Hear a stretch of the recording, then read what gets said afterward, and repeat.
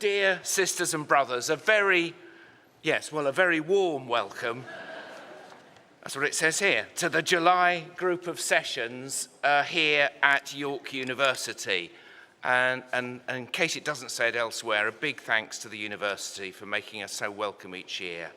Synod, we have one more year to go, one more year until the end of this quinquennium.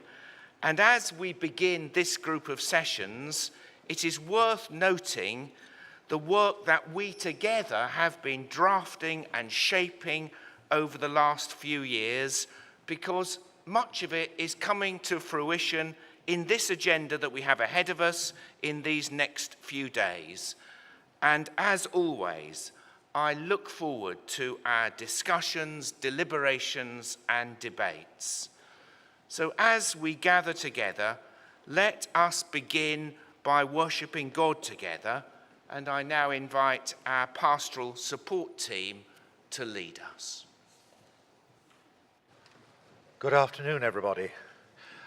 As the Archbishop said, worship just now is brought to you by your pastoral support team. There are 4 of us here in the chamber at the moment. My name's Justin. And also with us are Yvonne, who I'm going to embarrass and ask to wave, and Jane, and Ruth. You can recognize us and the other members of the team by the delightfully colored lanyard. We are here for you. Please do come and talk to us if you feel you need to.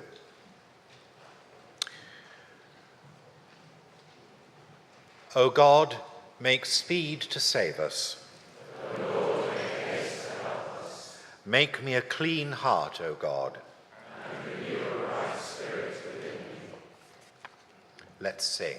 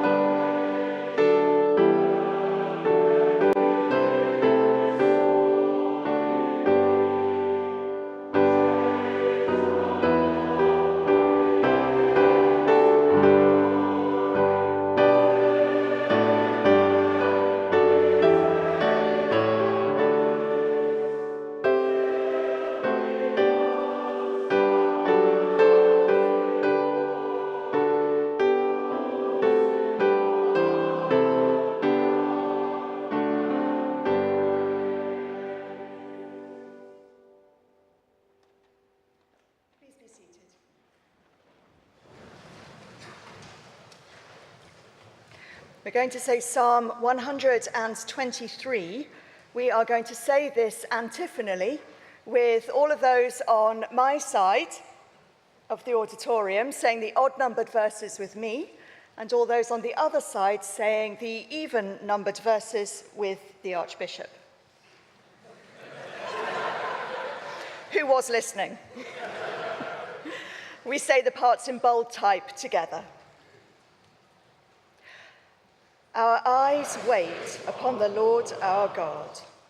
To you I lift up mine eyes, to you that are enthroned in the heavens.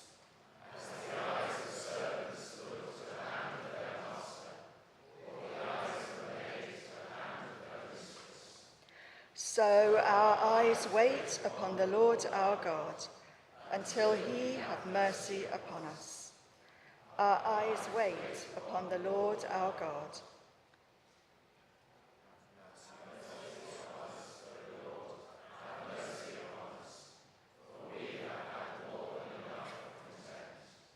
Our soul has had more than enough of the scorn of the arrogant and of the contempt of the proud. Our eyes wait upon the Lord our God. Sovereign God, enthroned in the heavens, look upon us with your eyes of mercy, as we look on you with humility and love, and fill our souls with your peace, through Jesus Christ our Lord. Amen. A reading from the letter of Paul to the Ephesians. Now in Christ Jesus, you who once were far off have been brought near by the blood of Christ. For he is our peace. In his flesh he has made both groups into one and has broken down the dividing wall, that is, the hostility between us. He has abolished the law with its commandments and ordinances, so that he might create in himself one new humanity in place of the two, thus making peace, and might reconcile both groups to God in one body through the cross, thus putting to death that hostility through it. So he came and proclaimed peace to you who were far off, and peace to those who were near. For through him, both of us have access in one Spirit to the Father. This is the word of the Lord. Thanks be to God. Jesus said, I am the good shepherd. The good shepherd lays down his life for the sheep. God of wisdom, we pray for the work and ministry of this synod, that we may work for the good of your church and your people, and to be best served those who are most in need. Be with us in our time ahead, in the task we will undertake, and in the discussion we will have in the coming days. Lord, in your mercy.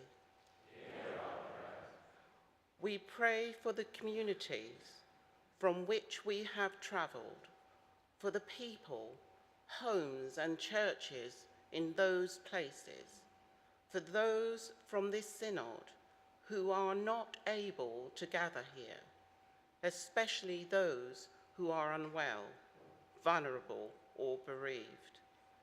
Give them courage and comfort in your presence, Lord, in your mercy. We remember the life of Benedict, who served you with singleness of heart and love. You are all things. Help us to reject all that holds us back from following Jesus Christ, and to grow into his likeness as we seek to share your light and love in the world. Lord, in your mercy. We remember those from this synod who have died, giving thanks for the lives of Clive Billiness, a lay member from the diocese in Europe, and a member of the Archbishop's Council Audit and Risk Committee, Sheila Cameron, KC, CBE, DCL, a long-serving member of the General Synod, first as Vicar General of Canterbury and then as Dean of the Arches and Auditor in the late 90s and early 2000s. And Sue Slater, a lay member from Lincoln and a member of the Diocese Commission.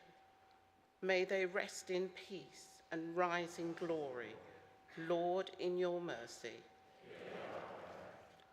God of grace, as this synod begins, may this room be a house of prayer, a place of communion with you, from which our prayer may flow out in love to the world.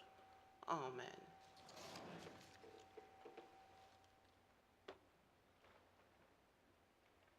Eternal God, who made Benedict a wise master in the school of your service, and a guide to many called into community to follow the rule of Christ, grant that we may put your love before all else, and seek with joy the way of your commandments. Through Jesus Christ, your Son, our Lord, who is alive and reigns with you in the unity of the Holy Spirit, one God, now and forever. Amen. We say the Lord's Prayer together. Please say it in whatever version or whatever language comes most naturally to you. Our Father in heaven, hallowed be your name. Your kingdom come, your will be done, on earth as in heaven. Give us today our daily bread. Forgive us our sins, as we forgive those who sin against us. Lead us not into temptation, but deliver us from evil. For the kingdom, the power, and the glory are yours, now and forever. Amen. May Christ our Saviour give us peace.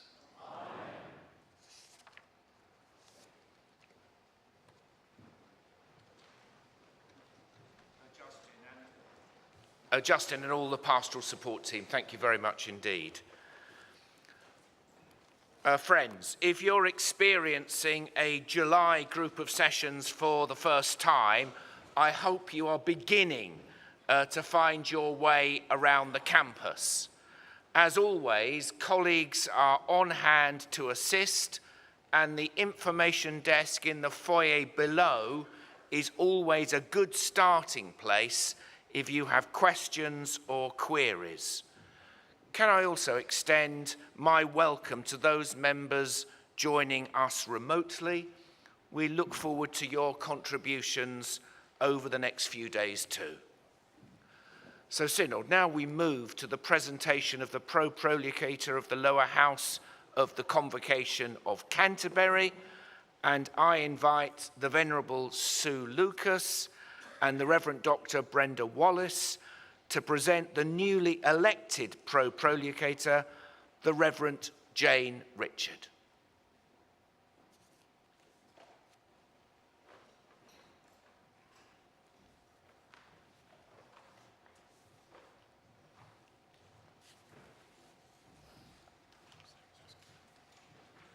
Bishop, I present the Reverend Jane Richards to you, newly elected as Pro-Prolocutor for the Convocation of Canterbury.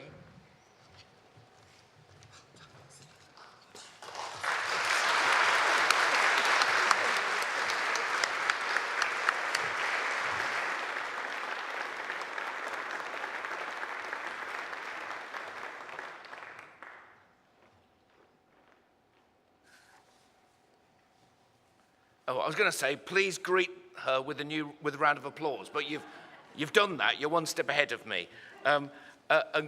Could I say, Jane, it's really, really good to welcome you into this role. even if it is in the southern province. And because Jane and I were colleagues in the Chelmsford Diocese. In fact, Jane, I had the great joy of ordaining you, so it's fabulous to see you in this role. Synod, I now invite you to greet new members elected since the last group of sessions. There's quite a few, so could I ask that we hold our applause until the end? And if I could ask the new members, you don't need to stand while I read out the whole list, but if you briefly stand as your name is called out, we can at least check if you're here, but we can see you. So first, the Right Reverend Sophie Jelly, Bishop of Coventry, replacing the Right Reverend Christopher Coxworth. Then the Right Reverend David Williams, Bishop of Truro, replacing the Right Reverend Philip Mount Stephen. The Reverend David O'Brien, Diocese of Blackburn, replacing the Venerable Mark Ireland. The Reverend Mike Smith, Diocese of Chester, replacing the Reverend Joshua Asquith. Not doing very well, are we? But anyway. Sophie, well done. The Venerable Jane Proudfoot, Diocese of Chester, replacing the Reverend Simon Drew. The Reverend Leslie Jones, Diocese of Durham, replacing the Venerable Bob Cooper. Yes, perhaps they never read the small print, I don't know. But Mrs. Claire Lillington, Diocese of Exeter, replacing Mr. Luke Appleton. Mr. Ludovic Claude, Diocese of Europe, replacing Mr. Clive Billinus. The Reverend Dr. Gemma Foster, Diocese of Guildford, replacing the Reverend Esther Pryor. The Reverend Mike Coe, Diocese of Leeds, replacing the Reverend Canon Andrew Norman. The Reverend Rob Sutherland, Diocese of Leeds, replacing the Reverend John Bavington. The Reverend Neil Robbie, Diocese of Lichfield, replacing the Reverend Matt Beer. We're on a roll now. The Reverend Dr. Abigail Walsh, Diocese of Lichfield, replacing the Reverend Damien Feeney. The Reverend Dr. Christopher Landau, Diocese of Lichfield, replacing the Reverend Zoe Hemming. The Reverend Trudy Oliver, Diocese of Rochester, replacing the Reverend Lindsay Llewellyn Macduff. The Reverend Jim Charles, Diocese of Rochester, replacing Reverend Dr. Joel Love. Sir Robert Buckland, Third Church Estates Commissioner, replacing the Right Reverend Flora Winfield. And Ms. Joseel Munro, co-opted member, replacing Mr. Kenson Lee, though I think now the Reverend Kenson Lee. I think he was ordained last weekend. Could we show our appreciation to our new members?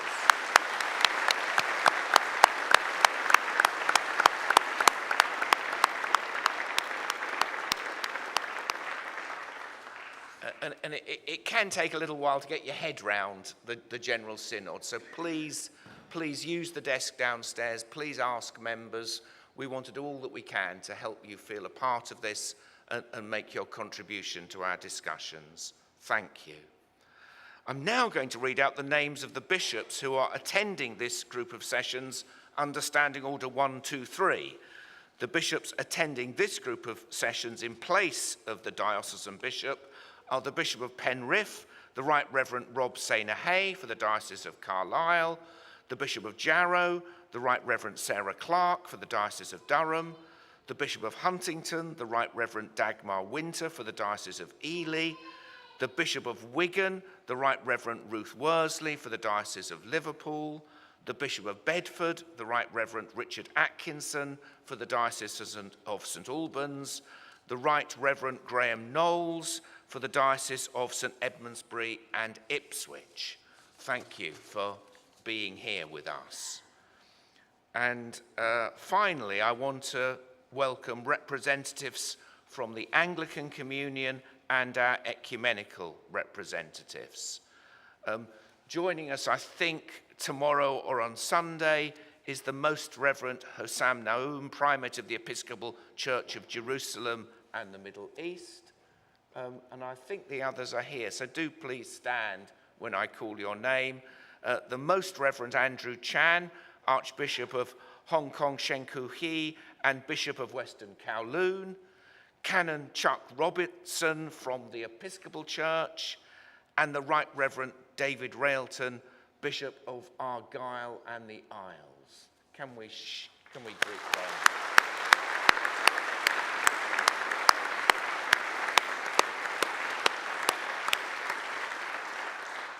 And I did say to David last night that when I was Bishop of Chelmsford, I wanted to rename it the Diocese of Chelmsford and the Isles, since it's a very popular pub quiz question, which you'll now know the answer to: which English county has the longest coastline? To which the answer is Essex, mainly because there are so many islands, 27 islands in the diocese. So now to our ecumenical representatives, who join us for each group of sessions and play an important part in adding perspective and breadth to our meetings. And this year, I particularly want to welcome the Right Reverend Jan Otto Myerseth, the Bishop of Tunsberg in Norway. And could we show our appreciation?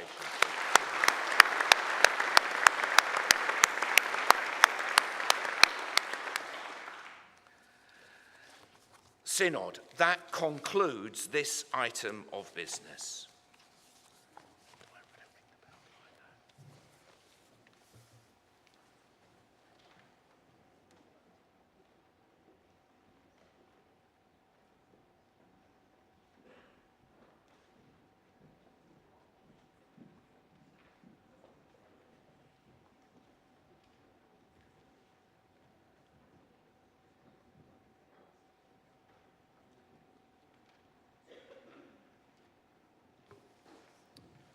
Good afternoon, Synod. We now come to item number 2, the Presidential Address.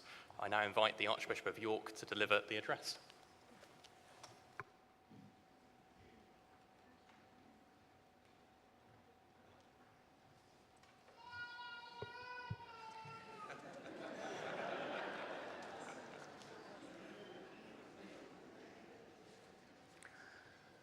Dear friends, I think it was Graham Greene who said, if you are going to jump, make sure the water is deep.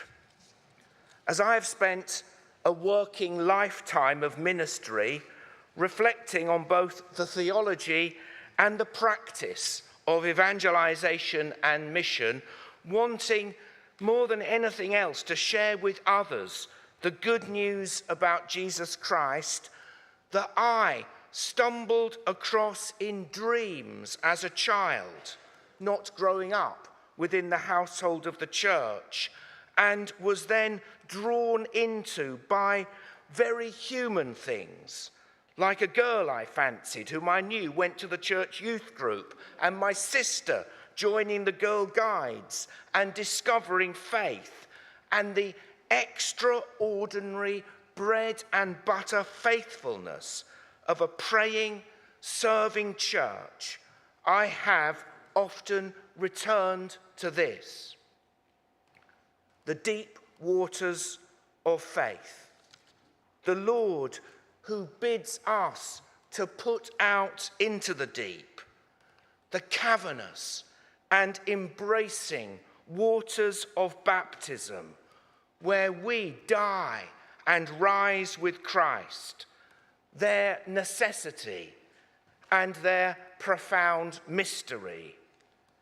And I believe, and never more so than at this point in our history, with the resolute focus and calling of the Church of England to be centred in Christ, and from it the deep and profound spiritual and theological renewal which must follow, that as we continue the process of discerning whom God might be calling to be the next Archbishop of Canterbury, it is this spiritual, and theological leadership that we need more than anything else.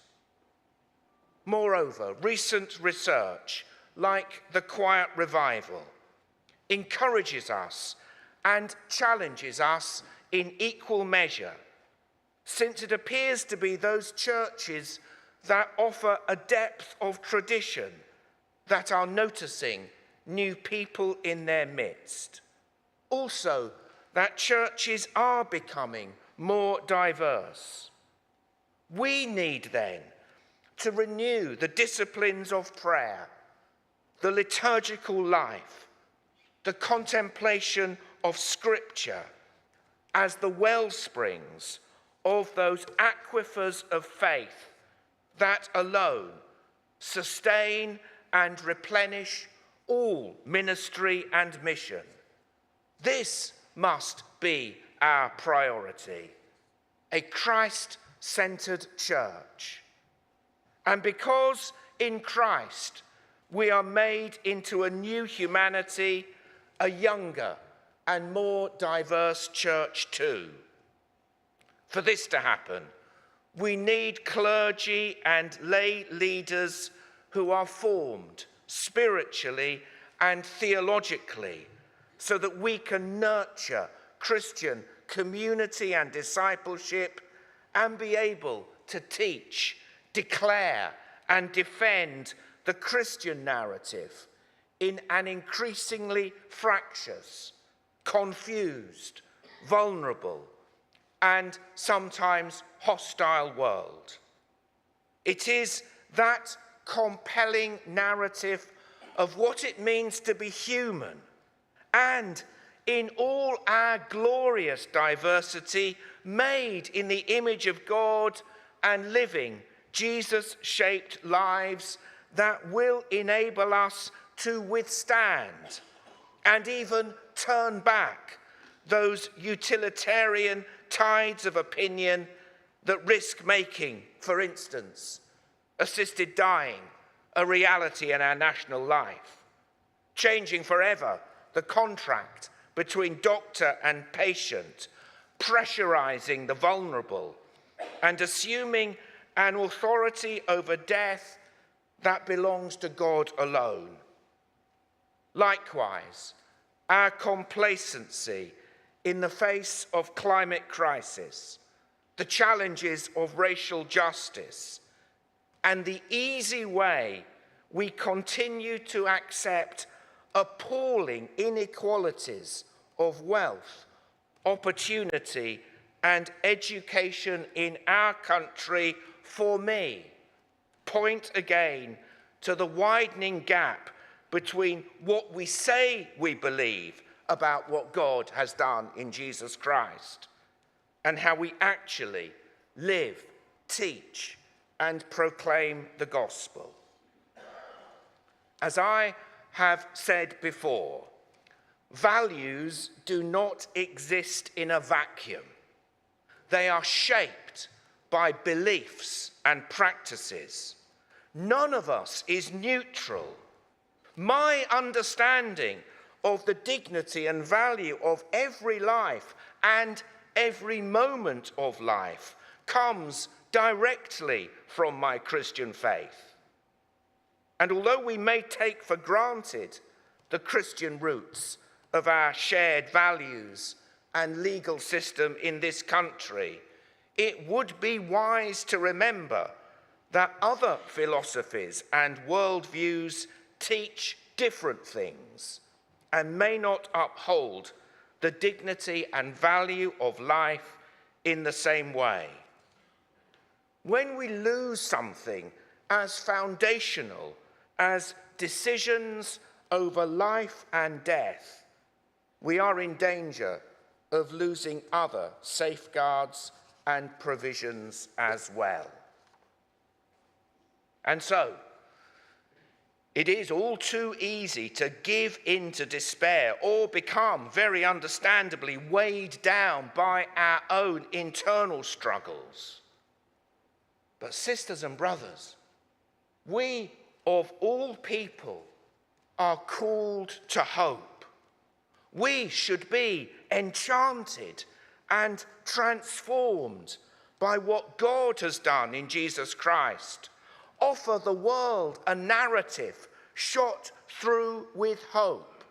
Hope for salvation in Jesus Christ.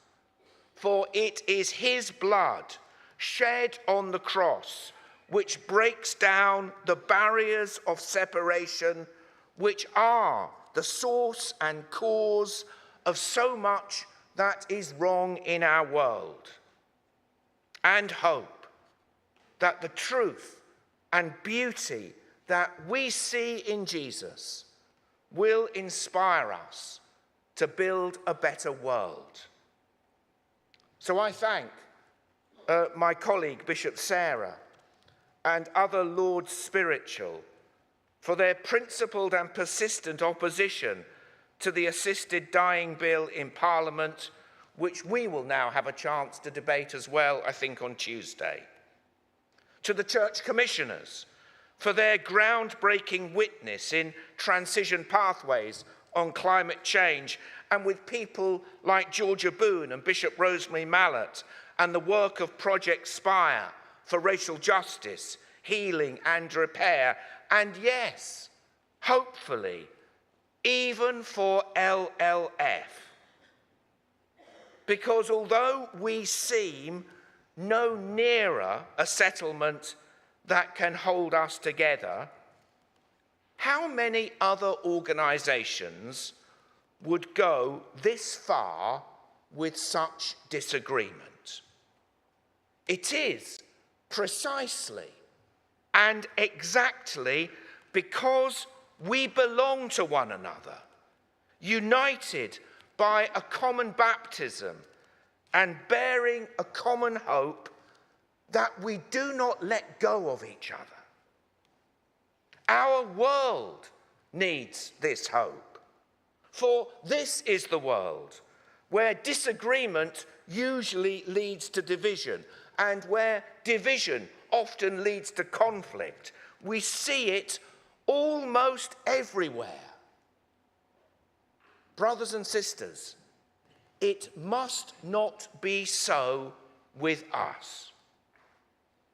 I therefore believe the Lord is calling us to a profound spiritual and theological renewal, to be a church of prayer, and a church even more deeply rooted in the gospel.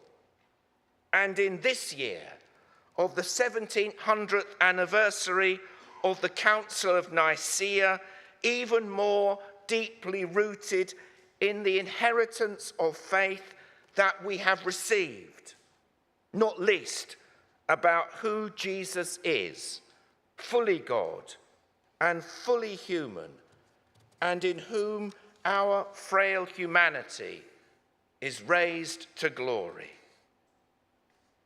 I still want us to be a simpler, a humbler, and a bolder church. I pray for it more than ever. Well, God has humbled us in so many ways this year. It has not been easy. But if it has made us more penitent, more determined to put victims and survivors first, more resolved to sort out all sorts of things to do with clergy discipline and accountability, terms of service, independent safeguarding, and other things besides, then Synod, God the Redeemer, who believes in his church, is at work among us. But let us strive to be a simpler and bolder church too.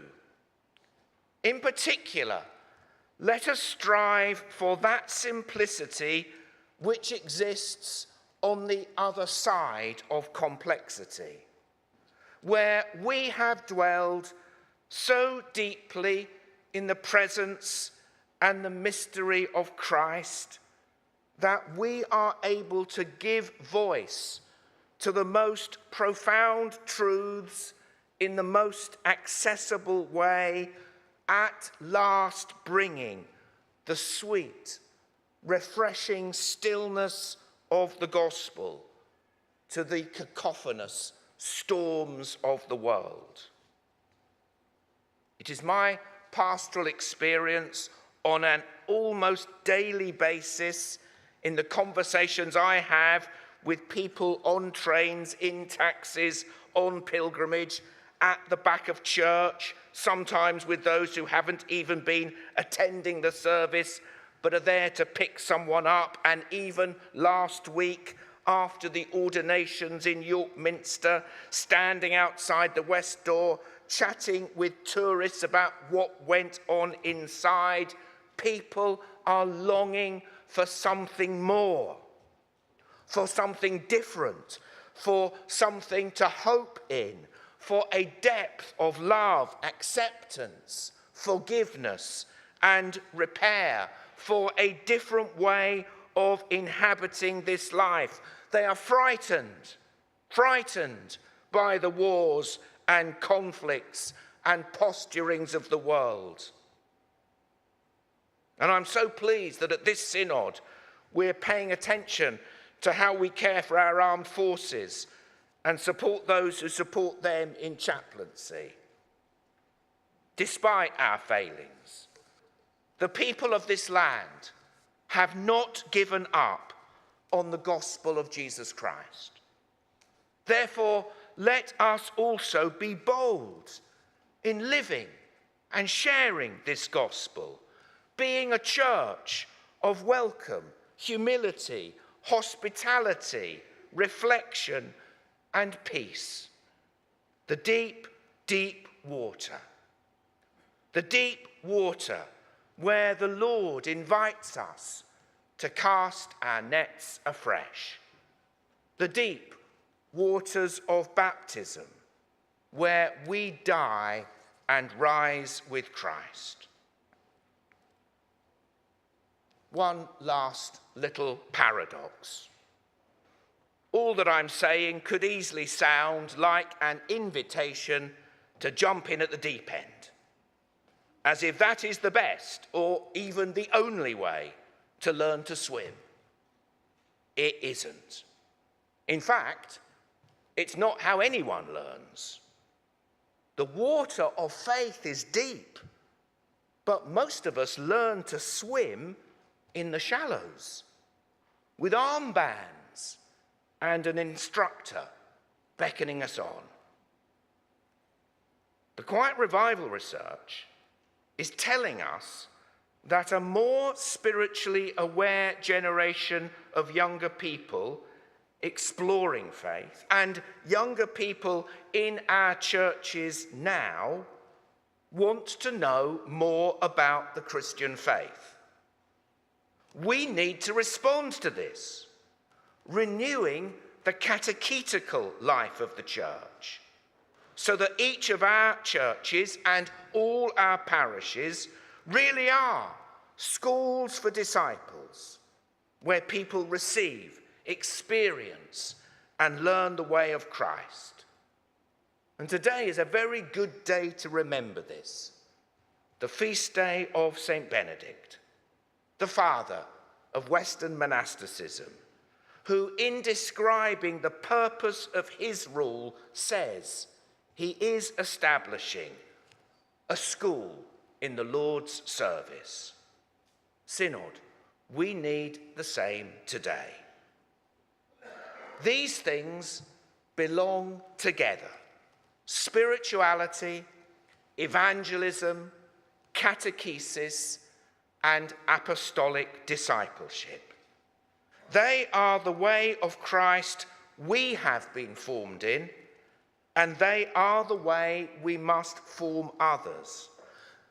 They are best nurtured by priests and lay leaders who know the way of Christ well and whose chief gifts are those of prayer, proclamation, service, and catechesis. Which is why I'm also pleased that hopes we expressed in previous meetings of the General Synod and in what I shared with you in February are now being realised in addressing the need for a national clergy stipend, an uplift to the stipend, knock-on impact on clergy pensions, clergy housing, and greater support for our poorest parishes. All things to be celebrated in the proposals shaped for us by the Triennium Funding Working Group. Well-supported and well-trained clergy and lay leaders will plant new churches. And we need a proliferation of new worshipping communities so that everyone in this nation may be served.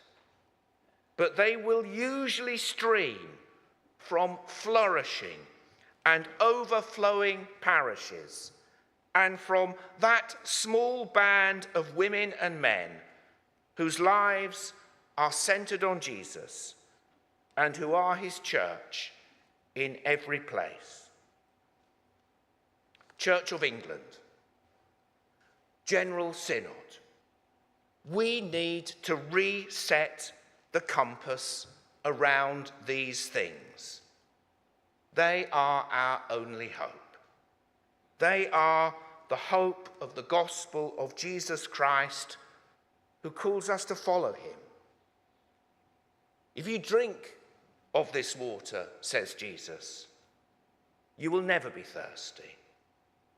The water that I give will become a spring gushing up to eternal life. We then give from the overflow of all that we have received. Sisters and brothers, there is no other mission. Thank you.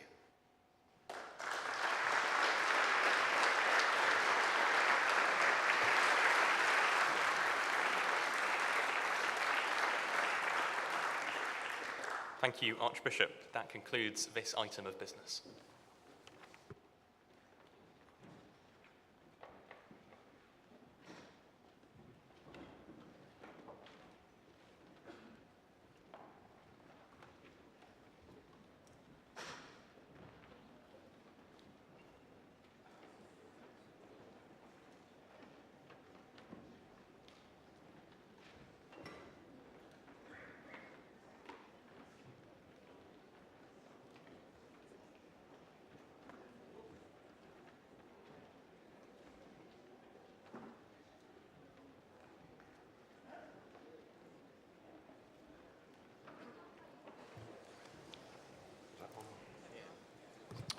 Good afternoon, Synod. We now come to item 3 on the agenda, which is the debate on the report by the Business Committee, for which you will need GS 2401. In a moment, I will invite the Chair of the Business Committee, Canon Robert Hammond, to speak, and he will have up to 10 minutes. And after that, the item will be open for debate. Just to remind you that speeches on this item are to be limited, please, to the shape and content of the agenda for this group of sessions. Should you wish to raise an item which is not on the agenda to put a case as to why it might be or should be, that's fine, but please do not dig into the substance of the issue that you wish to address. So I now invite Canon Robert Hammond to address Synod and to speak for up to 10 minutes.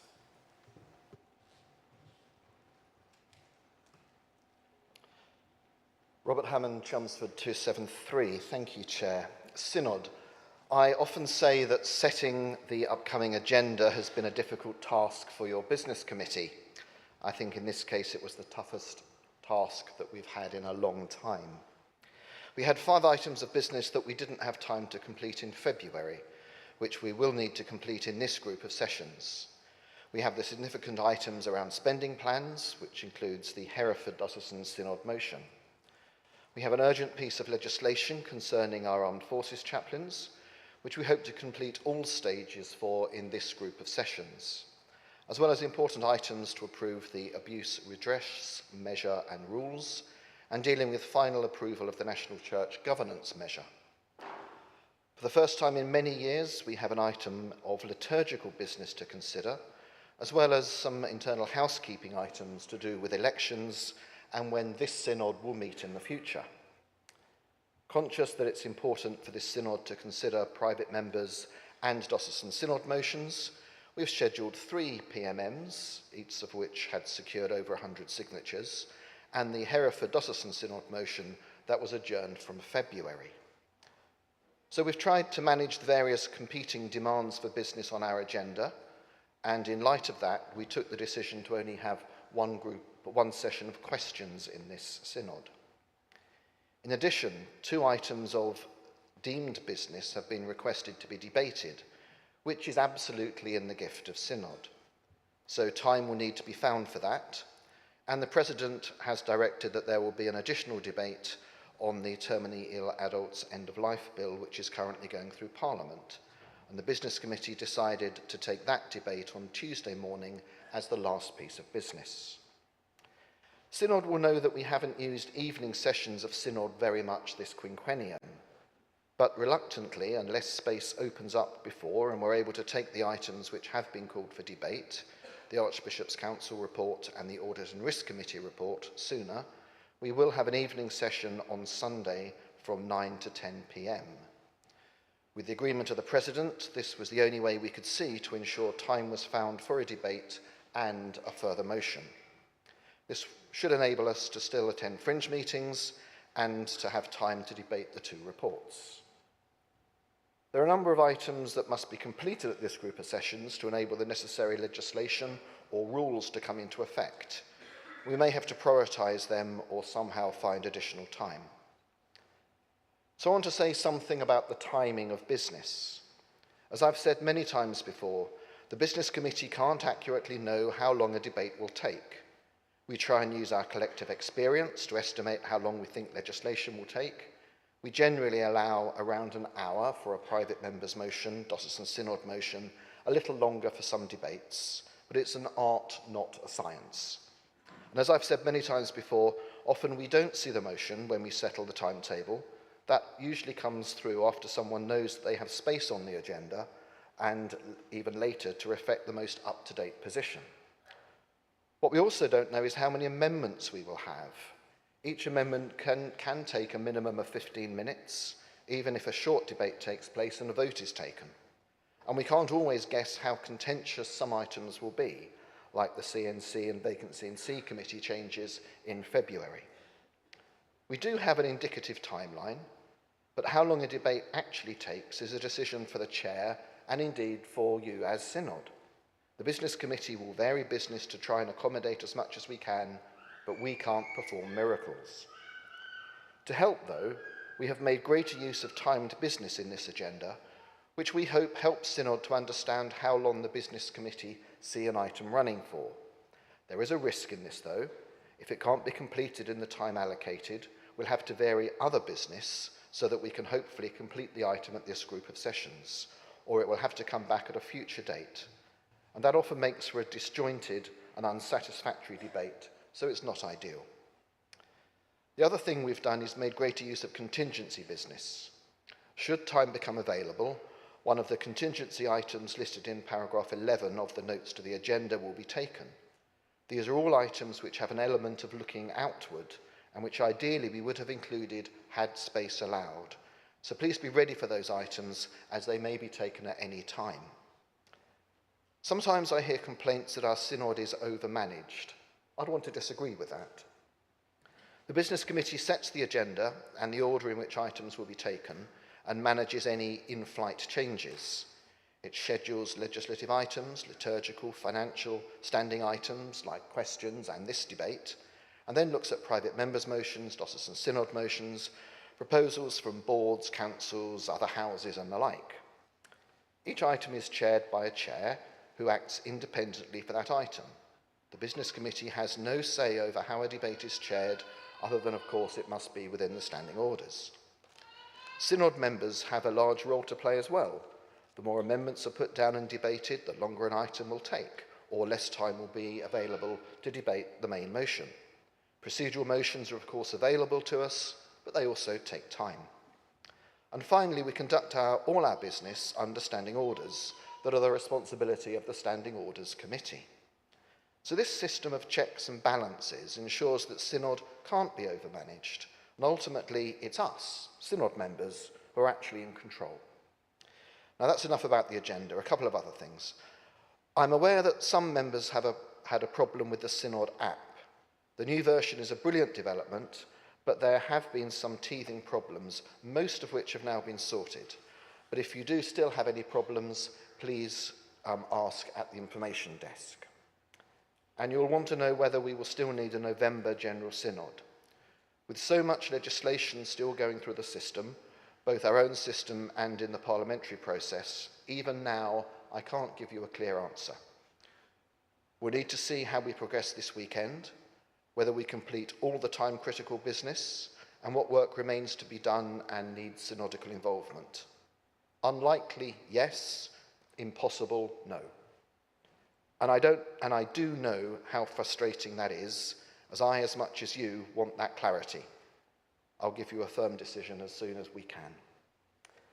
I'm pleased to say that we are receiving fewer complaints relating to Synod members, but you will have seen that under our work on the Code of Conduct, we've issued a complaints procedure, GS MISC 1421, which we hope clearly sets out what you should do if you need to make a complaint about other Synod members.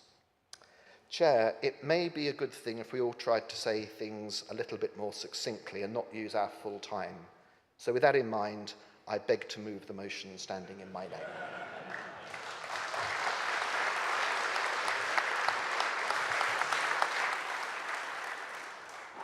Thank you. And in order to make the best use of the fairly limited time we have for this item, there'll be a 3-minute speech limit from the outset. So if members wishing to speak would stand or otherwise indicate. Peter Adams, followed by the prolocutor.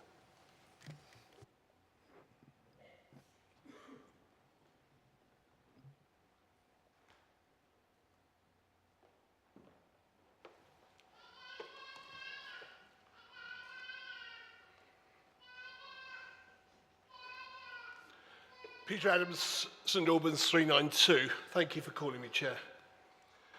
And thank you, Robert and committee, for all that you've detailed just now.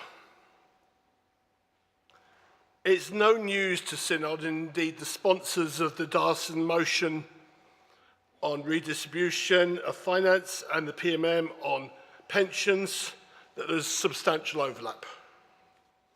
While the amendments to both debates notified on the notice paper deal with a good deal of that, I'm sure that the dexterity of the Business Committee will be sure that we're able to smooth it along. Couldn't it all have been easier? Yet we have much business also that you've been not able to schedule here. While I value the opportunity to hear from the armed forces and the attention given to the licensing of chaplains to those forces, we have no opportunity to discuss a very pressing subject of GS MISC document from the Bishop to the Armed Forces on the Church's response to war, let alone the specifics of the hugely troubling conflicts involved in those, like in Gaza and the wider Holy Land, and the impact of those wars in this nation. And that is just one matter. While I understand it is not in the committee's power to multiply debating hours as if they were loaves and fishes, might I ask the Business Committee to have more discussion with the Archbishop's Council and other appropriate bodies as to how business emerging from different sources might be better synchronised. I believe that would meet with enormous gratitude from members of all houses who devote so much time to Synod each year. And I'm sure it would give you, Robert, and your committee more sleep. Thank you. After the prolocutor, Fiona Macmillan, please. Thank you, Chair. Luke Miller, 163 London. I speak this afternoon as Chair of the Legislative Reform Committee, whose role it is to consider how to bring legislation forward to Synod, to track it, and to try to make sure that it all fits together into a consistent corpus of workable law. In effect, we provide the Business Committee with legislative material to fit into each group of sessions. There are some matters, Synod, to update you about of where we are. We have found considerable complexity in responding to repeated consideration about the level, shape and principle of parochial fees. GS MISC 1420 sets some of this out. The committee has asked for preparation before legislation is formed, and the first stage of that is a fringe meeting at 8 o'clock on Monday morning. The existing legislation which created the National Register of Clergy already allows for a parallel register of lay ministers. Complexity arises from the range of lay ministry in the Church, but as a first step, we ask for consultation to bring regulations to Synod in due course for a register of licensed lay ministers and of readers with permission to officiate. The separate register will preserve the integrity of the existing clergy register and maintain clarity of who is a cleric and who is a lay minister. A miscellaneous provisions measure will probably come forward, possibly in 2027. Among other matters, this is likely to begin the addressing of Canon C4 faculty processes for candidates for ordination who are divorced or remarried. Work on the guidelines for the professional conduct of the clergy is advancing, and there is a fringe on that this evening. We have clarified that the guidelines do not establish law, but do point to where law is to be found. The plan is that the revision will make explicit reference to time off for clergy and clarify what is already allowed to office holders to manage their own time within their statements of particulars. Clergy and lay accountability and revision of clergy terms of service will be a very large piece of work which is already shaping and which will come forward, I do not doubt, across the coming quinquennium. Finally, a plea to engage with the legal office in framing motions and amendments so that policy is made clear on which legislation can then be framed. We have had challenges of implementation arising from unclear policy. It helps us in our primary role, Synod, as a devolved legislature, if we're disciplined in this. Thank you for working with us as we seek to enable your decisions and, like St. Benedict, to form a common rule of life within which we can together grow in holiness.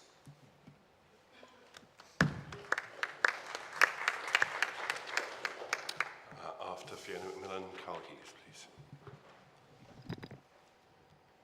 Thank you, Chair. Fiona Macmillan, 357 London, and the door. I understand that the Diocese of Sheffield had passed a diocesan synod motion on clergy, housing and pensions back in 2024, but the text of the DSM has never appeared on the list of DSMs on the agenda before Synod. Could an explanation be provided as to why the DSM has not been added to the list of motions waiting to be presented to Synod? Thank you.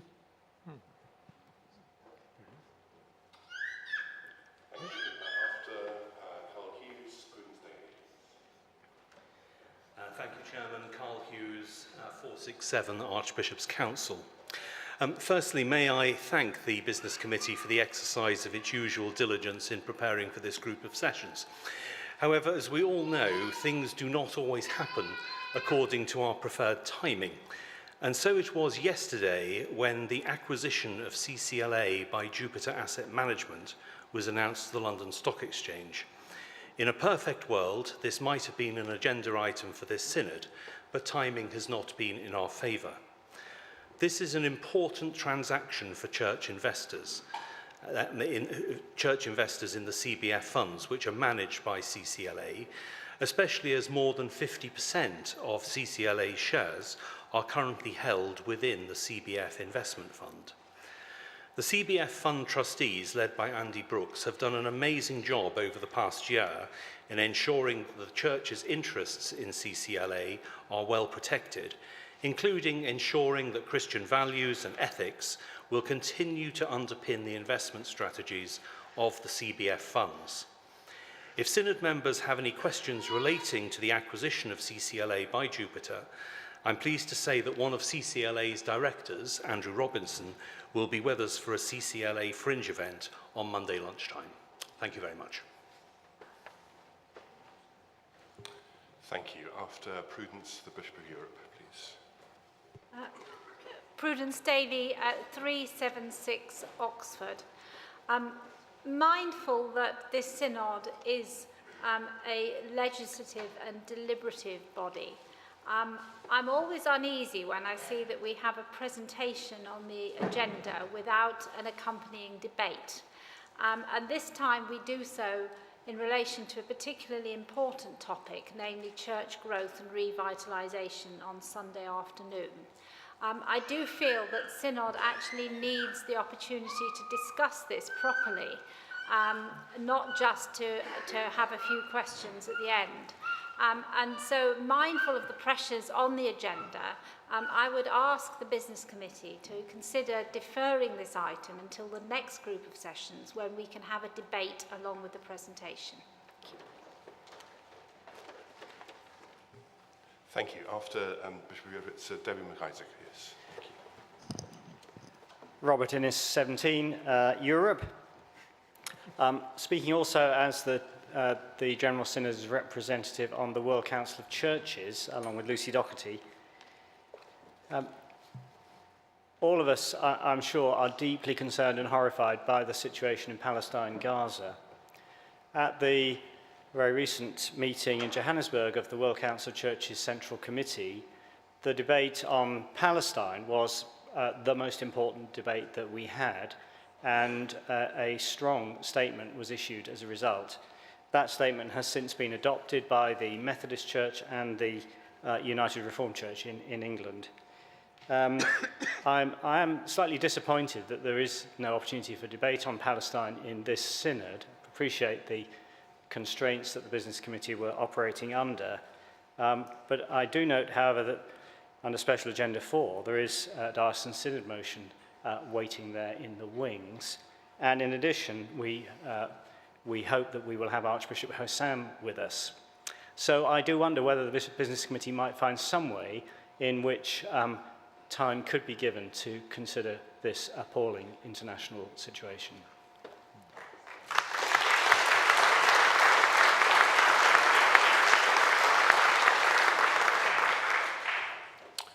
Deborah McIsaac, and then yes, you, sir. Debbie McIsaac, Salisbury 402.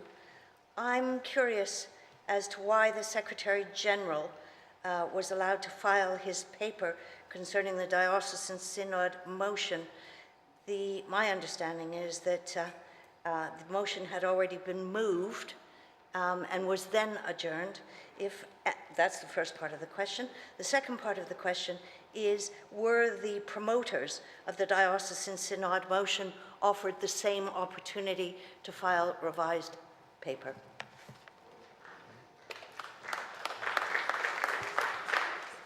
And after the next speaker, Simon Eyre, please. John Bryden, Norwich 370. I really am going to echo Debbie's remarks. It was my understanding that the motion would rest until this synod came, and yet we had paper GS 2396B further developing the arguments against it. I would like to know if the Business Committee considered this and considered it fair. Presumably they did, because the paper was passed forward, but if so, why? And again, were the bishops of Bath and Wells and Hereford consulted on this matter? Thank you. Simon Eyre, and then, yes, please. I can't quite see up there, but yes, thank you. Debbie Bucks. Simon Eyre, Chichester 287. Thank you to the Business Committee for setting the agenda and doing it so diligently. Particular thanks for including Understanding Order 4, the debate on the terminal adults bill. I wonder if consideration could be given to including that somewhat higher in the agenda, so somewhat earlier. 3 very brief reasons. Setting it at the end of the agenda, I wonder if that sends the right message to our wider society. Is this somehow something that we've just squeezed in at the end, or do we consider this a matter of paramount importance? Secondly, there's a practical issue that members will have to, maybe some members will have to go early. This is an issue that really demands our maximal support and the maximum presence in this chamber, and I wonder if that might be better achieved by having it earlier in the agenda. And thirdly, the Archbishop of York rightly gives this prominence in his address, and I wonder if that might also be reflected in its position in the agenda. Thank you.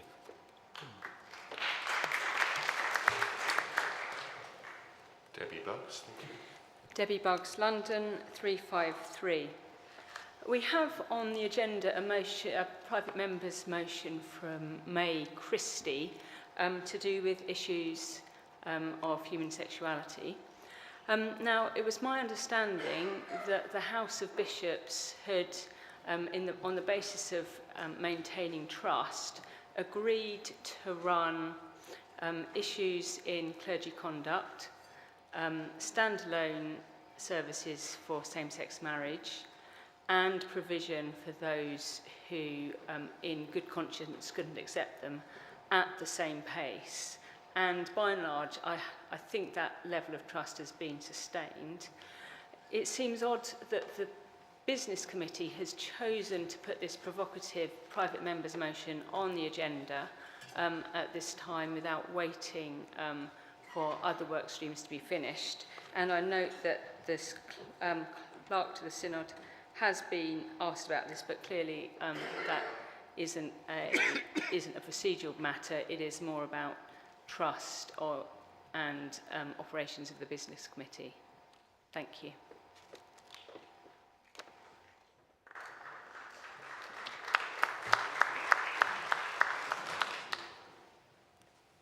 At the back, thank you.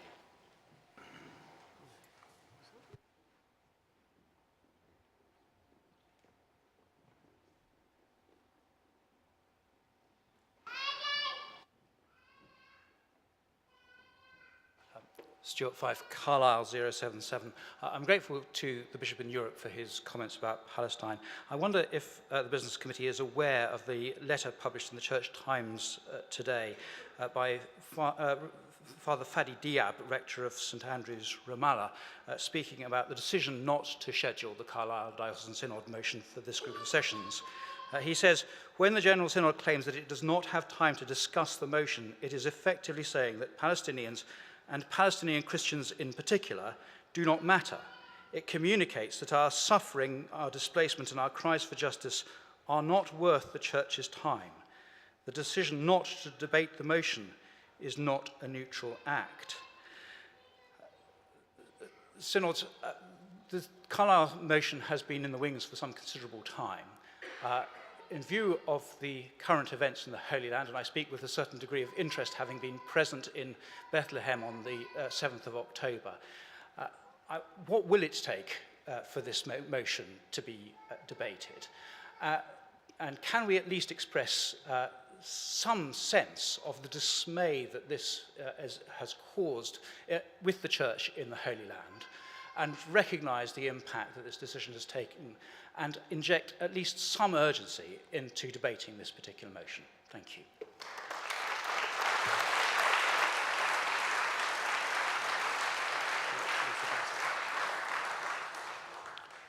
Lisa Batty, please.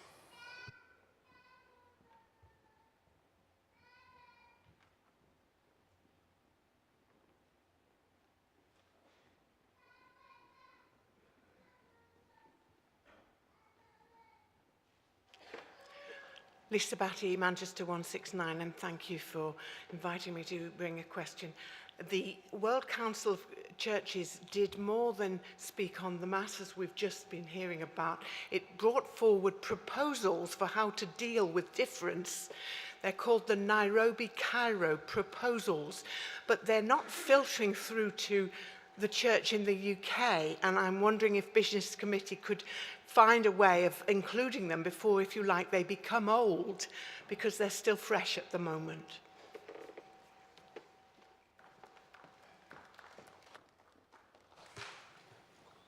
I see no one else standing, so I invite Canon Hammond to respond to the debate in up to 5 minutes, please.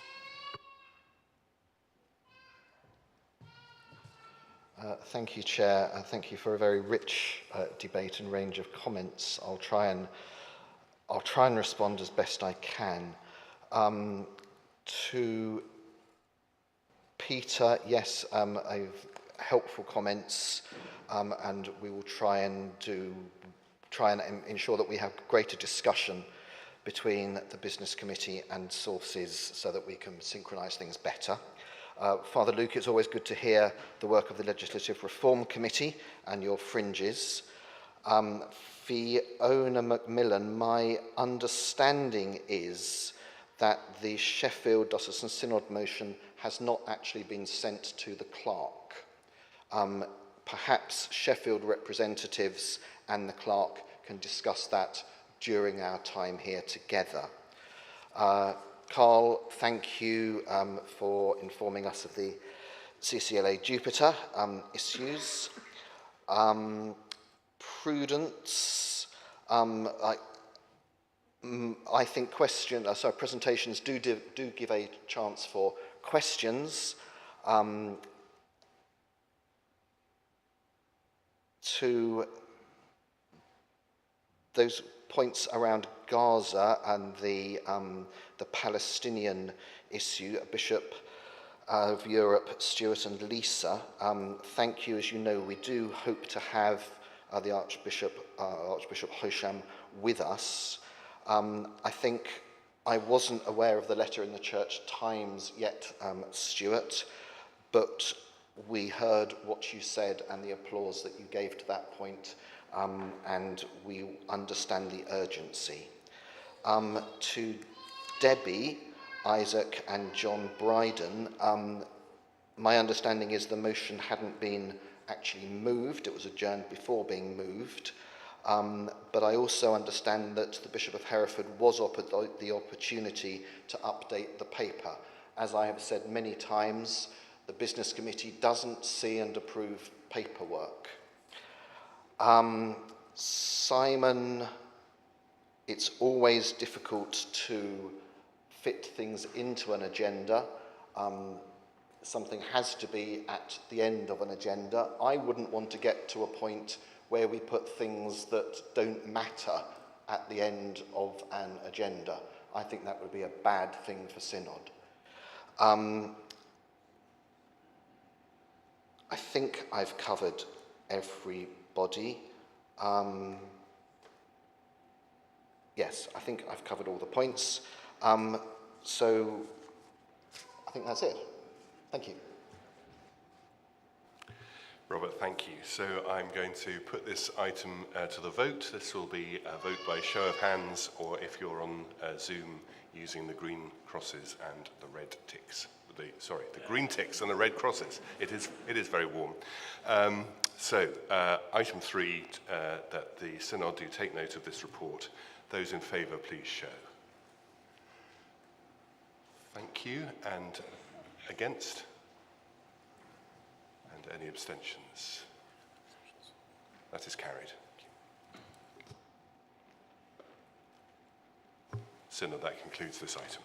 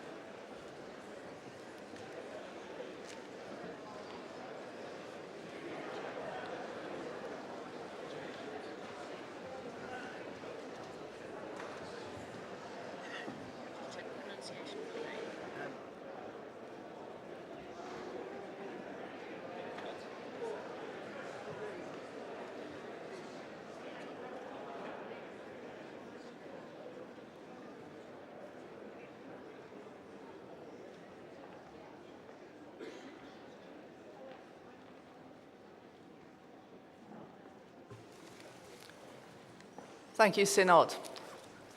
Synod, item 4 is a presentation under Standing Orders 120, an address by an invited speaker. So I invite Brigadier Jaish Mahan to address the Synod.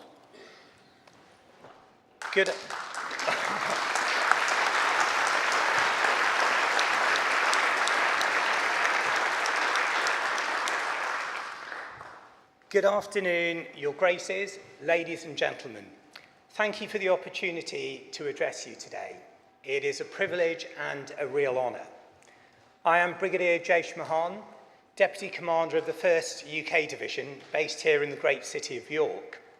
We are one of the UK's 2 combat divisions in the Army. We are made up of 30,000 personnel, 20,000 regulars and 10,000 reservists.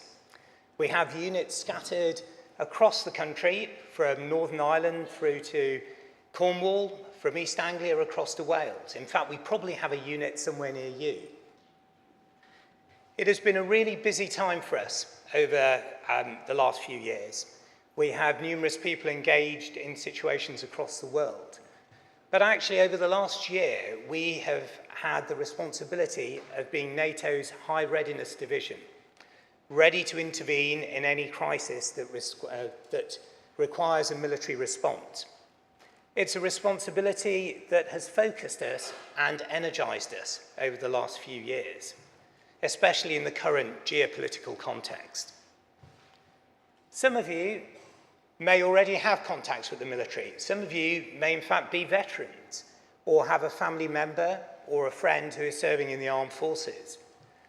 Others may not have any contact with the military. And so I'm going to take a few minutes to just explain who we are and maybe identify some areas of potential common ground.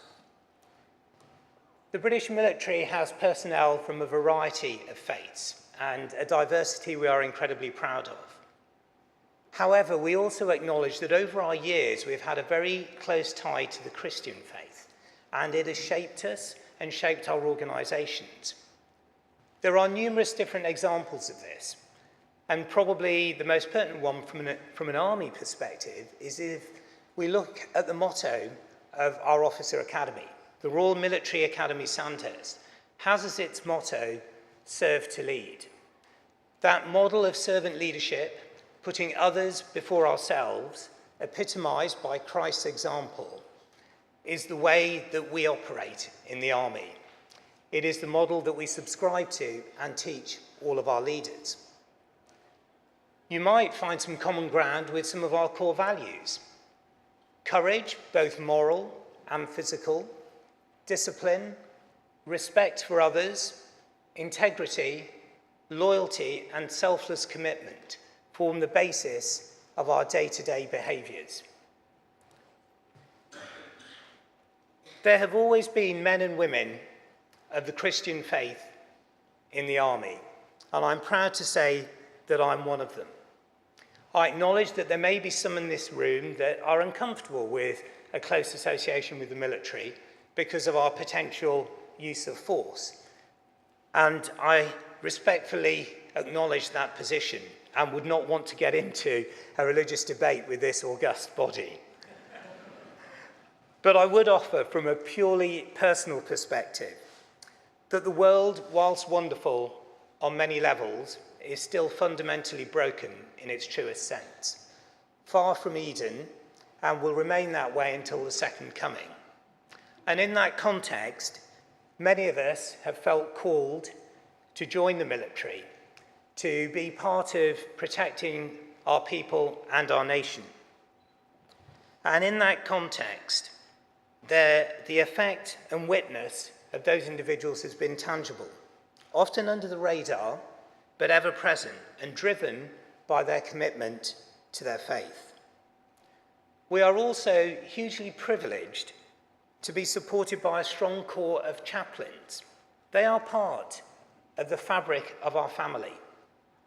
Their role is complex, from pastoral and spiritual through to moral, often helping our leaders make the right decisions on a difficult day. I note that the Church of England is due to consider a policy to allow that cadre to be expanded by volunteers in a time of need. A very forward-looking approach. My own personal experience of chaplains across my career and deployment has been that they have been truly exceptional people. Committed, they have immersed themselves in the highs and lows of what else is happening to that team.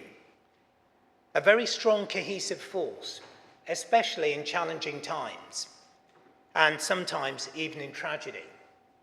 I remember myself taking my unit out to Afghanistan and arriving in Helmand, and unfortunately then encountering an incident which resulted in the tragic death of British military personnel from another unit. It was a real shock to us, as it happened in our handover-takeover time, our first few weeks, and it really brought home to us the reality of the scenario that we faced. And our chaplain stood up in that situation to help us adjust to that reality that had been so brutally brought to the fore. I myself was not expecting in my first few weeks in theatre to be standing as part of an honour guard on the ramp of an RAF aircraft as British coffins filed past draped in the Union flag on their final journey home. We are all human beings, and the spiritual element of who we are underpins our values and our operating systems. Never is that more apparent than in the crucible of conflict. Returning to life in the UK, army units have often had close links with the church, and many of you probably have those links due to your local communities. I remember fondly, as a unit based here in York, the association that we've had with the Minster and with the then Archbishop Sentamu. He had a real heart for the military and used to pray for us regularly. I remember just before we went to Afghanistan, we had the opportunity to have a service in the Minster. Now, being very conscious that I didn't want to, as a commander, push my religious views on my personnel, I made it optional, a voluntary attendance, so to speak, rather than a Scale A parade. But I was really heartened to see virtually everybody turned up, and it was a really powerful service on the eve of deployment, and one that I still remember today. Deployment and operations can be challenging. Conflict is not something any of us would want, and we would all seek to avoid it. But once deployed, I have found great confidence and support in my faith. It has held me and it has kept me true in difficult times. Probably best epitomized for me by the words in Psalm 139. I'm sure that many of you are familiar with them. If I may share a few lines with you. Where can I flee from your presence? If I go up to the heavens, you are there. If I make my bed in the depths, you are there. If I rise on the wings of the dawn, if I settle on the far side of the sea, even there your hand will guide me, your right hand will hold me fast. Powerful words that have been a real comfort when you find yourself in far-flung areas around the world. But apart from scripture, when we are out on deployment, we look to each other, and it is the camaraderie that holds us together and holds us fast. But in addition, it's also communication from home, letters, emails, etc., a bit of normality, often tinged with a bit of humour that helps to see us through. But probably most powerful and most impactful for me as an individual have been letters that I have received from those that I don't know. Men and women who have written to us whilst on deployment, and on some occasions I've even received a letter from children from a class writing to an unknown soldier. Their impact is incredible, difficult to put in words, let alone to just say it makes a huge difference. And we shouldn't underestimate what it feels like for those that are deployed to know that those back home are thinking of you, even those that you don't know. It is a hugely powerful effect for our soldiers, sailors, and air persons that put themselves in harm's way.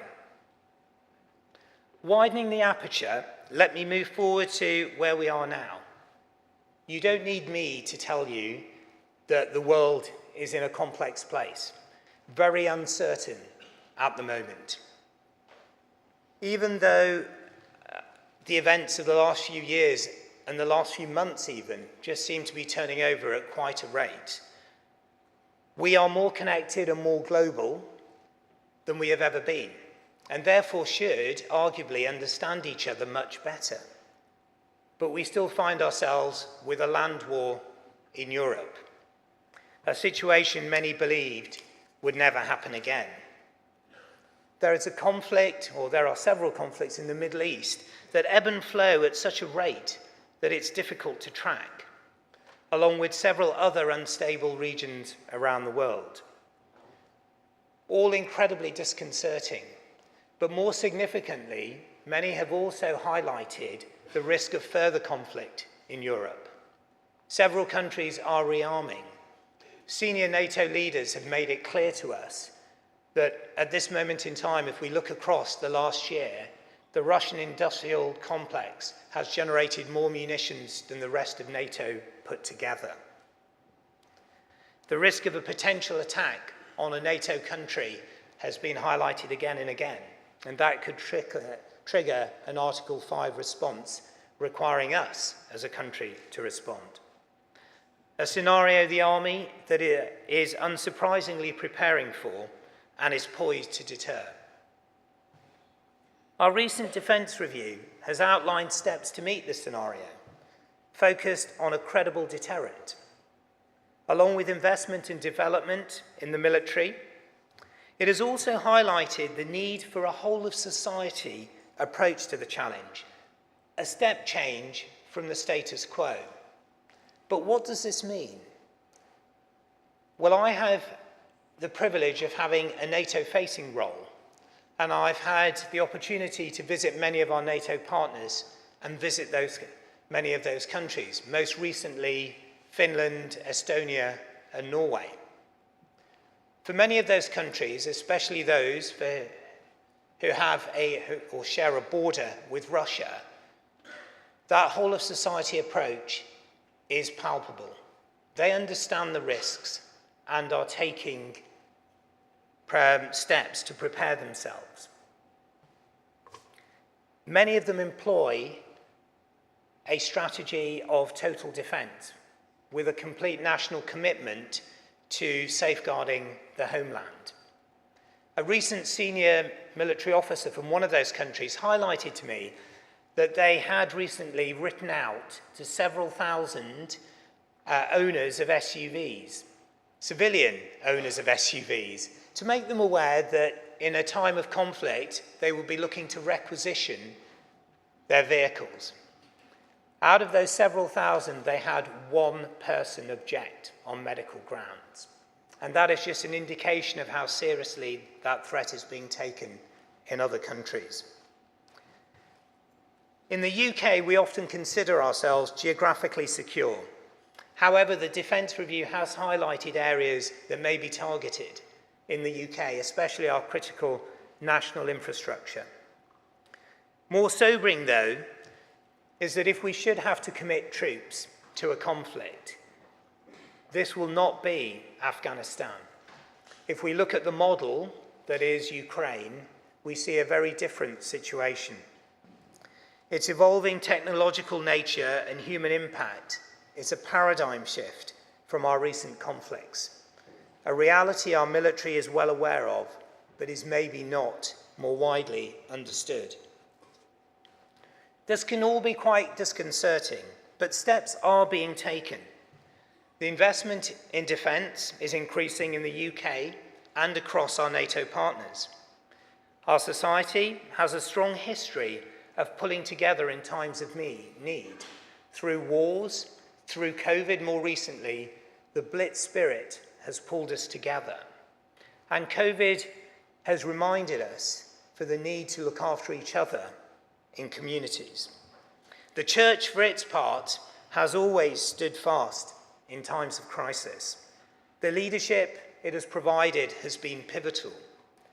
You need just look at the more recent conflict in Ukraine, that has seen many churches express solidarity with Ukrainians, and it's not uncommon to see Ukrainian flags flying from church buildings.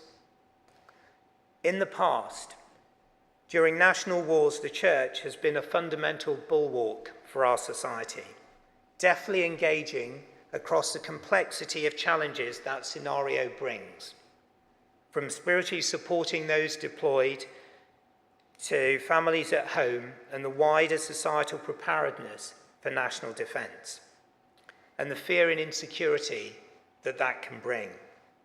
If we find ourselves in an expanded conflict once more, the church might find itself again in the midst of that challenge, one I'm confident it will rise to. As I draw to a close, I want to thank you again for this opportunity to address you. If I may be so bold, I would like to leave you with two areas to consider. First, please continue to pray for and support those men and women and their families that put themselves in harm's way to protect our nation. Secondly, please consider how you as the church leadership might support our nation now in this time of uncertainty, and should, heaven forbid, we find ourselves in a large-scale conflict.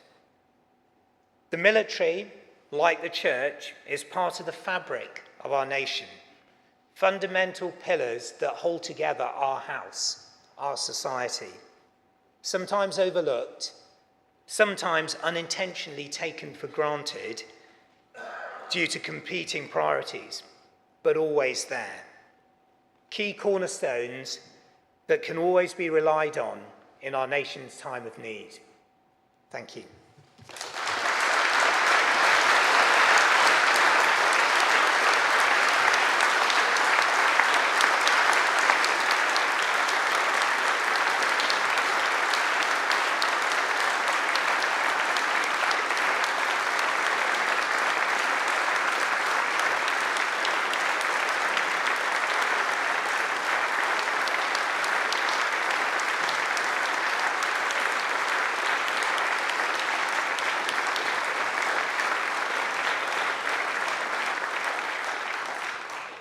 Thank you, Brigadier Mahan, for giving your time to address Synod. This item is now closed and we move to the next item. Thank you.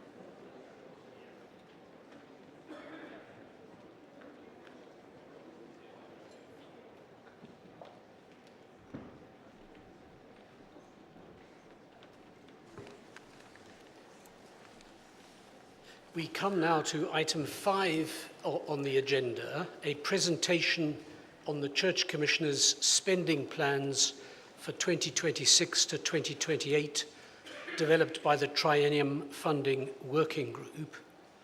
For this item, members will need GS 2402. This item has a financial impact, and your attention is drawn to notice paper 5, the financial memorandum, for further information. Further, a member of the Archbishop's Council of the Church Commissioners is entitled to speak to the financial implications should they wish to do so at any time.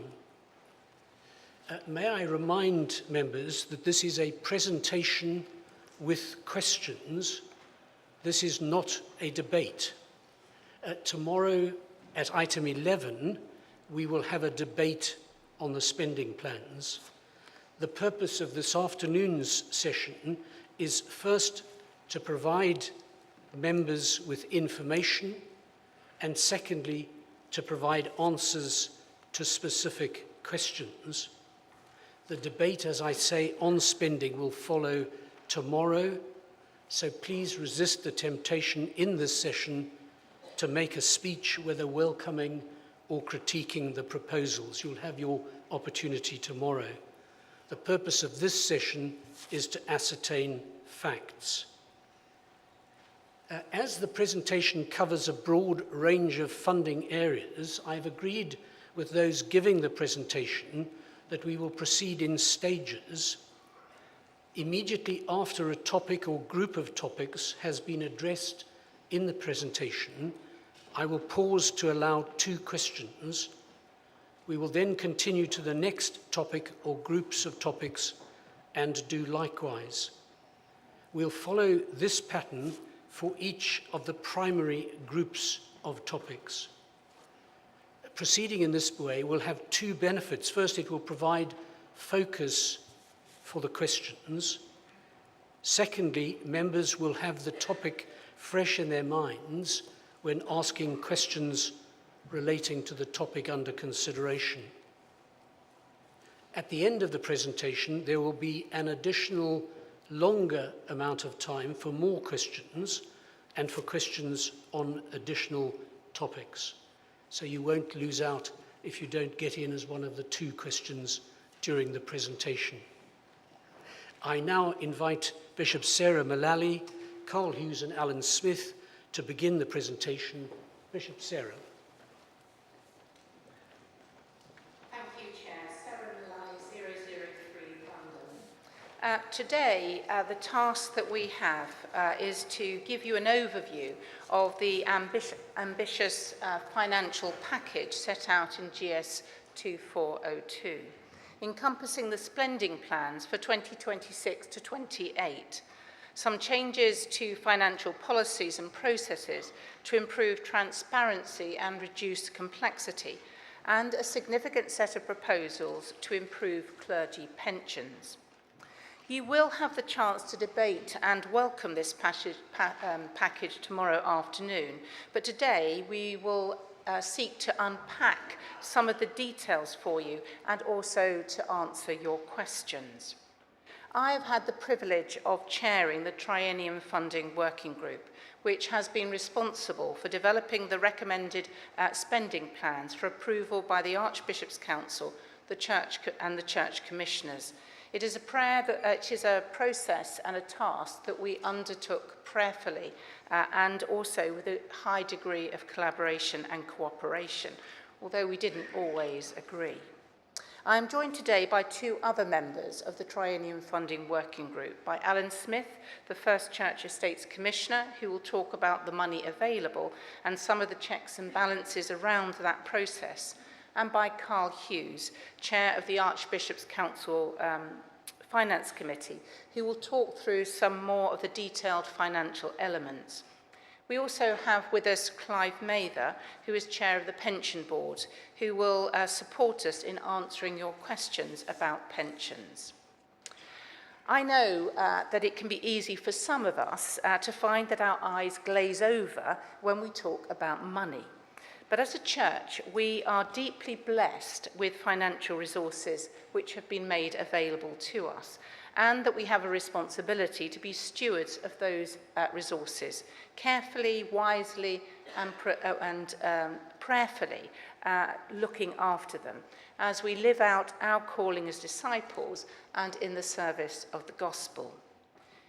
The way in which we put together our recommendations, which were agreed by the Archbishop's Council, the Church Commissioners and the House of Bishops, was by listening and taking into account the broad engagement that we are very privileged to have across the church, seeking to hear the voices of a wide range of stakeholders.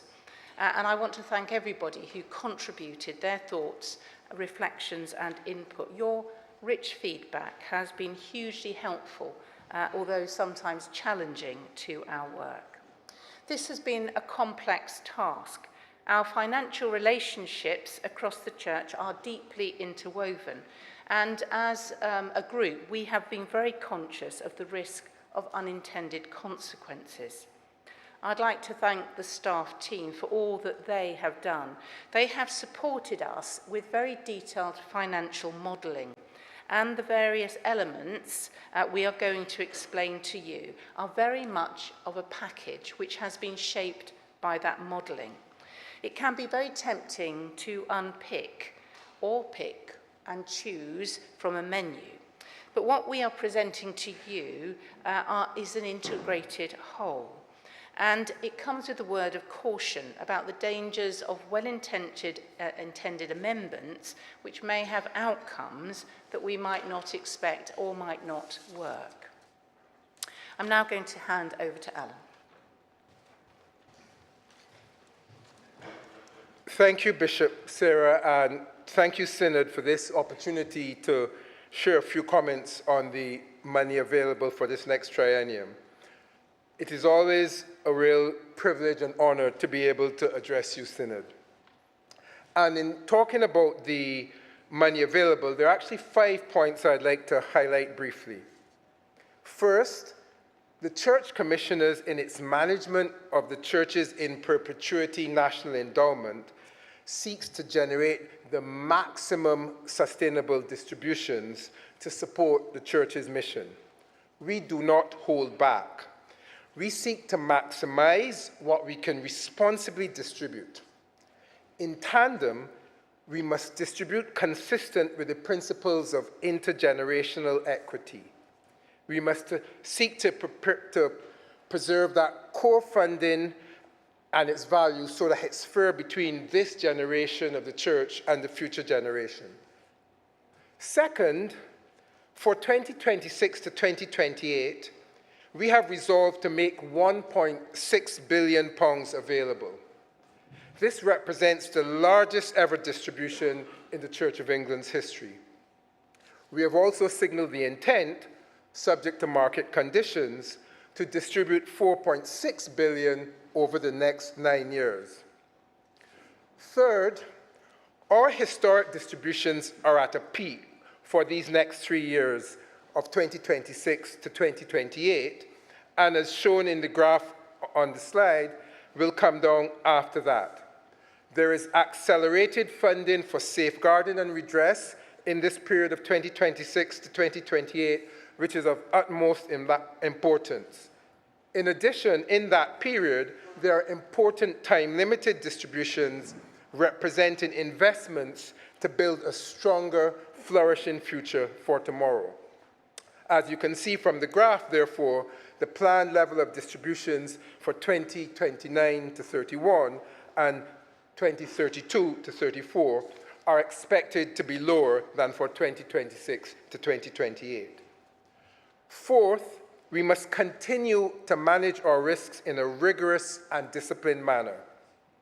In recent years, the growth in distributions has exceeded the growth in the value of our funds, increasing the rate of distributions as we have sought to invest in the mission and the future of the church so that it flourishes.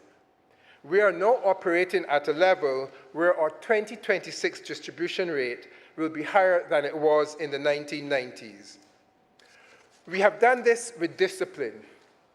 However, we live in uncertain geopolitical times with lower returns forecasts for the decade ahead. We must therefore continue to the highest professional investment, risk management, and actuarial standards. We have currently reserved a buffer of 50 million in view of market stress, and we will carefully assess the conditions for releasing that from 2027 onwards. If severe market stress is experienced, there may be need for cuts. Our aim and commitment to date has to been to give at least 3 years' notice for any reduction in distributions. But one cannot discount the need for cuts with shorter notice in conditions of extreme stress. Fifth, and finally, a reflection. When it comes to distributions, we must make choices, sometimes hard ones. However, God's economy and how he has enabled the Church of England to distribute resources is not a zero-sum game. This slide behind here, if you really reflect on it, is actually not a zero-sum game, but a growing ability to introduce resources, both in terms of its quantum and scope of distributions since 2017. We must ensure that the values and processes which enable such outcomes are maintained. Our God is a provider of hope. Bishop Sarah and Carl will go into ways in which we have sought to do so in the spending plans, but before we do that, I'm happy to take a few questions. Thank you.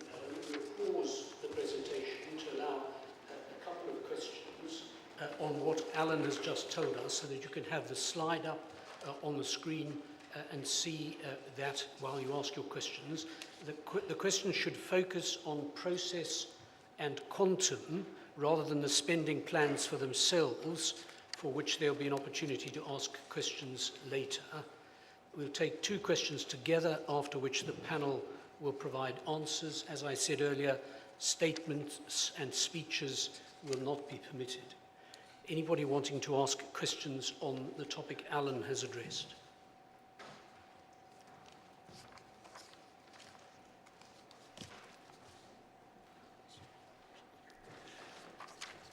Yes.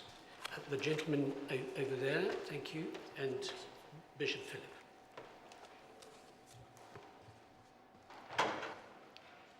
John Mason, Chester 280. You mentioned that the intention is to make distributions which are the highest possible, which are sustainable. As if there was an absolute number which one could definitely say what that was. But presumably that actually depends on your risk appetite. So I just wondered if you could say what the risk appetite is for determining what is that sustainable level. I think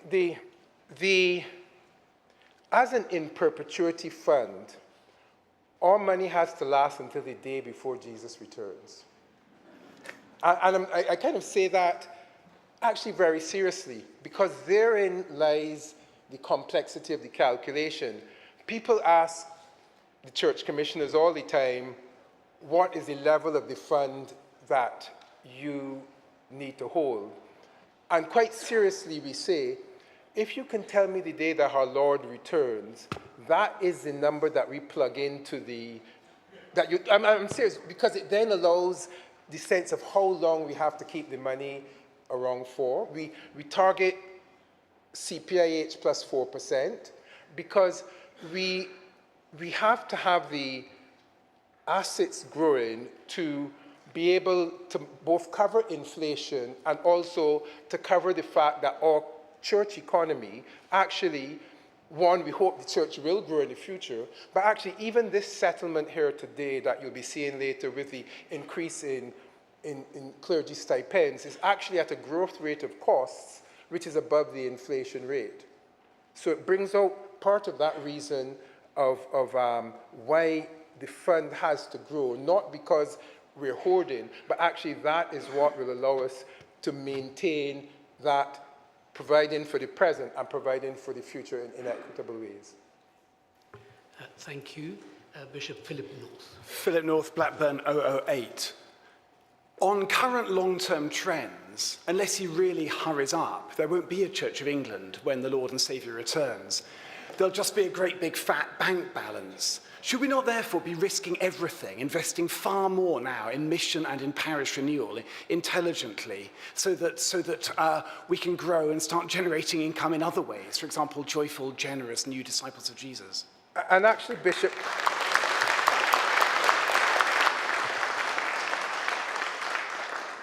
Bishop Philip, as you'll come back and see later, that is exactly what this settlement does. But also you bring out a really important question which all of us have to be accountable for. That growing fund is because that church of the future is about a bigger church. And yes, you will see there's an element of what is in this spend that is in the current generation. But actually, quite honestly, if we don't, one of the reasons for over-distribution is actually if we don't think there's a church in the future. And if all of us who are collectively stirred in that in this generation thinks about that, we need to ask those hard questions. But that you will see from the presentations that come later that actually it is about intergenerational equity, and there's so much that has gone into here which is about investing in the future. And actually, if you look there, 10 years ago, we were investing 787 million in the triennium, per triennium. Today, we are investing 1.6 billion. You go and find anywhere where anybody has injected that level of increased spending into any economy globally. If you can find the numbers, Bishop Philip, come back and tell us, please. Thank you very much indeed. I'll now invite Bishop Sarah Mullally to continue with the presentation. Thank you, Bishop. Thank you, Chair. So having heard about the approach to distributions, let's turn to the spending plans themselves. As we listened to stakeholders from across the church, some key themes emerged which helped us inform our decisions. It was clear to us that safeguarding is a critical area and an integral part of our mission and ministry, seeking to ensure that the church is a safer place for all. The spending plans uphold the commitment to make 150 million available for the National Redress Scheme, as well as providing for future safeguarding arrangements, both ongoing costs and the costs of transitioning to the new structures and the new ways of working. We also sought to respond to the deep concern about clergy well-being. This includes increasing clergy stipends, which also improves the starting rate of pensions, and encouraging dioceses to adopt standard national stipends and consistent clergy HR policies. There will be improved support for ordinands in training and an ambitious commitment to improving housing choice for clergy in retirement, supporting the existing housing scheme, but also investing in new products and services which will support clergy with long-term saving plans and home ownership options, along with access to financial advice. GS MISC 1427 provides a summary of the full clergy wellbeing package. There is also significant funding via dioceses to support ministry in our parishes and worshipping communities. Lowest income communities funding will increase by about 30% above the rate of inflation, making 133 million available over the next 3 years. 236 million is available through the Diocesan Investment Programme and another 47 million through people and partnership funding, which supports a range of areas such as the development of clergy and lay leaders, including ministry with children and young people. A further 200 million of additional financial support over the next 9 years is being provided to dioceses as a direct response to the escalating deficits which arose during the pandemic and from which the church is still in recovery. Together, that's over £500 million over the next 3 years directly to support the flourishing of parish ministry, helping to revitalise our parishes and worshipping communities, becoming a church that is younger and more diverse. And all of this is underpinned by a range of changes which will make the financial systems and processes simpler and clearer, removing inconsistency and complexity in a range of ways, which Carl will unpack further in a moment. But of course, with all of this, there were some hard choices to be made. You'll realise that in developing this overall package, we had to think very hard and make difficult decisions. The funding bids that came in were in excess of £2 billion. We simply could not fund everything fully within the 1.6 billion available. Some areas have not been funded at all this time round, such as housing and social impact investment, and others could not be funded to their full extent, the extent that was requested, including, for example, the Diocesan Investment Programme and Cathedral Sustainability Funding. For other areas, we felt that there was a need to provide reoccurring support rather than the one-off sums which were allocated 3 years ago. This meant setting the funding at a level which was affordable on an ongoing basis, which will require some recalibration to the approaches that we have been used to. Some of you have asked whether the reductions in the level of social and racial justice funding compared with the current triennium means that this work had been deprioritised. On the contrary, we believe that to prioritise this important work properly required us to make an ongoing funding commitment. So we have set the budget at a level which could be supported not just now, but into the future. With over 40 million expected to be available in the next 9 years. We have heard the concerns that have continued to be raised about this, and the Triennium Funding Working Group is suggesting that the underspend in 2023-25 is carried forward. We are also going to be writing to the SMID Programme Board to ask them to ensure that racial diversity is embedded in all the bids which are seeking to build a younger and more diverse church. And we will shortly at our next meeting be meeting with the lead bishops for racial justice. Another area where funding for 2026 to 2028 is lower than the amount requested is buildings for mission. But again, where ongoing funding will be put into these areas on a better longer-term footing. We adjusted the timeframes for some time-limited allocations, such as net zero, where the original sum committed 3 years ago will now be spread over 12 years to 2034, rather than the 9 years to 2031. We also recognise the issue of cost escalation in some core areas, and so have introduced saving targets in the areas of bishops' and archbishops' ministry costs and the national church costs as well. These nettles do need to be grasped. We know that some of you may feel disappointed that not all the funding requests that were made were met in full, and recognise that this may result in some difficult choices in certain areas. But our job was to try and reach what we felt was the right balance overall in the light of the many priorities and needs of the Church at this time. I'm now going to hand over to Carl.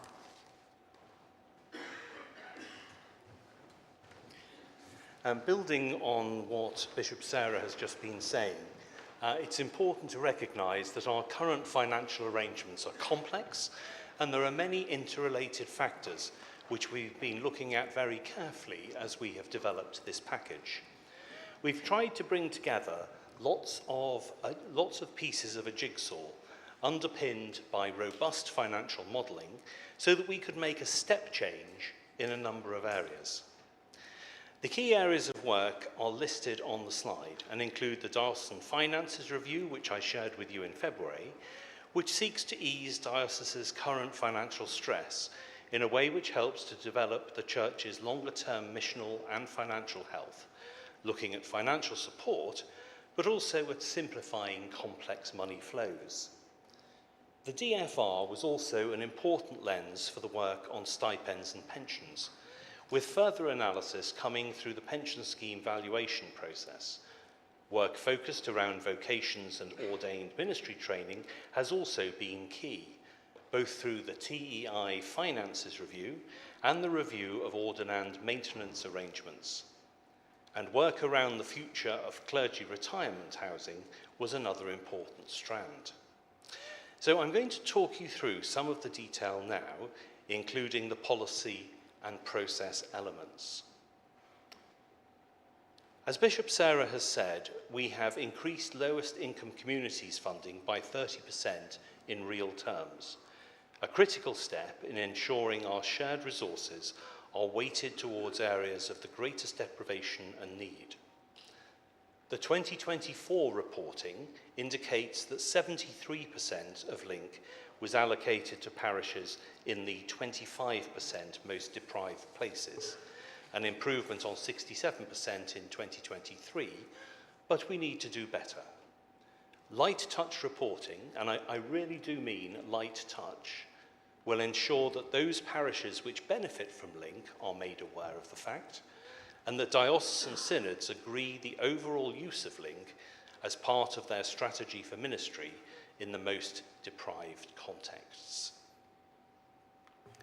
Thank you, Carl. We'll pause the presentation again to allow 2 questions about funding of the lowest income communities. This slide. As I say, there will be an opportunity for questions about some of the other areas later. 2 questions on funding of the lowest income communities. Jonathan Macy.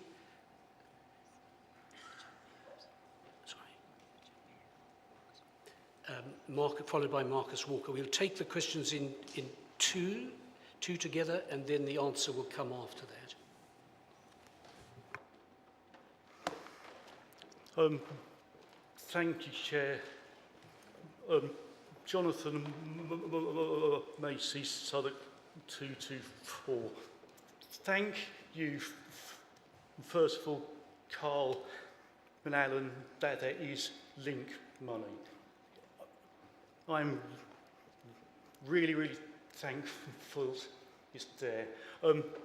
Perhaps I'm picking up on a quirk.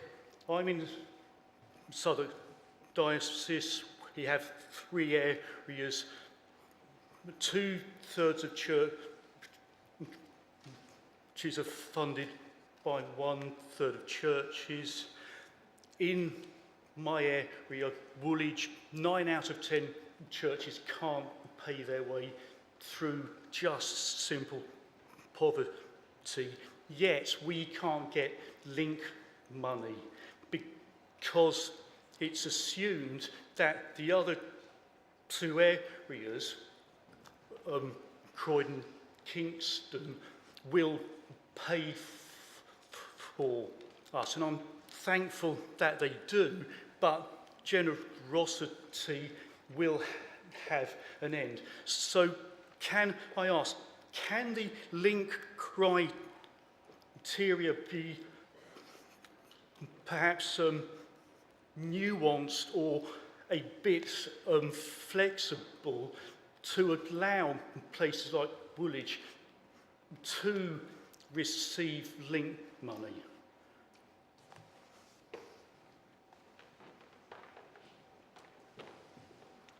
Marcus Walker, London 168. I would just like to start by thanking you and thanking Bishop Sarah for heeding the cries to increase link funding. This could be transformative in hundreds of parishes across the country.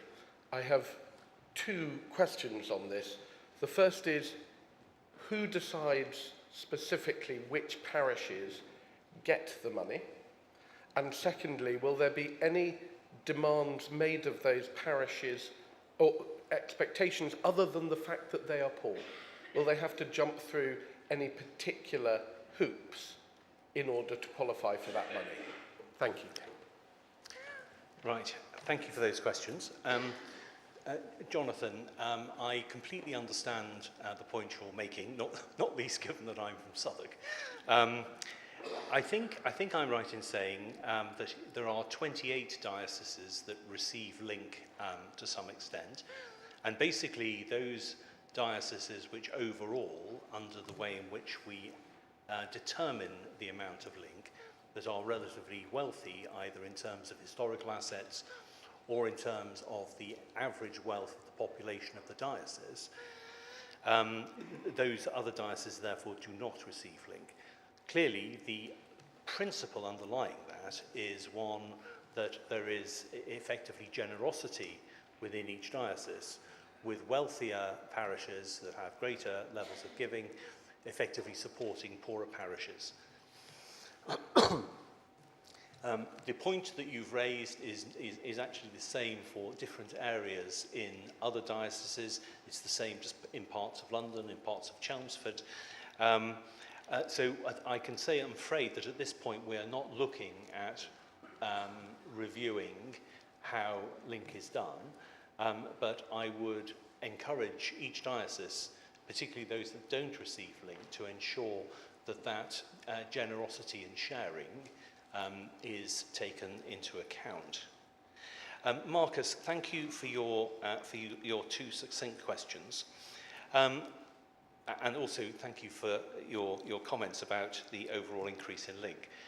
In terms of who decides which parishes receive Link funding, that is entirely down to dioceses. Now, as is the case with most things in the Church of England, we have 42 dioceses, and therefore we generally have 42 different ways of doing it. And that is why in the chart that's still on the screen, you have some dioceses that focus the Link money very directly and intentionally on the poorest parishes. Others, that have different systems of doing it. Some dioceses sort of use the Link funding to manage things at the end of the financial year. The reason for our light touch reporting is simply that there is visibility within each diocese as to how Link funding is actually used, so that the parishes which benefit from Link should be aware of that, and diocesan synods should be in a position where they can actually approve the overall allocation of Link by parish. And I think that that actually gives rise to a higher level of transparency and accountability, which I hope most people would welcome. In terms of, does anyone need to jump through any particular hoops for Link funding? Absolutely not. The Link funding, which is set out in the Archbishop's Council budget paper on Monday for the next year, just shows the amount of Link going by diocese, and it's then up to each diocese to determine how that is allocated.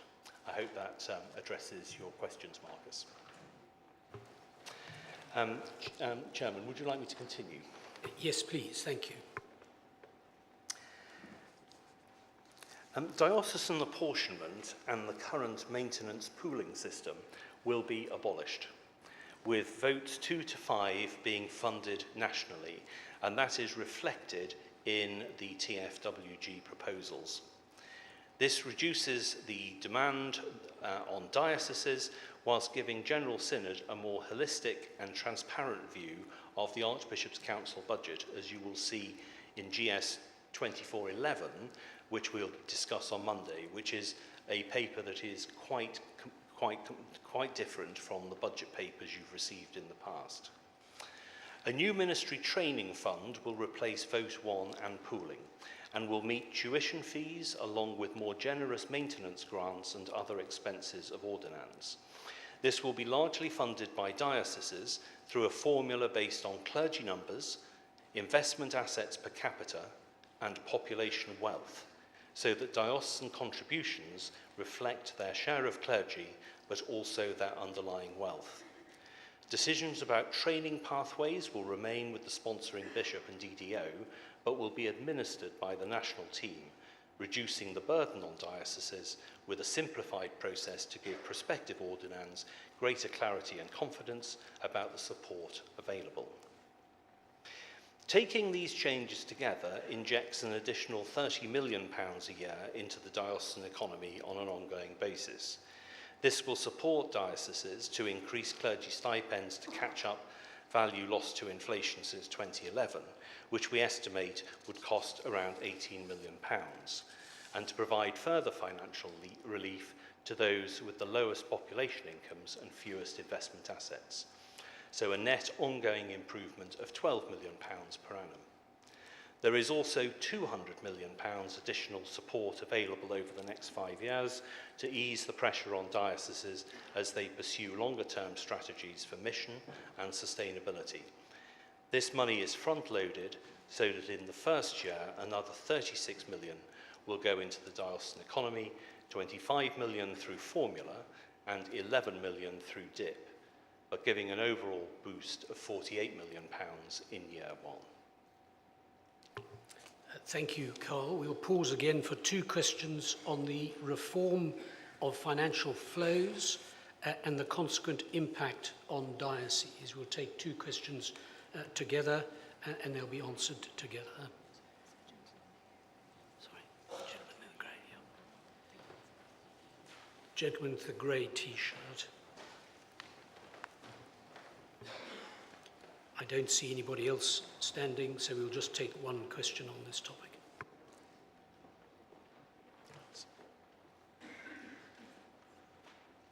Roy Faulkner, Leicester 333.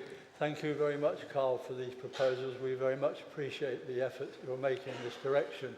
Relating to the actual expenditure for the extra 200 million that you're talking about there, which is strategic type development funding as I see it. You mentioned the use of formulaic approaches to distributing the money to the diocese. Can you give us any indications of what factors will be in the formulaic description that you will be using? Carl, before you answer that, I missed a lady on the left-hand side, and so I'm going to ask her to ask a question now. Shaw 217 Sheffield. I'm really glad to see the support for those in training being reviewed and increased. Just to ask, is that going to mean that students who finish college and go into a stipendiary curacy don't have that 1 month where no money is paid to them? That was something that I didn't realise till my full-time curates who trained full-time and then came to be stipendiary was without any sort of money for that 1 month. Thank you. Great. Thank you for those two questions. Let me take Roy's question first. So the 200 million of time-limited funding over 9 years is indeed split between the formula funding and the DIP funding. Now, as I said a moment ago, in the first year, 25 million will go to dioceses through formula and 11 million through DIP. Now, the amounts that are going by formula to the dioceses are set out in one of the appendices to my budget paper on Monday. The formula that has been used for that, I'm just going to say off the top of my head, I can't remember. We've had quite a lot of different formulas. So the majority of the additional funding for the time-limited funding is allocated in line with population wealth. So it's allocated really on the basis of the relative wealth of the diocese. I mean, what we're trying to do here again, Roy, is to target the funding as much as possible in the areas of greatest need in terms of our poorer dioceses. In terms of the portion that's going through DIP, the reason for that allocation is that as we have been through SMIB looking at some of the significant long-term investment programs that have come from various dioceses, there is a need for short-term sustainability funding as part of those programs to give some breathing space until the positive effect of the investment pounds that are going into the diocese come into effect. So effectively that funding is there and is designed to ensure that short-term suboptimal decisions are not having to be taken by dioceses as part of a long-term strategic programme. Okay. The second question on ordinands, this is a point that's come up that came up during our review of ordinand maintenance, and there is this Slight quirk in the system, as the questioner rightly said, between finishing your training and actually starting your first curacy. With the significant increase that we're making in ordinands living costs, overall, we believe that ordinands will be sufficiently better off to be able to cope with that quirk in the system. Thank you, Carl. If you could continue with the presentation.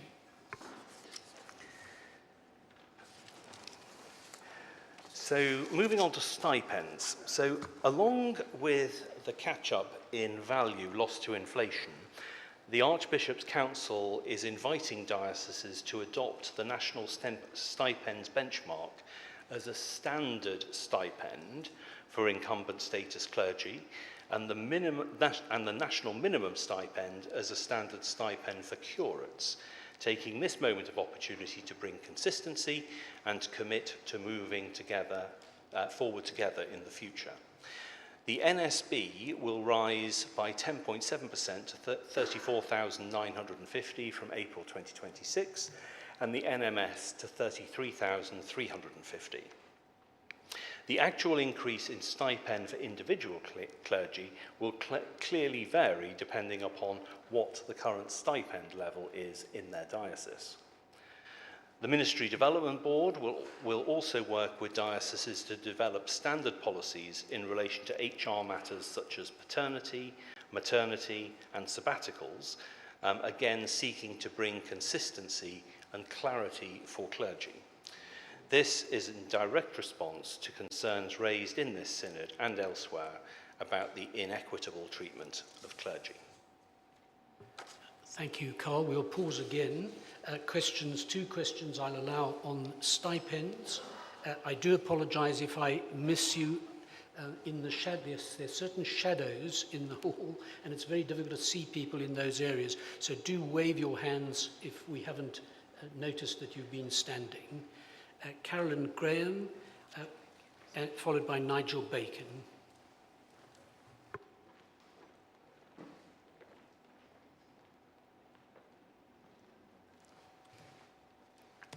Hello, Carolyn Graham, Guildford 319. I'm happy to see we're at the top of that table there. And my question is simply so I can be sure I understand. There's the abolition of apportionment, which obviously gives more money back to the dioceses. And on the other hand, there's the increase in stipends, which is very welcome, but will obviously be paid by the dioceses. Now, leaving aside those dioceses that get extra money, such as Link, are you satisfied that the abolition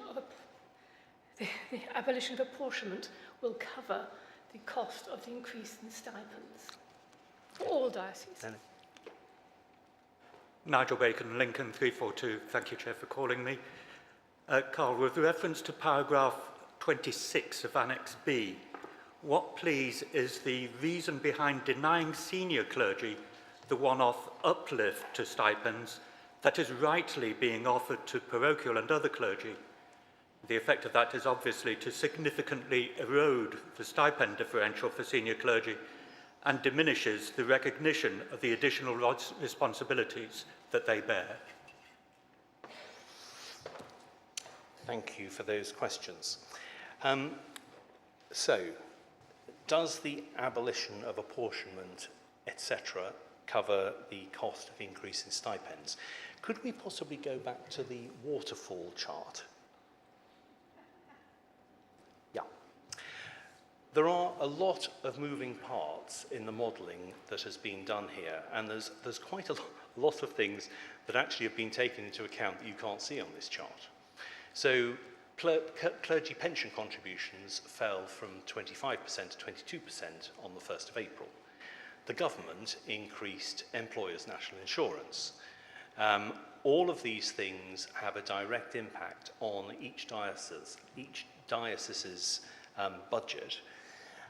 And so what we believe we have done is, through the package as a whole, excluding the time-limited support, the extra 200 million. So before the extra 200 million,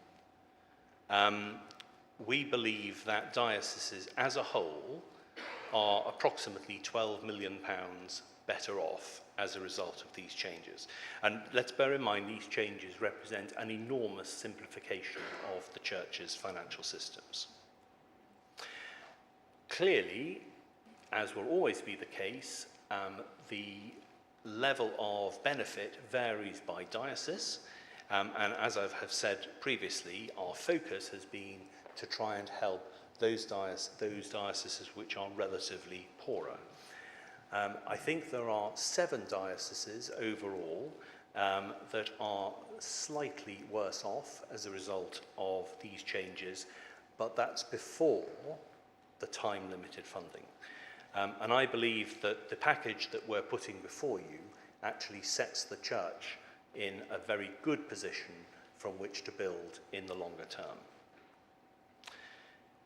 Nigel, in terms of your question on the erosion of differentials between parish clergy and what are defined as senior clergy, so archdeacons, cathedral clergy, etc. That is simply a decision that has been agreed by the relevant boards nationally.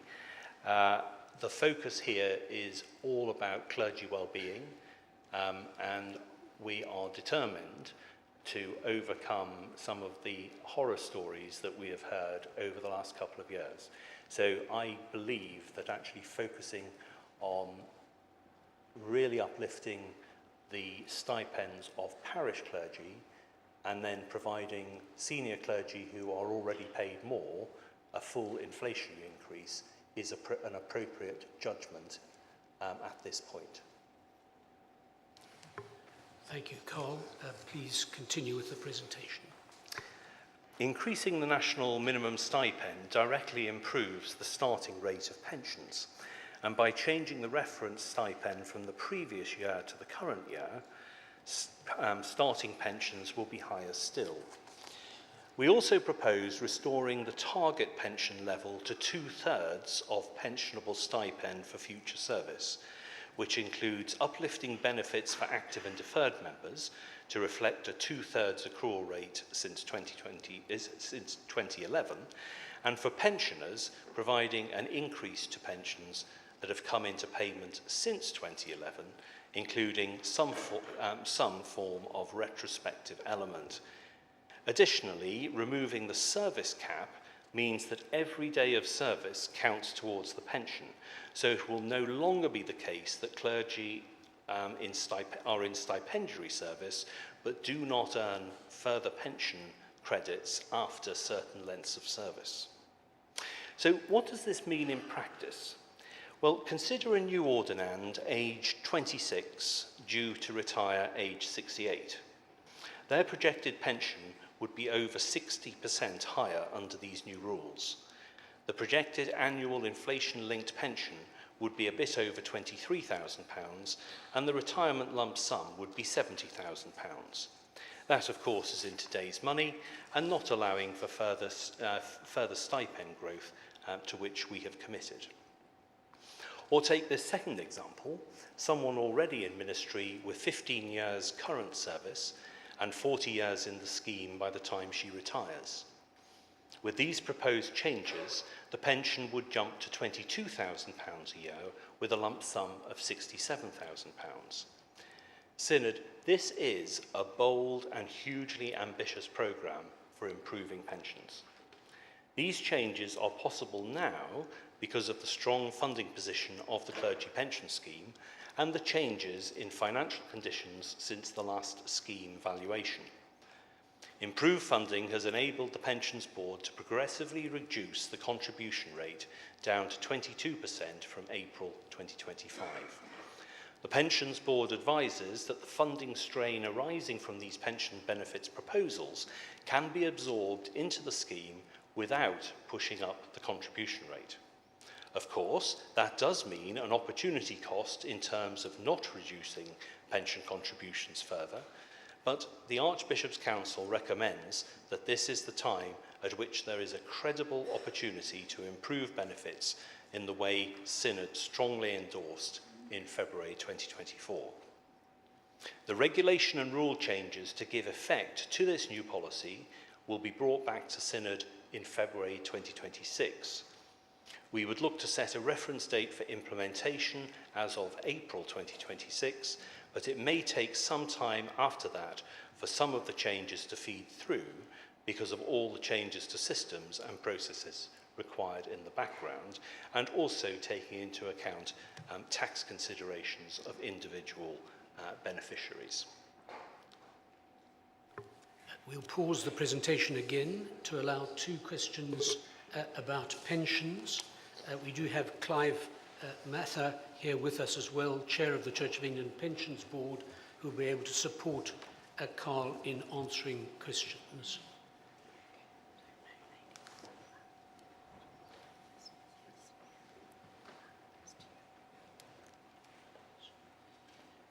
The gentleman in the red shirt over there, and Andrew Watson.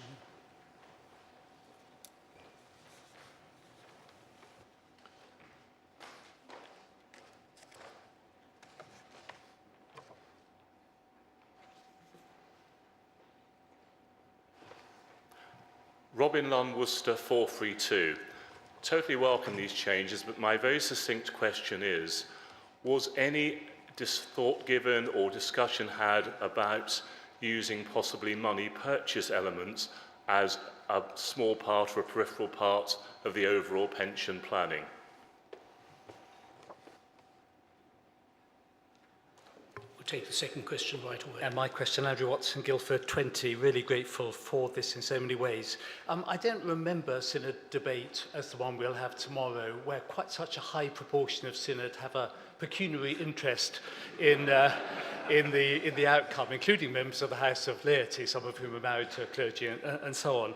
Has any thought been given about how we kind of acknowledge that? Do we just need to acknowledge that and carry on, or is there a way in which the debate should take a slightly different form because of that unusual feature within it? Thank you. So, Robin,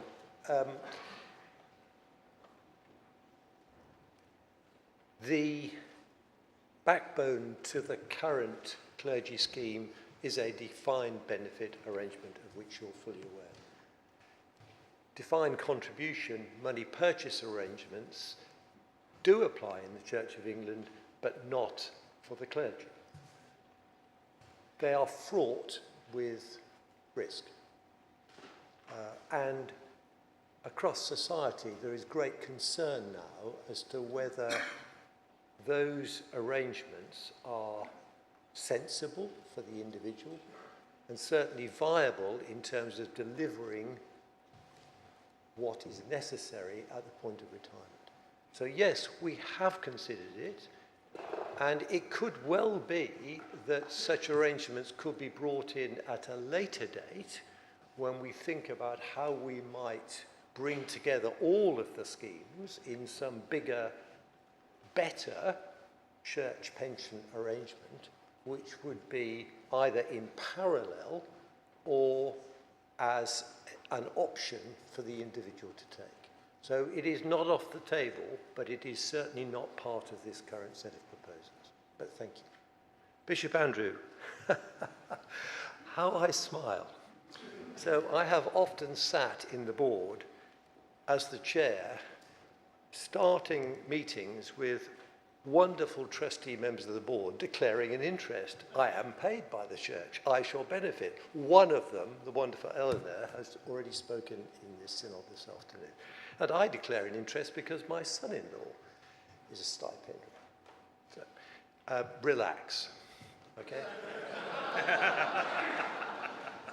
At the core of our governance is a set of rules enshrined in law which define the basis on which we operate. The board is independent and independently regulated. So therefore, please engage in every way you can to help us do our job better, but do not be concerned that you might personally benefit. Thank you both. I will invite Bishop Sarah to wrap up, if I may.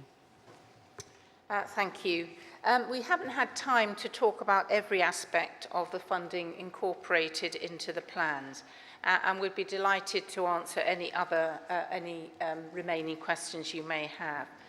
You can see from the pie chart that along with a significant package of measures to support clergy well-being, there is also support for safeguarding and ministry in lowest income communities, but other funding continues to be available.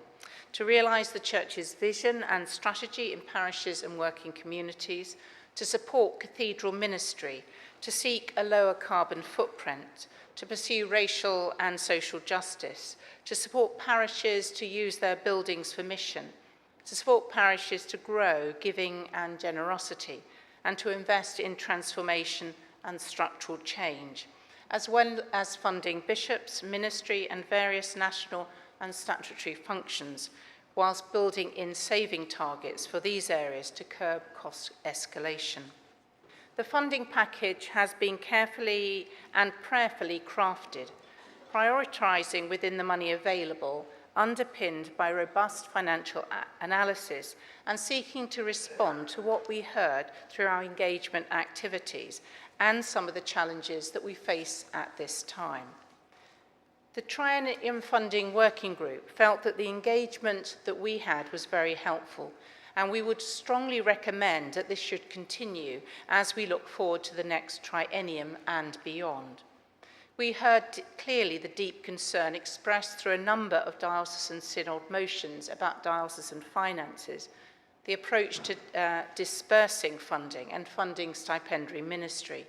We have sought to respond to those concerns through this package, but we recognise that there continues to be a desire for a continuing conversation as we look to the future.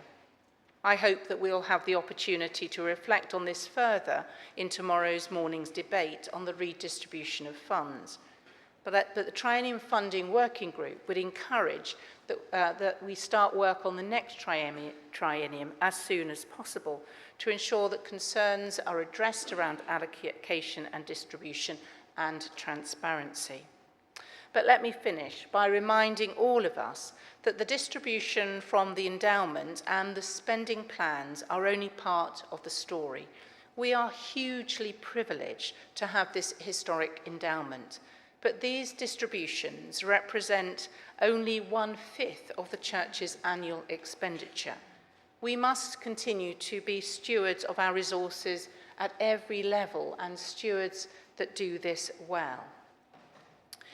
And we need to continue to work together as partners in the gospel and remember that it is the continued generosity and faithfulness of thousands of people in our parishes and worshipping communities that provide the majority of the funding and the majority of the resources needed to live out our shared calling, ensuring the good news of Jesus Christ is proclaimed across this generation. We are grateful and deeply thankful for the giving of so many people in our churches and worshipping communities.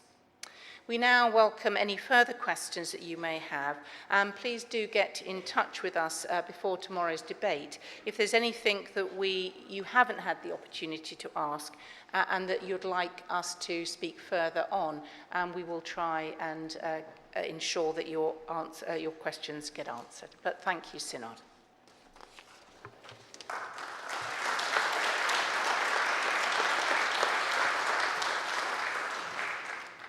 Thank you, Bishop Sarah. Thank you, presentation team. That completes the presentation, and we will now take remaining questions. Please remember that the next but one item of business is timed business. We must therefore draw stumps on this item shortly after 5:10 at the latest. We'll continue to take questions in batches of 2. Initially, again, we will do that by topic. We will cover national programs as one topic first. We will then cover national finances as another topic, and then we will open for general questions. So 2 questions on national programs, That is safeguarding net zero, social and racial justice, giving and buildings for mission.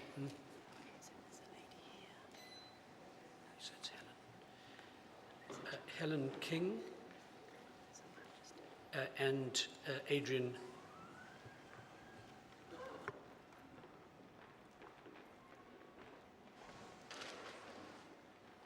In King, Oxford 378. It's a question about the racial and social justice funding. I'm not still clear about this. I'm looking ahead to the material coming up in our questions session later today. I see the answers to question 49 and 106 repeat that at the reduced level for social and racial justice, it'll be racial justice and disability which are the focus for 2026 to 28. In later triennia, different focuses. Now, this raises questions for me. First, the funding for racial justice work, I thought, was one of the 3 strategic priorities for the next decade. We've only had it for 2 years, so surely it must be going beyond 2028. Secondly, on disability, is any money ring-fenced for disability? And is that a one-off or something which we're committed to for the longer term? And this raises a sort of umbrella question, which is what other areas are included under the category of social and racial justice other than race and disability? Thank you. Adrian, your question now, please. Adrian Greenwood, Southwark 415. My question concerns increased giving to the National Giving Strategy, which is covered in paragraph 31 of Annex A, and much of what I want to say follows on, Bishop Sarah, from the very strong message you gave at the end of your speech about the importance of generosity and sacrificial giving from the living church.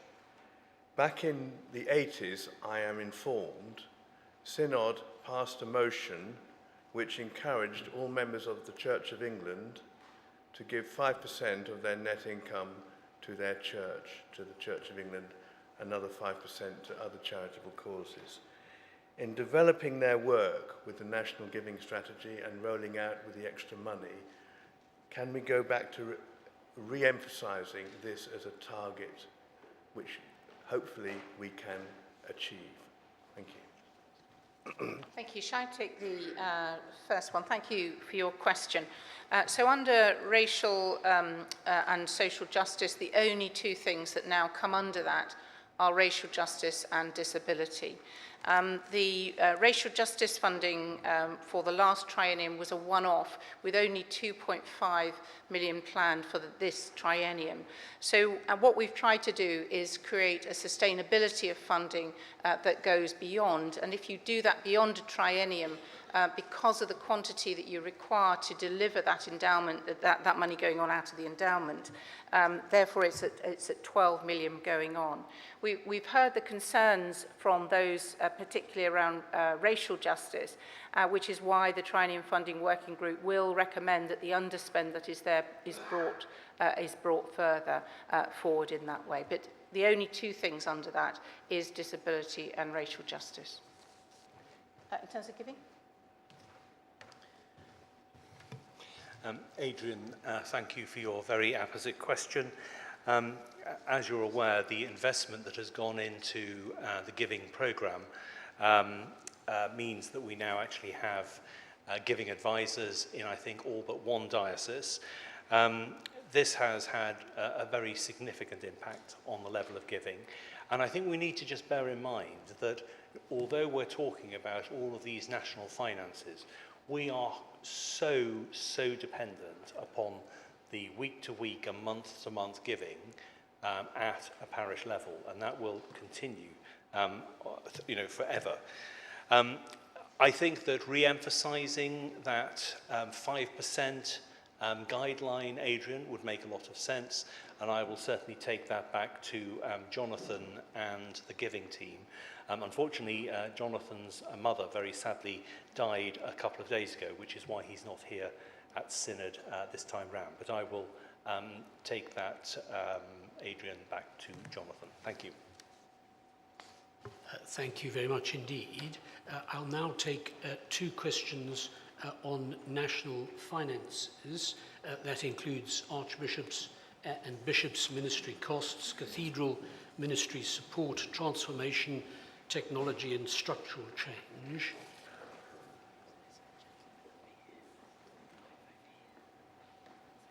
I'll take the John Dunnett and Clive Scone.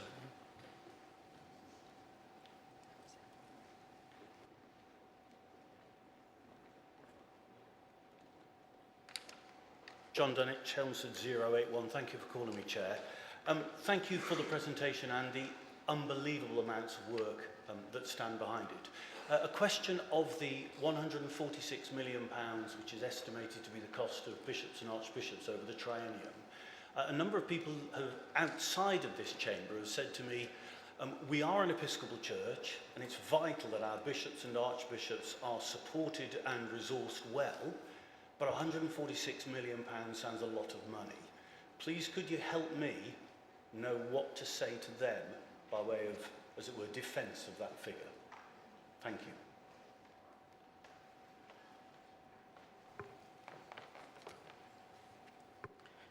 Scone, London 358. I'm just wondering whether I can add to that question because I'm concerned about the same thing.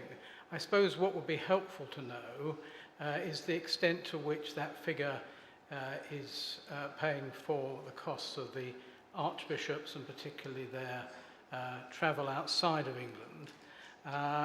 And the other particularly interesting question, I think, for many of us would be the extent, if at all, to which it is paying for the costs of suffragan bishops. Thank you for those questions. John, you can just say that we're all lovely, but anyway, I'll move on to a more serious point. The costs, I think, probably are broken down in the reply to questions, but I can't remember. But the figure is made up of Lambeth Palace Library, so you need to remember Lambeth Palace Library is in that, and then the two archbishops' office, and then the diocesan, bishoprics, which includes both funding for diocesan bishops and their staff, suffragan bishops, although the housing for suffragan bishops are picked up by the diocese, and it also includes the PAs that suffragan bishops have as well. So it is in there. I can't give you the detail on what archbishops' travel it includes in there and not. It clearly does include travel, but I can't give you those precise details, but it does.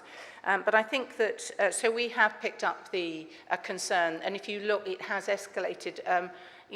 Part of that has been inflation and increasing staff costs. Part of that has been because Lambeth Palace Library is in that cost, and there are clearly some costs that related to that. But the Triennium Funding Working Group has agreed that there should be some work done on reducing the costs of the bishops and the archbishops. And I think we're looking to the targets that are put in, if I can get the timing right, and somebody will correct me from behind me, I think it's looking at trying to bring in a 5% saving by 2028, and then by 2031 a 10% saving. So there will be work done on that. But I think we are episcopally led. The role of bishops, in the same way as the role of parish priests, have become more complex over time. And and I can assure you that we seek to use that money wisely. But I think we have recognised that in a very tight environment, we have to take very careful use of our resources. Thank you very much indeed. We now have a time for those questions that you wanted to ask earlier but didn't get an opportunity to ask. So we'll take questions again in twos. We'll have the gentleman right at the back, and Sarah Tupling.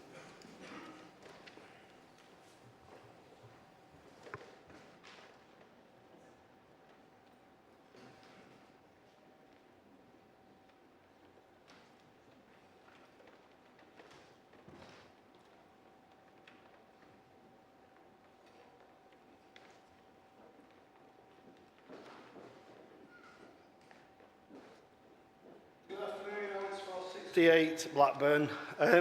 Sorry, I'm actually shaking with concern. in all this money that's sloshing around. And it's clear, isn't it, that the Church of England has a huge dearth of money to spend. If bishops, people want to see poverty, visit some of the urban parishes that we are part of, that we are representing. We get nothing. I'll leave it at that. We get nothing. And it would be wonderful if you could direct some of that. I'm here because I want to speak for urban parishes. Estate ministry, where it's a battle every single day. We have to fight for every penny. We have to beg, borrow, not steal. But sometimes it feels, that even we need to go there. So if you've got a spare few quid, and if some of your bishops, our bishops, want to see poverty, come to Burnley, come to Blackpool, come to Liverpool and Salford, and we'll show it you there. And by seeing the story and hearing the parable of poverty, then we will be in a better place to serve the most poorest people in our society better. Thank you.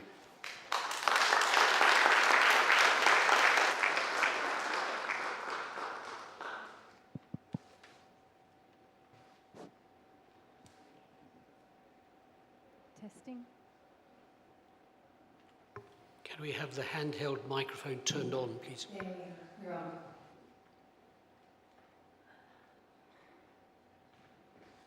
Sarah Tuffley. 471. Thank you so much for calling me, Chair. I am one of the 3 deaf Anglican Together reps, and we're sitting just over there. Right, so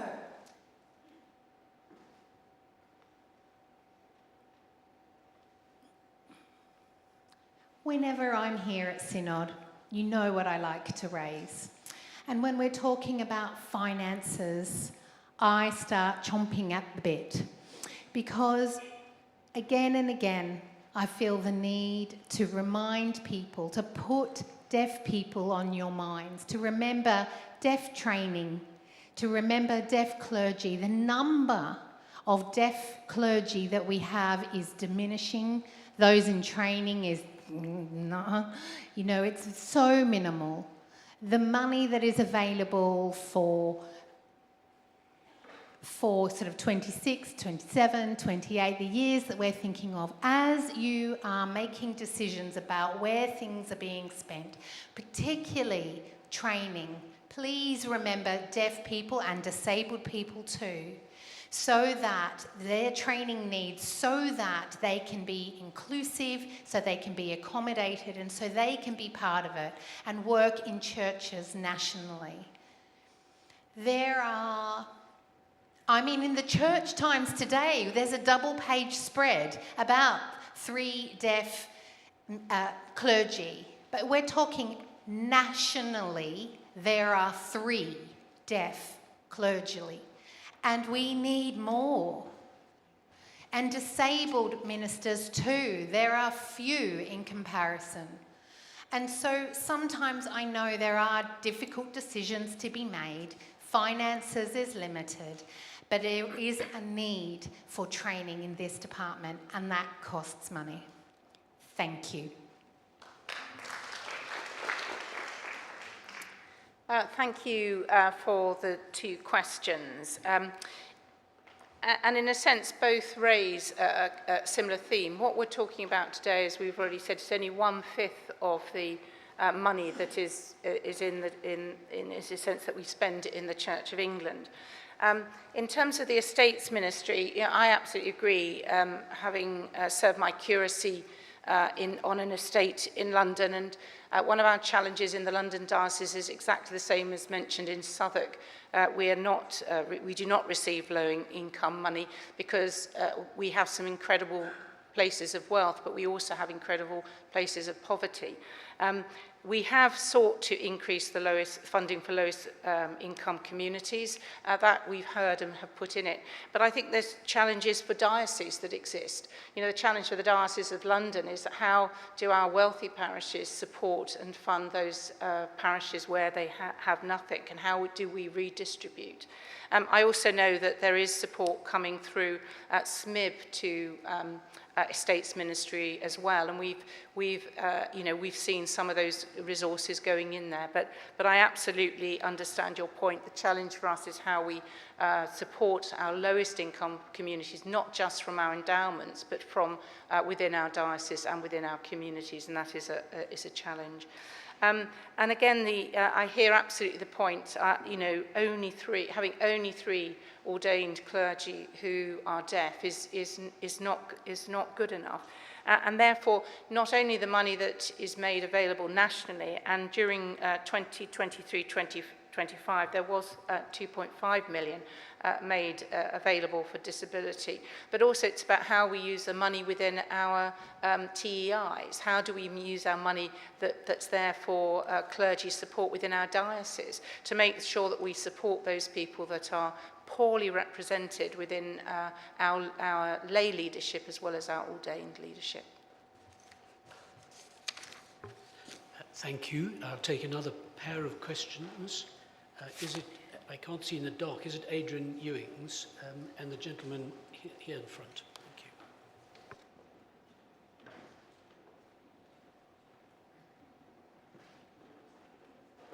you. Adrian Ewings, Bath and Wells 062. Questions, so probably to Carl. Carl, you will not be surprised to know this is about pensions. We've talked a lot about pensions. In Annex C of GS 2402, you note the question that has arisen over whether it be possible to include some element of backdating for those already in receipt of pension in consideration of the higher pensions that would have been received in the 2011 changes if the 2011 changes had not happened.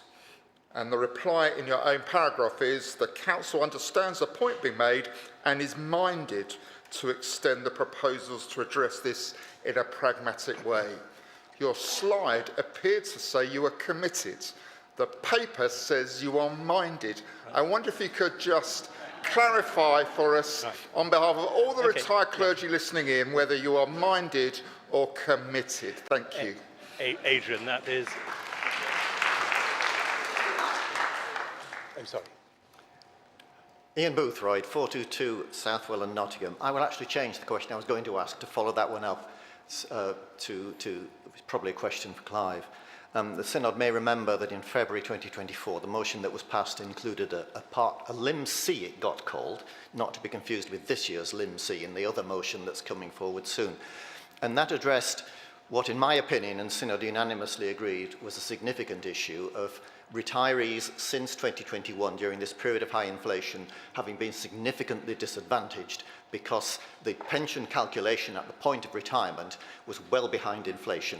That remains the case. I've kept my calculations going. I've sent them to the Pensions Board, and I estimate clergy retiring from April 2022 onwards are roughly 12% disadvantaged after what the Pensions Board has, the welcoming steps the Pension Board has already taken. Now, this appears in a footnote 14 in the pensions paper. Which, it's a good job it's there, that you're hoping to look at this. 12% is about an eighth of the pension that those clergy would have expected. Will this be dealt with in full, please, in this package? Thank you. Thank you for both those questions. And I will let Clive address them.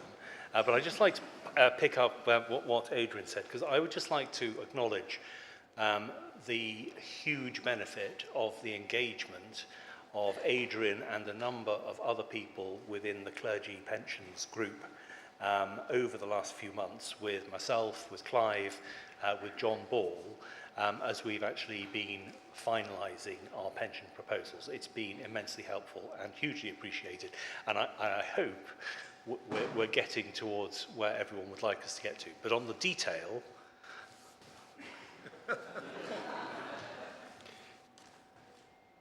Thank you, Adrian. This is a sequential wording. So tomorrow we will address the private member's motion, and with your helpful amendment, assuming Synod passes it, and I will certainly be speaking if I'm allowed to do so to advocate that, then we will be committed. So we will sort it out. Now, it is immensely complicated. It may take us more than a year to work out the individual impact of the calculations. Anybody who's ever worked in finance will know that if you're going to go back retrospectively, it's not like it stays constant. It has changed. Here, there, and everywhere. People get divorced, they die, they leave the church, they come back again. And there are tax considerations, and we want to be really mindful that we don't put people in a position where inadvertently they exceed the annual allowance and end up with a massive tax bill which undermines. So trust us, and I think you can on the basis of our record. We're ready to start work on that. Please could we pass your amendment tomorrow? Okay? Yes, Ian. The cliff edge will be dealt with in the same review process, and we will come back in February. Now, we cannot, everything is, as I said, sequential. We have not yet finished the valuation, and we can't do that until we know whether Synod will approve the proposals that we have put before you tomorrow. So again, please, would you approve them? That will help us then go to the next stage, and we can look at the implementation and see how far we can go, Ian, to address the cliff edge, knowing you will be there on our shoulder in every meeting, watching over every step. And thank you for doing that. I'll take another 2 questions.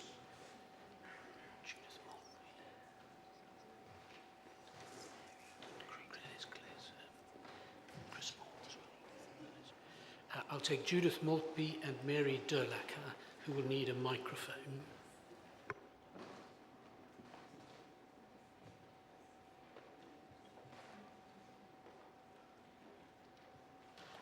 Judith Maltby, University's TEIs 452, thank you for calling me. I want to go back to the subject of the racial justice and social justice budget.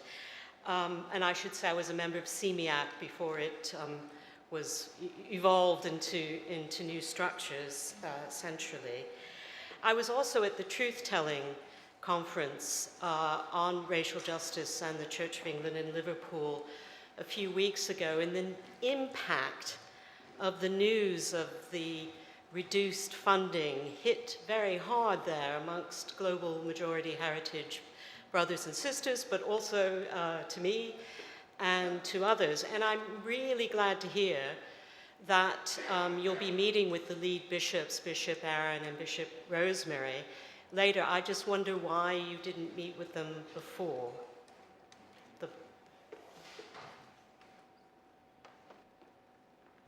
Mary, can we have the microphone switched on for Mary? Can you hear me? Yes. Mary Durlacher, Chelmsford, 272. You have a very hard task of allocation, but can I put in a plea for a different kind of poverty, which is the rural parishes who have to make do with so much fewer resources in terms of incumbents and support and grants. And I know the pendulum swings, but a bit of equity on that line would be a huge encouragement and boost for rural parishes. Thank you.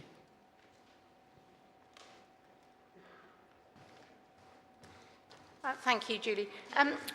The way in which I suppose there are 2 things. One is, I think one of the reflections of the Trillium Funding Working Group is that we started too late. So we started working in October, and the bids and proposals had already been they had been put together. And they, as I said, they totaled 2 billion, and we only had 1.6 billion to use. So the bids came in already structured. And the bids were presented by officers, so it wasn't just hard copy. We did have them presented, so they did come to the group. And one of the reflections of the Triennium Funding Working Group, and the reason why we think the next triennium needs to start working earlier, because I think there are some questions there that says what are the priorities and what are you looking for in that, even before you ask somebody to put a bid in, what does it look like? So I think there's something about learning from the process. I think that the second bit, I think, is that, so in a sense, the information, what is clear is that the money for the bid that was the 2023-2025 was a one-off payment with the continued funding of only 2.5 million going into the next triennium. So I understand why it is perceived that it was a cut. In fact, it wasn't a cut. We have put 12 million in for reoccurring, which requires more money to go in because it is reoccurring and it goes on. So, one of the balances we had to do was to balance one-off money, which is much easier to give because you have a greater prediction upon how your endowment will operate, rather than saying, let's put it on into the future. And that costs more.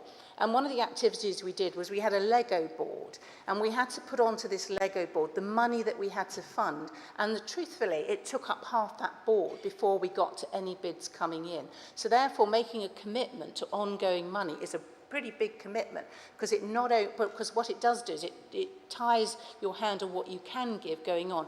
So therefore, the Triennium Funding Working Group, racial justice was important, which is why it made it ongoing. However, we do recognise the perception that some people have that therefore it is reduced, although in fact it isn't, but it is reduced, which is why, first of all, the Triennium Funding Working Group, listening to it, said we will ask them to, the underspend for 23-25 will roll over.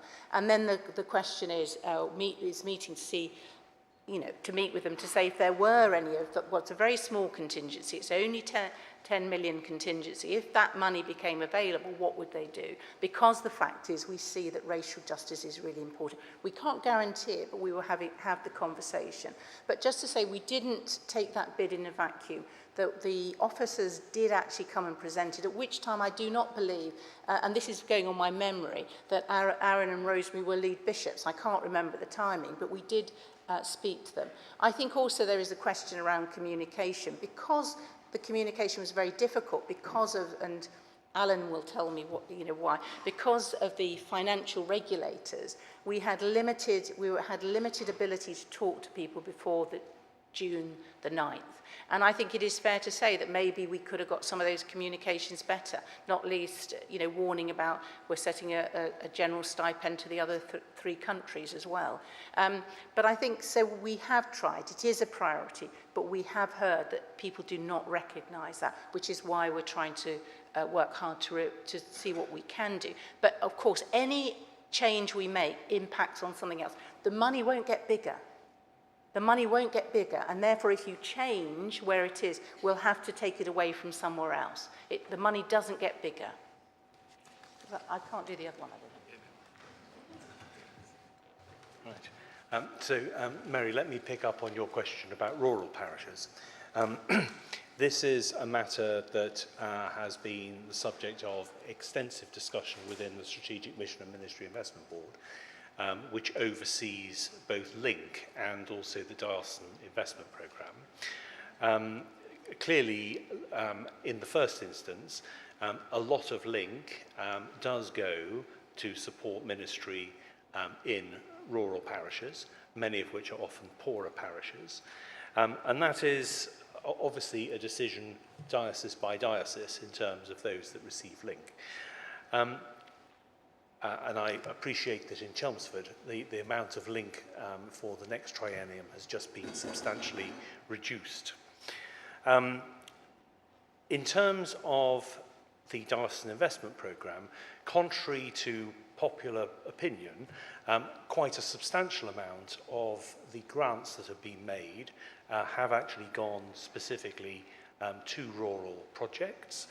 And we have been working with a number of archdeacons, some of whom are actually in Synod, who represent rural parts of the country, to ensure that we have a full understanding of the needs of rural parishes as part of our assessment of diocesan bids. So So it is very, very much on our agenda.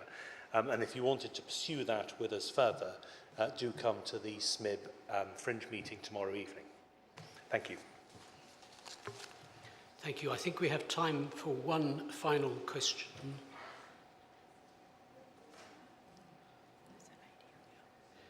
The lady up in the back row.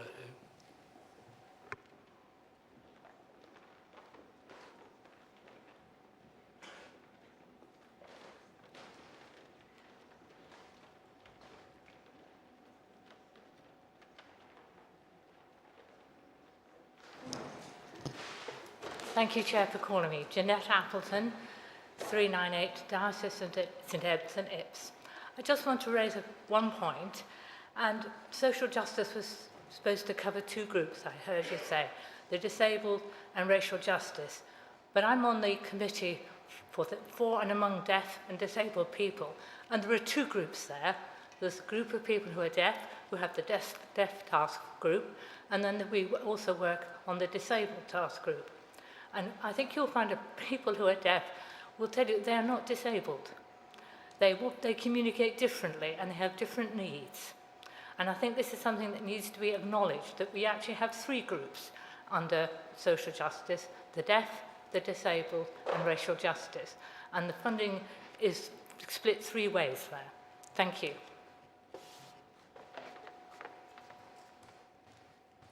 Thank you. In terms of the definitions, I absolutely agree with you.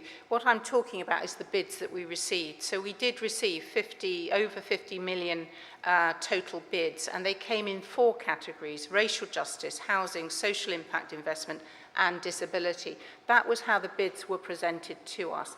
The funding we've been talking out is purely related to the two bids that we received, which was racial justice and disability, and they're very specific in it. So we're not funding the housing bid nor the social impact investment bid. So it was a definition of what was in the bid, but I absolutely take your point around deaf and disability, but this is purely for the way in which the bids we received and the way in which they were titled. Thank you very much indeed.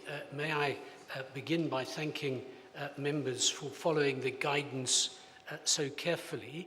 I hope you found the structure helpful. May I also invite you to express your appreciation to the panel for their presentation.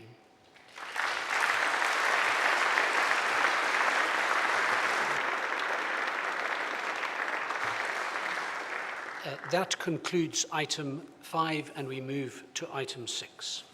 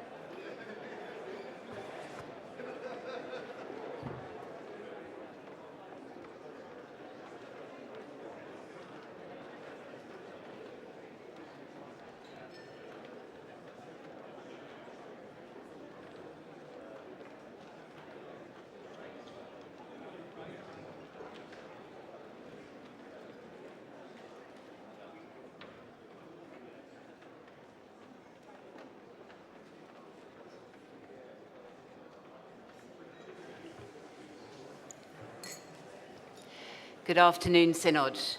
We now come to item 6, where we will be addressed by two Anglican Communion guests. They are the Most Reverend Andrew Chan, Archbishop of Hong Kong, Sheikh Hong Kui, and the Bishop of Western Kowloon. and Canon Chuck Robertson of the Episcopal Church. I now invite the Most Reverend Andrew Chan and the Reverend Dr. Chuck Robertson to address Synod.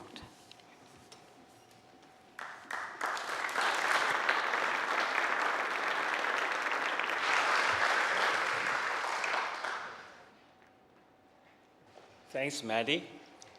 Greeting from Hong Kong and Macau, the two special administrative region cities of China. It's a great privilege to be here today to share in your fellowship and for this opportunity to attend the General Synod of the Church of England. In Hong Kong, we have just finished our General Synod 2 weeks ago, and I'm instantly reminded of how small and connected our world, modern world is. I've traveled across 8 time zones, and here we are at another Synod meeting, discussing the very similar issues and challenges that our church faces in the current age. Mental health, poverty, economy, finance, and legislative matters, etc. The province of Hong Kong traces its root, like many other Anglican provinces, to the Anglican missionaries who came during the 19th century. For Hong Kong, we received the Word of God from CMS and USPG, while the root of the Anglican Church in China, as war, political change, and revolutions swept across China, the Anglican situation in Hong Kong and Macau developed in such a way that we, as a diocese back then, became an extra-provincial one, directly governed under the Archbishop of Canterbury. But if it happened today, it's the Archbishop of York. To this day, if you visit St. John's Cathedral of Hong Kong, you will still see the original crest of the 43 dioceses hunt around the chancel. We remember and cherish our roots in our daily worship, celebrating in our fellowship, brotherhood and sisterhood with the Church of England, even as we pray 8 zones away. The current situation of Hong Kong and Macau can be summarized by the lines of Kipling. If you can meet with triumph and disaster and treat those who imposed us just the same, we are caught in that time in history when, even though we are politically stable under the one country, two system framework, with no big unrest sweeping our governments or our streets, we're still seeing a worrying trend of economic downturn. Basic daily expenses are rising, and decade-old shops and restaurants are closing every other week due to increasing rent. 5 years ago, you could get an inexpensive lunch at a local fast food chain for just about £4. Today, the same item with smaller portion is about £6, £7, or even more. All of this happening when the average income hasn't increased much. And we are now seeing a significant number of people who will travel to our neighboring city in mainland China over the weekend, because even with the travel cost, it is still cheaper to spend time away from the city of Hong Kong and Macau. All this, however, we think are temporary. If there is one thing that Hong Kong and Macau people are known for, it is our resilience. Our resilience. We have recovered from worse in our history and even flourished despite times of difficulty in the past. We are confident that we will overcome these challenges, and the province of Hong Kong will continue to serve the people of Hong Kong and Macau through our extensive ministry in pastoral care, education, social service, and medical care, etc. With faith, hope, and love, we believe that nothing is impossible. May I take this opportunity to thank the Church of England again for your invitation to this General Synod meeting, and to wish you all a most fruitful session in these coming days as you debate and discuss the matters at hand. Thank you very much.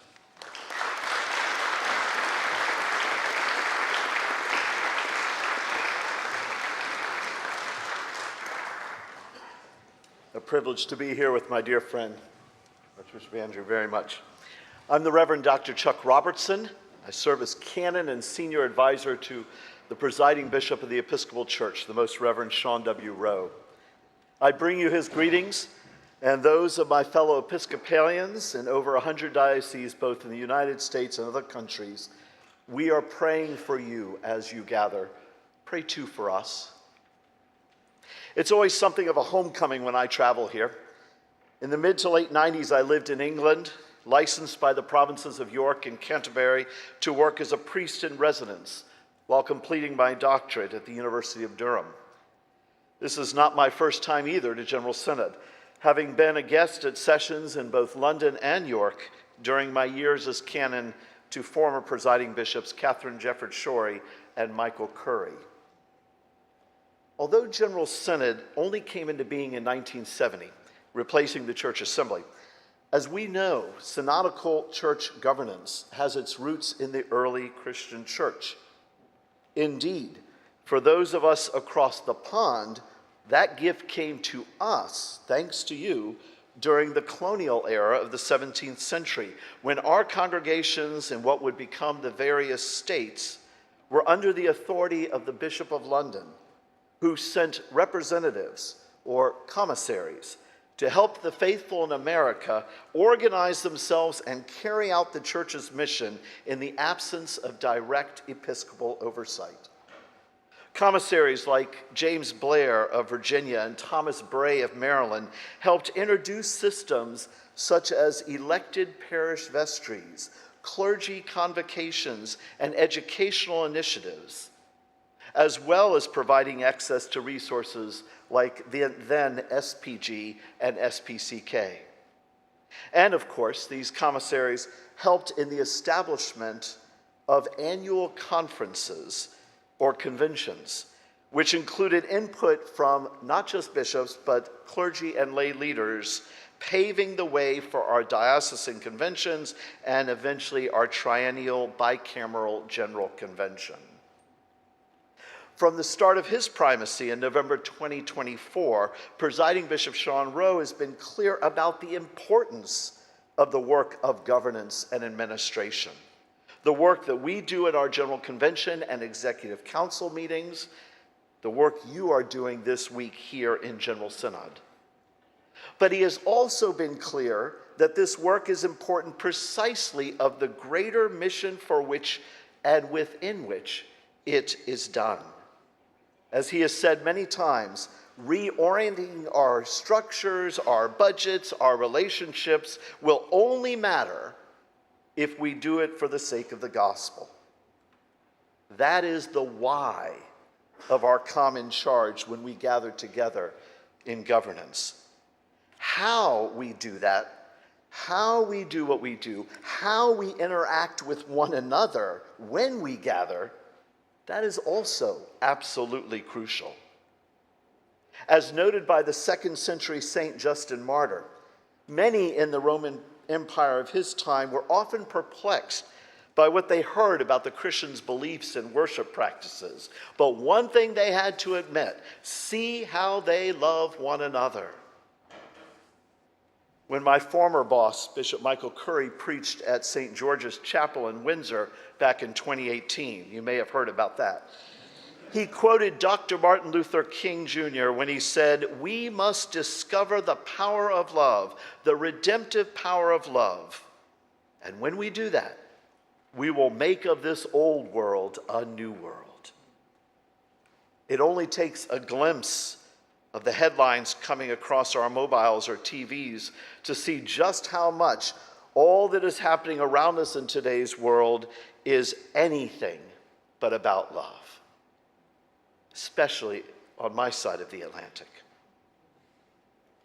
Instead of showing a different way, all too often, I often notice that we churchgoers, my hands raised, often mirror what we see around us instead of showing a different way. I often remind people who are surprised by what they describe as unchristian behavior that, well, our track record in the church through the centuries has not always been exemplary. Crusades, inquisitions, pogroms, religious wars, schisms, vicious gossip, no, not exemplary at all. In Bishop Michael Curry's oft-quoted words, if it's not about love, it's not about God. So, the work you do here this week matters. The work my church does, the work that the Scottish Episcopal Church does, the work that the church in Hong Kong and Macau does, the work that the Church of Jerusalem in the Middle East, indeed all the churches of the Anglican Communion and all our ecumenical partners, the work we do in this world matters. How we do it as much as why. The way of love which we proclaim and by God's grace actually practice is desperately needed in this present age. It is our time to show, as the Apostle Paul says, a more excellent way to this divided and conflicted world in which we are a part. As my boss, Presiding Bishop Rose, said this past weekend at Washington National Cathedral, God calls us to place the most vulnerable and marginalized at the center of our common life. And we must follow that command regardless of the dictates of any political party or earthly power. My friends, I thank God to be here with you this week and praying for you all as you do this important work. The seemingly ordinary, yet divinely extraordinary ministry of polity and governance. In the name of Jesus, in the power of the Spirit, and for the love of God and the betterment of all God's creation. May Almighty God indeed continue to direct and bless this General Synod for all our sakes.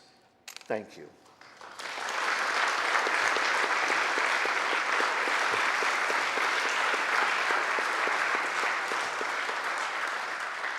Our thanks to both our guests for their addresses.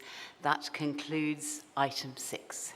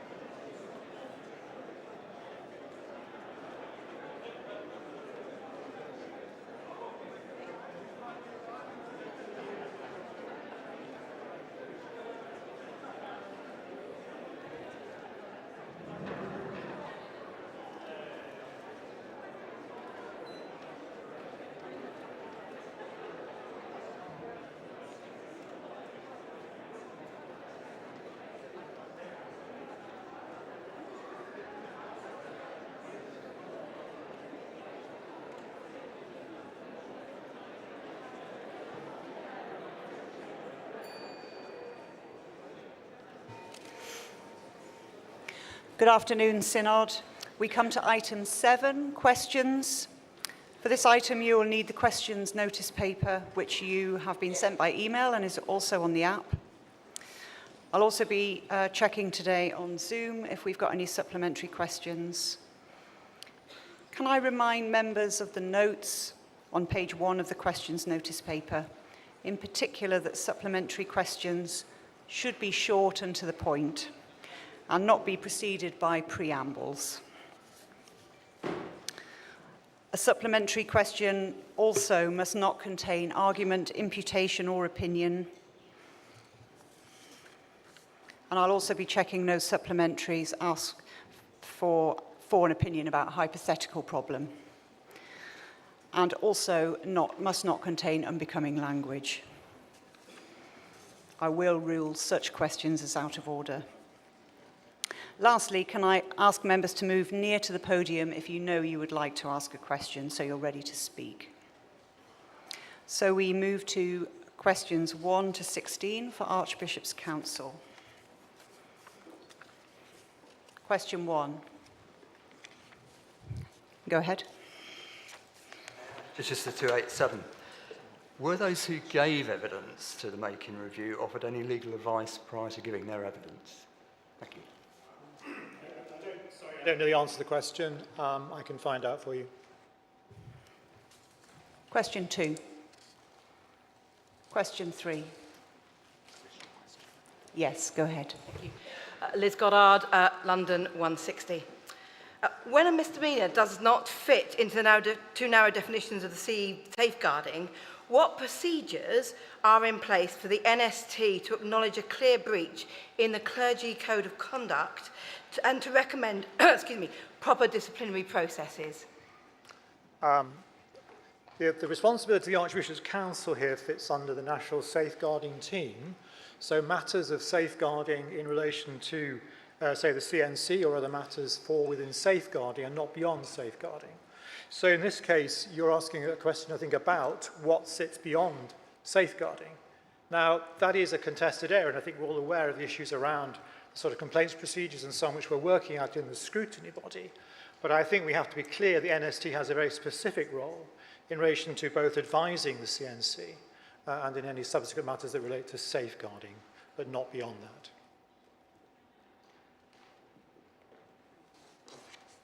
Thank you. Question 4. Question 5. Question 6. Yes, go ahead. Jenny Bridgman, Chester 88. Given that over 30% of ordained priests in the Church of England are self-supporting ministers, what steps will and can be taken to ensure a greater representation across the work of the boards and councils of the Archbishop's Council? Thank you. Jenny, thank you very much for your questions. So I just want to take this opportunity, first of all, to thank all self-supporting ministers, because we could not be as effective in mission and ministry as a church without their contribution. So I completely agree with you that good representation is important, but how do we achieve that? And I am reluctant to sort of talk about imposing a quota system, because I think that might tie us up in quite a lot of bureaucracy. So I suppose what I will say is I'm really glad you've raised this. For the Archbishop's Council, we can look at that as we appoint people to boards. And Synod, you can think about that too as you elect people. And for self-supporting ministers, please put yourself forward and fill up Pete Spear's inbox with volunteers. He'll be very pleased to hear from you. Thank you. Question 7. Yes, go ahead. Christopher Townsend, Ely 305. So the motion passed at General Synod asked the Archbishop's Council to consider what steps should be taken at the national level to facilitate and coordinate diocesan development of sports and wellbeing ministry. Please can you tell General Synod what steps, if any, Archbishop's Council have decided should be taken at a national level? Thank you, Christopher, and thank you for pursuing this, because you're right, I was there and I voted in favour of it. So one of our challenges as Archbishop's Council, I'm learning, is when we as General Synod ask for something that is not in a budget. And so we have to then work out what we're going to not do in order to do that thing. What I would encourage you to do is to talk to Debbie Clinton, who is here, who's the Director of Vision and Strategy, because that team are looking how to take this forward. And I think if you look at our SMIB annual report, in the back of that is some examples of our partnership working. And I think this is just such an area of ministry where we might be better off doing it in partnership with an organisation that's a specialist organisation. And I know that some thinking is happening there. So I'm sorry I can't say, yes, we're definitely doing this, Christopher, but we're not doing nothing. And there is a conversation going on and we're looking for the best way to do that. And thank you for your persistence in ensuring we make progress. Question 8. Question 9. Question 10. Question 11. Yes, go ahead. Thank you for calling me. Adila Zonyenobi, Manchester 363. My question, the answer, you gave a good answer to my question, I must say, about the monitoring of the racial justice, monitoring of the racism in the dioceses. But your last statement says, however, initial feedback has been generally positive. So my question, supplementary question is, are we privy to the initial feedback, which you said have been generally positive?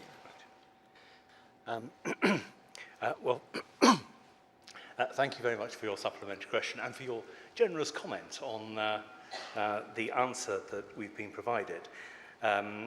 The initial feedback that has been generally positive is part of an ongoing piece of work within the Racial Justice Unit to actually pull together that feedback. And I am absolutely certain that that feedback will be given back to General Synod in due course. Hopefully we will have something to report, I would imagine, in February. Thank you. Question 12. Yes, go ahead. Good afternoon, David Hermit, Chester 491. My question originally was about consultation with racial justice personnel and professionals. We now have quite a large number of dioceses who have racial justice officers in place. Can you tell us about how you plan to consult with them in a more consistent manner? Right, well, clearly that falls within the remit of the Racial Justice Unit, which is led by Guy Hewitt. I do not know how Guy is facilitating that interaction with racial justice officers at each diocese. But what I will do is I will talk to Guy. I would suspect, is Guy here? Synod. If Guy is here at Synod, I will talk to Guy and we will come back to you at Synod. If he's not here, I will come back to you in writing subsequently. Thank you. Question 13. Question 14. Question 15. Yes, go ahead. Sam Margrave, Coventry 295. Thank you, Chair. In 2020, Synod almost unanimously called on the Archbishop's Council to act. Since then, over 15,000 public house funerals have taken place, often without ceremony, mourners, and even ashes not returned. This is a distinct issue from funeral poverty. The webinars and services mentioned do not address the national scandal or the Church's exclusion from delivering public health funeral provision. Will the Presidents and Archbishop Council representatives agree to meet with me to explore how the Church can now fulfil the 2020 motion GS 2160A, including lobbying government, reporting back to Synod, and considering how the Church might play a role or help bring about the change and actions Synod voted for? Thank you. Sam, thank you very much for your question, which of course raises a really important issue and reminds us of a decision that the General Synod took. You've seen in my reply the reasons that that work has not been taken forward, and also a good example from my own diocese of what's happening there. But I'm really happy to meet with you, Sam, so let's make sure we get a conversation. Thank you very much. Question 16. Yes, go ahead. Jane Rosen, Rochester 389. It's a very short supplementary, and it says, please, can you explain to Synod, here and now, A, what possible harm it would do just to give us a number, and if not, how you square this with all that we hear from the Church about their commitment to transparency and accountability? Thank you for your supplementary question. It's a really good one, and I'm not sure I know. But I think the second question, can you just say the second bit again for me, please? That if you can't give us any answer to the numbers, and you don't give those out, how you square that with the Church's commitment to transparency and accountability? I think that's the word, transparency, that's causing me nerves there. It's just because I think the concept of transparency is obviously something that we approve of, but when it comes to the kinds of things that cease and desist letters are issued for, which is a highly technical last resort process, this is not the sort of area where we want to be terribly transparent, particularly where anonymised information could suddenly be worked out. Anything that's in the public domain is immediately seized upon.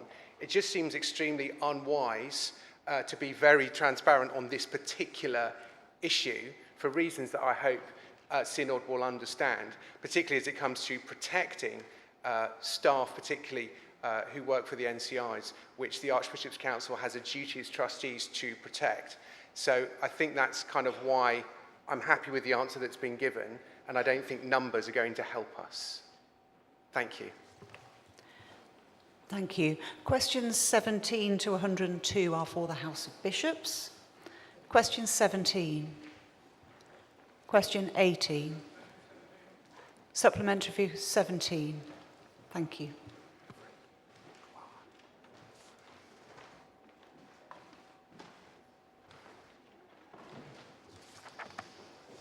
Go in London 358.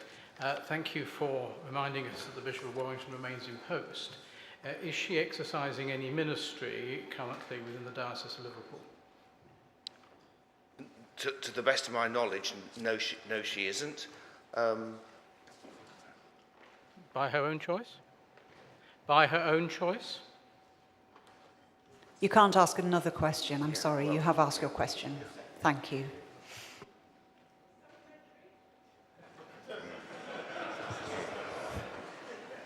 Yes, go ahead. Would the Archbishop be able to tell us if that was of her own choice, please? Bishop Bev remains, as the Bishop of Warrington, remains in post and therefore is entirely free to minister.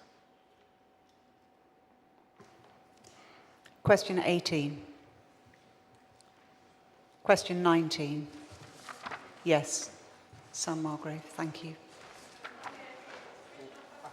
Sorry.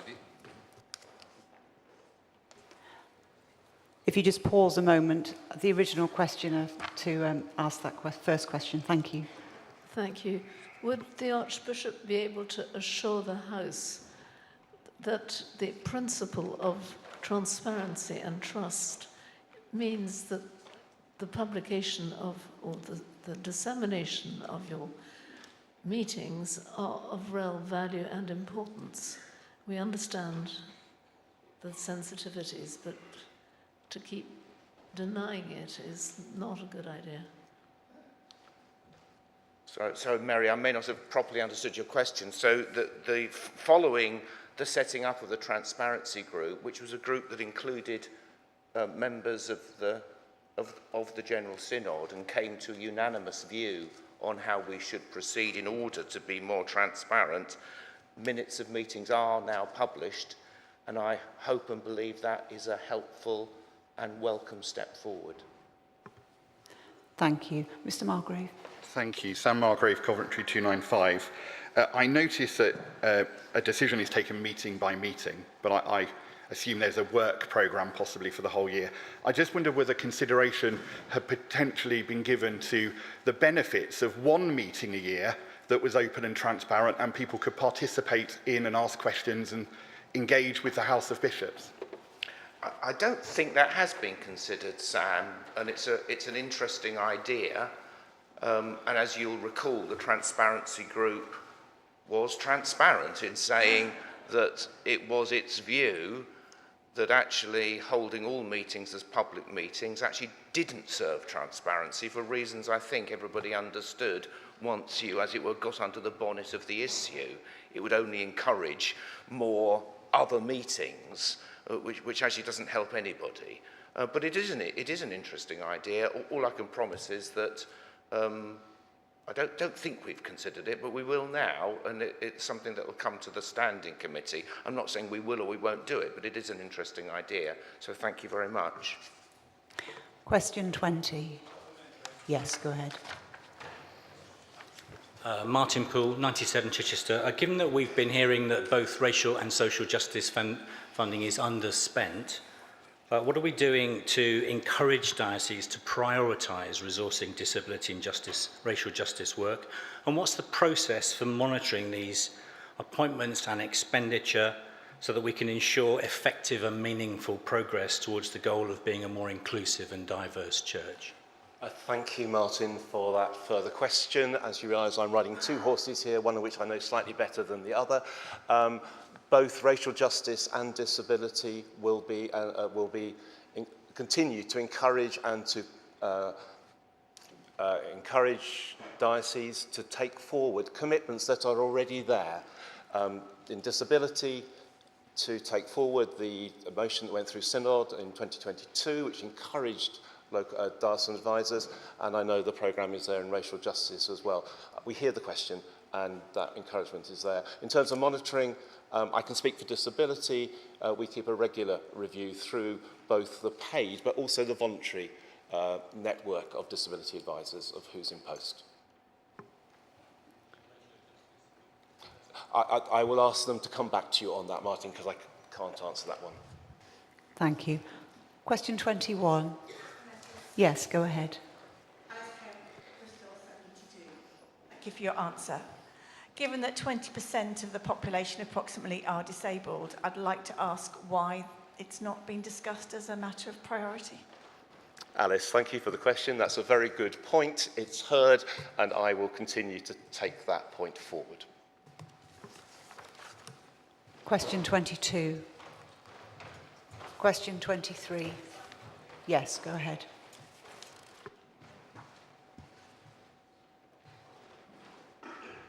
Thank you. So, Brenda Wallace, Chelmsford 85. Given that of Brogan Rights members who cited domestic abuse as a cause of their clergy marriage breakdown in our recent survey, only about 1 in 10 felt that the abuse had been taken seriously by our diocesan authorities. So will the House of Bishops consider what they can do to raise awareness of the need for much more effective support in their diocese, since the present guidelines and provision of bishops' visitors where they exist in dioceses is clearly inadequate? Thank you. Brenda, thank you very much indeed for raising what I think is a really important issue. Clearly, we are not doing well enough. I can't speak on behalf of the whole House, but I can promise you that I will advocate for precisely what you say. Thank you. Yes, go ahead. Ruth Abernethy, 407 Channel Islands, Guernsey. Thank you for your answer about the support offered to clergy spouses exiting an abusive relationship where the clergy person is the abuser. Please can you explain what support is made for a clergy person exiting an abusive relationship where the clergy person is the victim rather than the perpetrator? And include in your answer an explanation about how it is ensured that the clergy discipline process is not used by an abusive spouse to cause further harm to their clergy spouse. Thank you. Thank you. I think this is the beginning of a longer conversation, which I would very gladly join in. However, I think the assumption is that clergy and parishes receive, or at least in licensed or ministry under PTO, already in receipt of support pastorally through the structures that we have within the diocese. Although I recognise full well how those provisions under the CDM, for example, can be used in a way which ends up being harmful, which is why I say I think it's the start, not the end of an answer in what I'm saying now. Thank you. Question 24? Question 25? Yes, go ahead. And then you. Okay. Richard Deno, 348 Liverpool. Thank you, Mark, for your good answer to the question. You lifted the bonnet on the periodic external review of our theological education institutions. Thank you. Now, the nub of my question was actually about the depths of knowledge of the doctrine of the Church of England, specifically regarding the Book of Common Prayer, the Ordinal, and the 39 Articles, the three things that ordinands vow to uphold. And so the findings that you've explained, the written evidence gathered for the review, could we have a summary of that specifically about Book of Common Prayer, Ordinal and 39 Articles, please, and make that available to Synod members? Thank you. Thank you. I don't want to be too much of a geek, but of course the Declaration of Assent talks about the faith which is revealed in the Holy Scriptures and set forth in the Catholic creeds. That's where it's revealed and set forth. And the historic formularies bear witness to this. And thus, if we are talking about doctrine, we need to make sure that we're talking about Scripture and creeds, which are considered much more fully under the TEIs. I actually don't know the answer about whether we can write a fuller, simply because of the volume of information.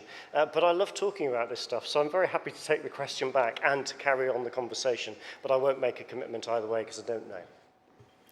Thank you. Yes, go ahead. Ian Paul, 229 Southern Nottingham. Mark, I'm really excited to hear that you're delighted to talk about these things, which is encouraging. In the light of Canon A5, which does actually state that the doctrine of the Church of England is to be found in the formularies, is it the case yet that studying the formularies and the doctrine of the Church in that context is a required formal part of the curriculum for TEIs? And if not, is that in prospect? Not as far as I know, largely because of reliance on, as I say, the creeds and the scriptures, which are a formal part as far as I'm aware of the life of the TEIs. However, I stay, as I've said before, in answer, I think, from this very podium to you, Ian, that any TEI that was not teaching the historic formularies, I would wish to have conversation with them as well as with you. Thank you. Question 26. Yes, go ahead.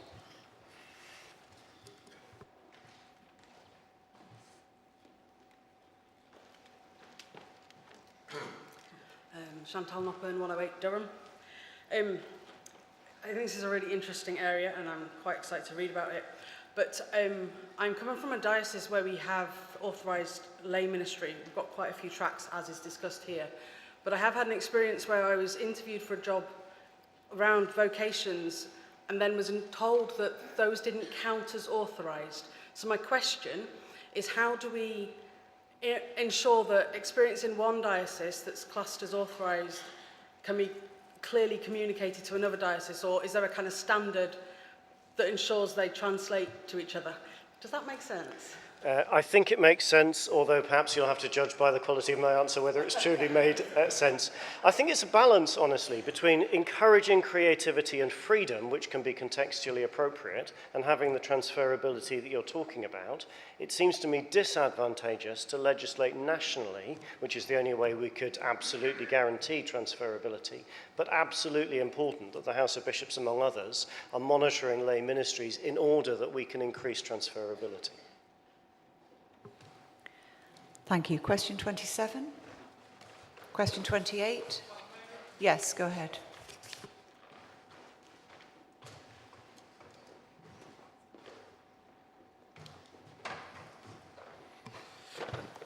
Stuart 5, Carlisle 077.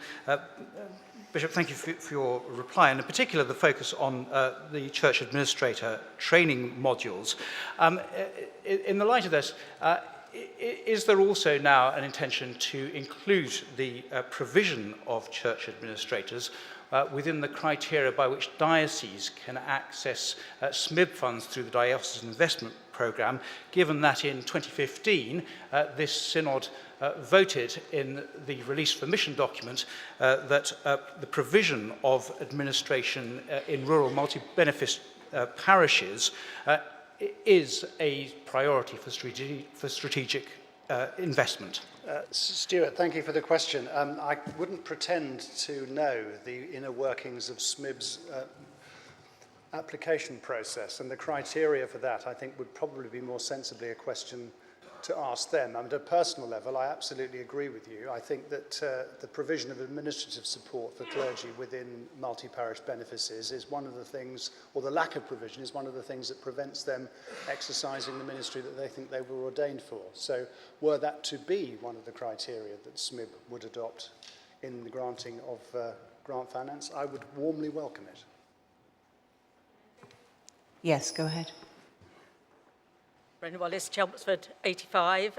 It's good to read about initiatives to help those struggling with admin in small rural parishes, but I wonder if those who are working on these initiatives are mindful of the fact that moving more and more onto a reliance on technology is actually further disadvantaging people in those situations rather than helping. Well, I agree that there is quite a variation in computer literacy, and I experienced certainly that in my own diocese. That's if they can get online in certain places. I mean, clearly there is a drive towards a greater efficiency in the disbursement of information, and I suspect that inevitably we will become more and more online in the delivery of things. I would commend to Synod, if you want to go to see the stand, there's some two excellent little booklets that they've produced, which list all of the resources that are available to help. Thank you. Question 29. Yes. Sam Wilson and then Helen. Yeah. Sam Wilson, 282 Chester. Mindful of the experiences of trans people in wider society, but also in our church, how recently has the House of Bishops discussed, more broadly, the unconditional affirmation of trans people within the body of Christ?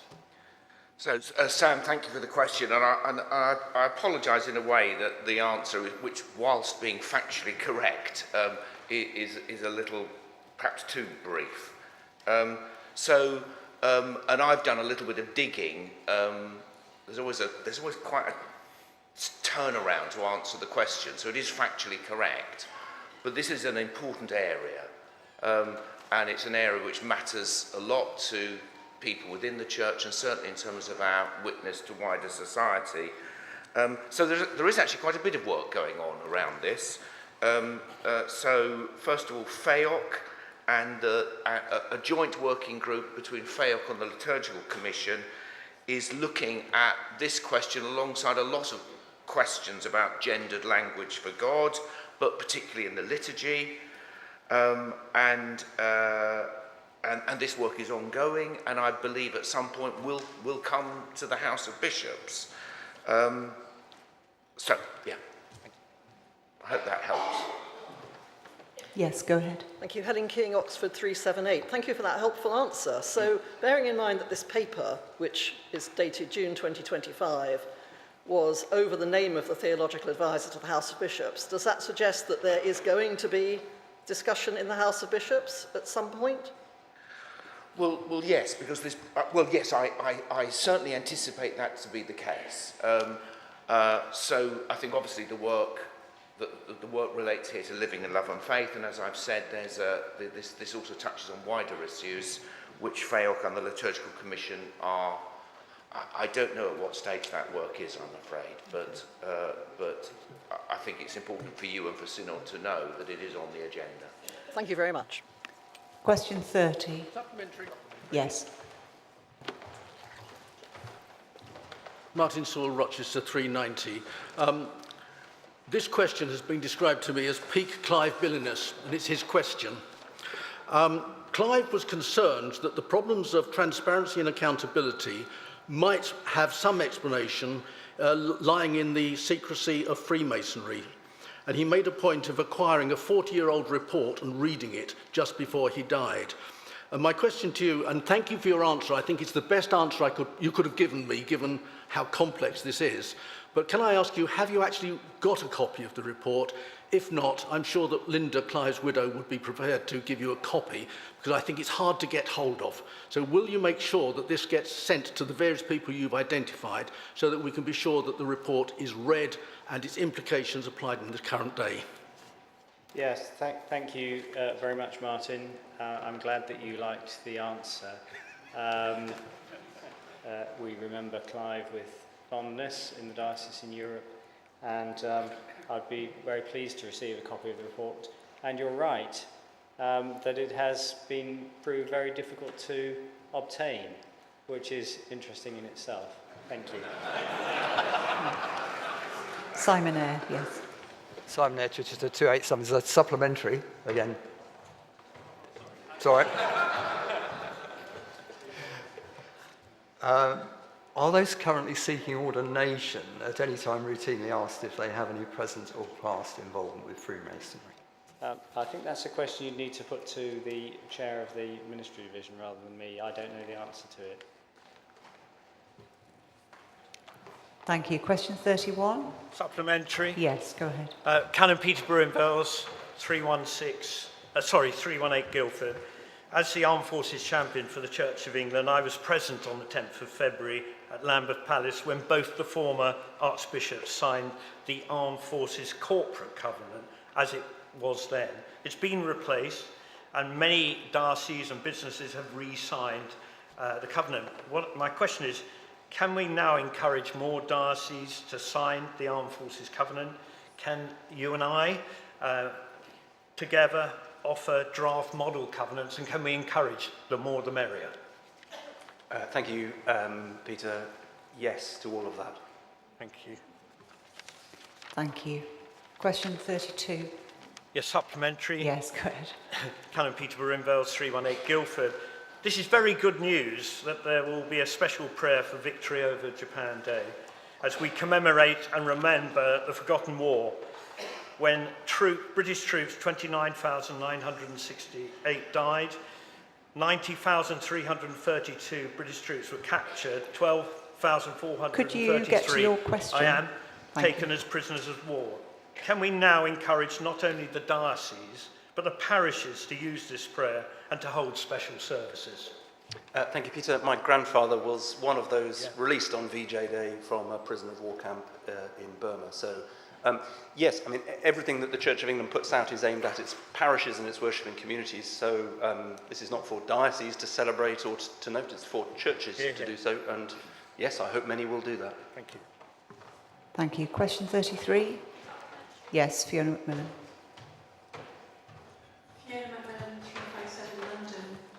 Bishop, what training and resources are available to prison chaplains to support them in understanding neurodiversity in general and in particular dyslexia? Thank you, Fiona. Our chaplains in our prisons do a wonderful job, and there's huge demands on them.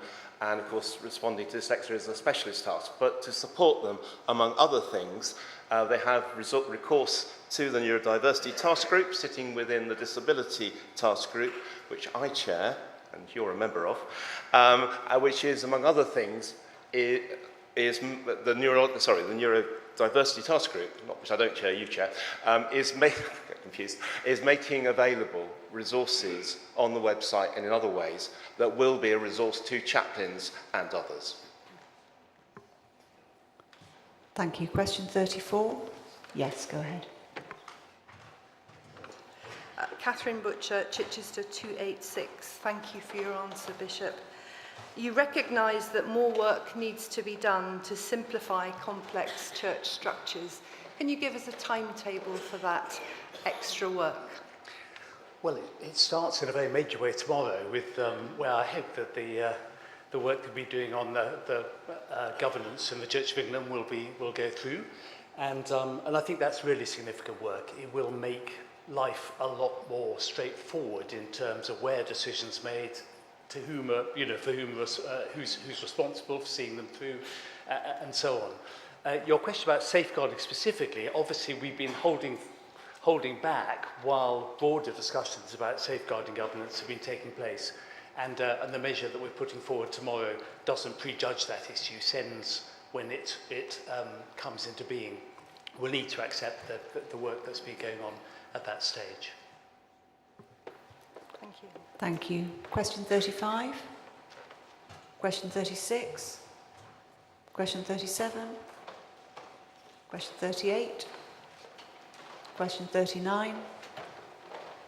Question 40? Question 41? Question 42? Yes, go ahead.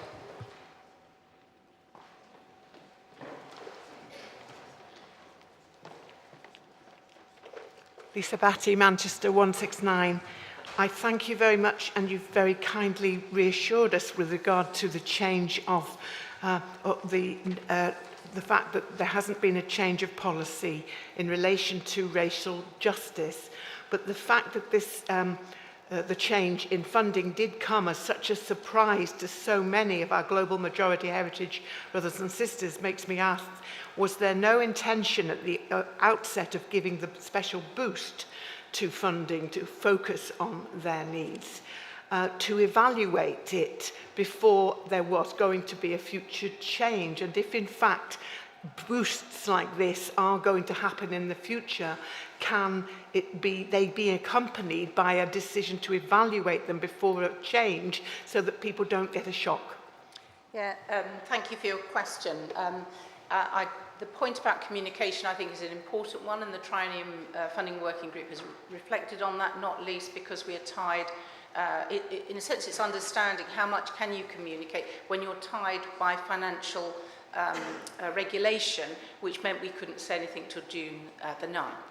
But alongside that, it's just to say that the funding for 23-25 was one-off funding. The funding going forward was only planned to be 2.5 million. So the group actually, in terms of thinking about the forward planning, felt that it was increasing, but it was also creating sustainability into the future.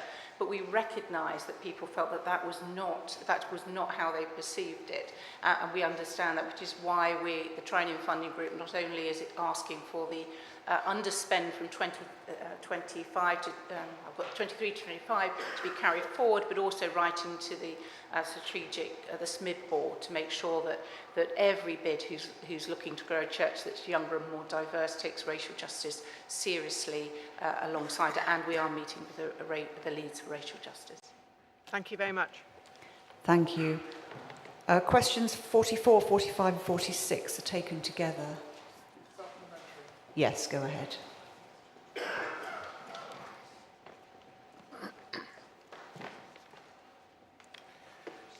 Daniel Matavu, Oxford 379.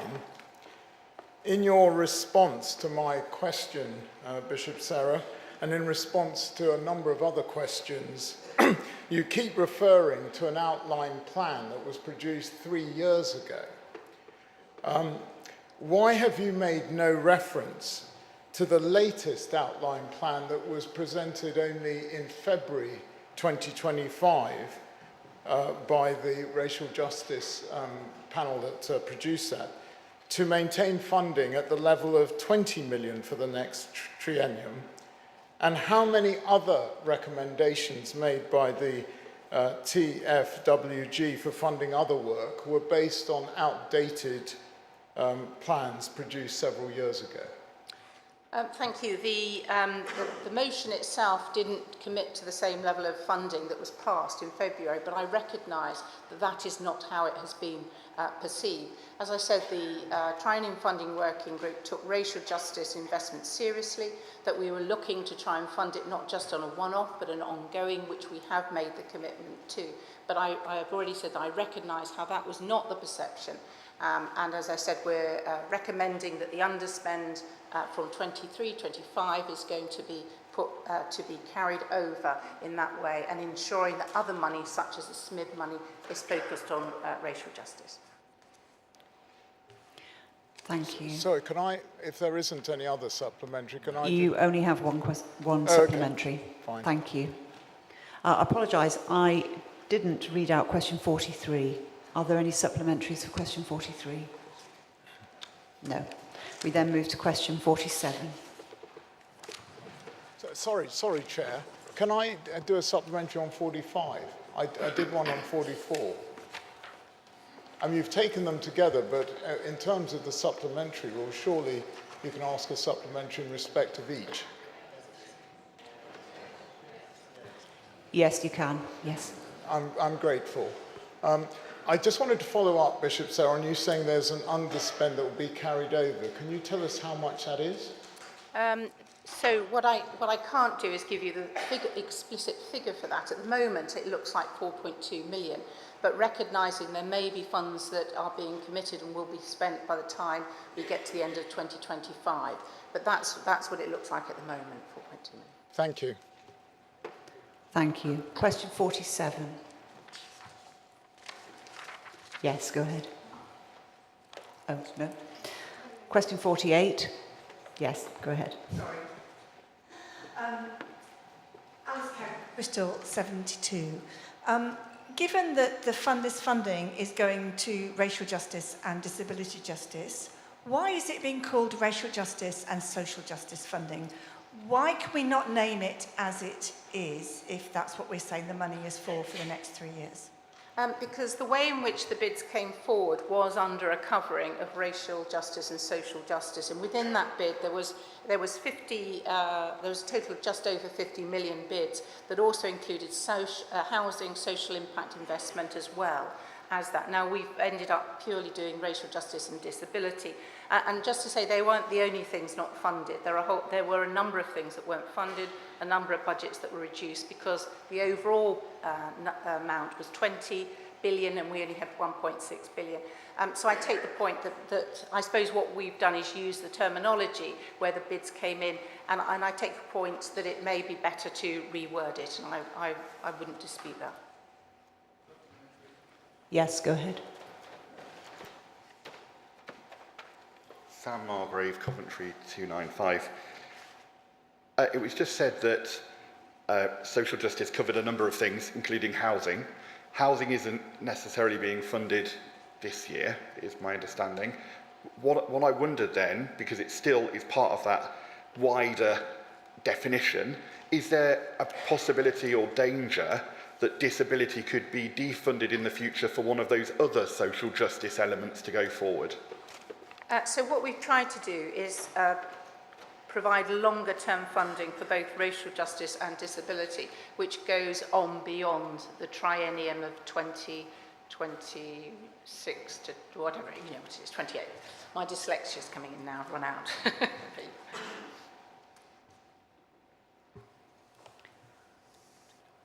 Question 49. Yes, go ahead. David Hermit, Chester 491. Thank you for your responses about how future funding via bids would include a commitment to addressing racial justice issues. I'm still confused as to how you will quantify how much is being spent on racial justice if it's coming through different means. Is there a means of doing that you've identified? I suspect that, the challenge I think there is, and I haven't got an answer, and it's probably a question for the Archbishop's Council, of which I'm not a member. But I think the challenge that we've got is to work out, it's what is funded at every level. So I think, what are the dioceses funding? What is the central church funding? And I think one of the discussions that the Triennium Funding Working Group had was around the commitment. If you've got a commitment, for example, to growing younger and more diverse, those should be threads that run through everything that we do. So the SMID money, it is a priority for us in the Diocese of London, and therefore how do you pull that together, I think is a very tricky question.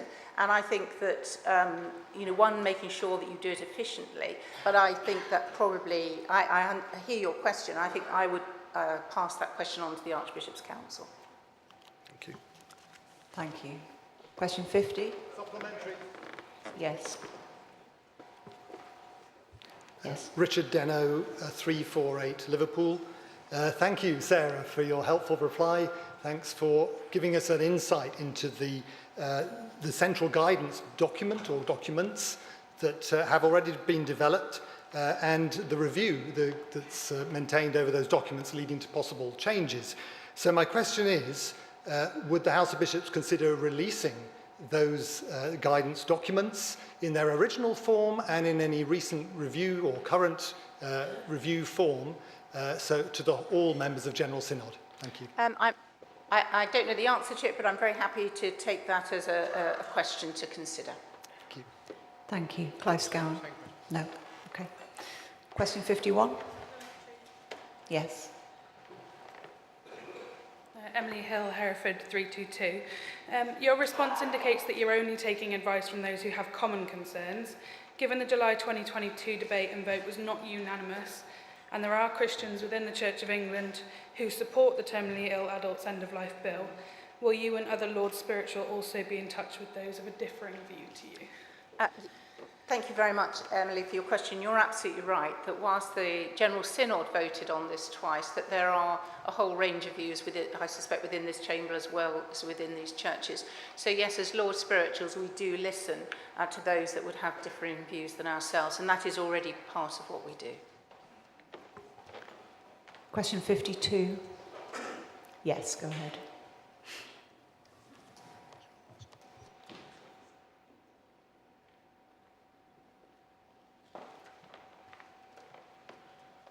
Robert Perry, Truro 426. Thank you, Bishop, for your answer.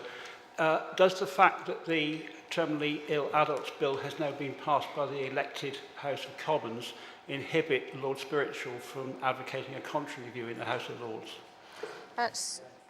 So the Lord Spiritual is part of our democratic process. It is because it is not a government bill. The sort of I'm trying to think what the word is, but the sort of the practice is that it's still, because it's not a government bill, the House of Lords does not need to support it. They could, in fact, bring it down if they wanted to. Question 53. Yes, Simon Eyre. Simon Eyre, Chichester 287. Thank you, Bishop Sarah, for your answer and also for your public statement so far on this issue. In the light of this potential change in the law, would it be timely for a debate to take place in General Synod on the subject of abortion to clearly define the Church's current ethical position on the issue, and in particular in relation to terminations occurring after the 24-week legal limit? Thank you. Yes, well, thank you for your question. As you rightly say, it is not only is it a really important issue, but I also think there's some concerns around the legislation that is being used to make a change. And it is, of course, a subject that anybody could bring forward in the usual way to the Business Committee, to the House. And so, you know, if people wanted it, then I think that would be something that would be important to discuss. Thank you. Question 54. Question 55. Question 56. Yes, go ahead.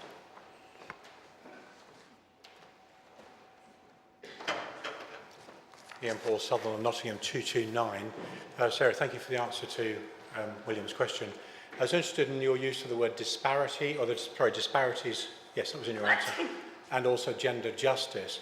Can you say anything more about the ways in which that might be assessed? Because in my observation, in most contexts, those things are measured in terms of equalities of outcome rather than equalities of opportunity. Will the House of Bishops approach be taking a different angle on this?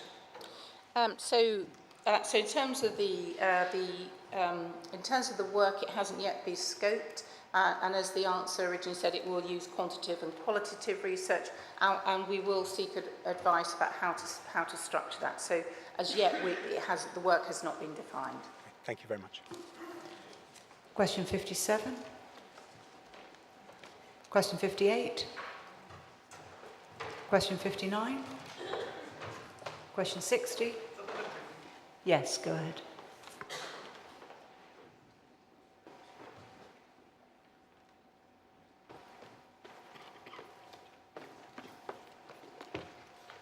Andrew Yates, Truro 232. Thank you, Bishop Rachel. If you could just pause a moment, we'll find someone to answer your question.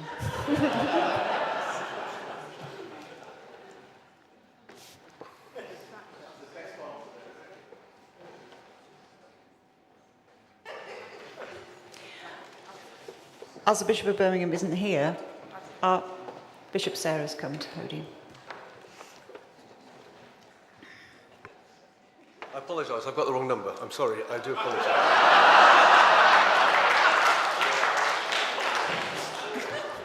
Back in 2 questions, sorry.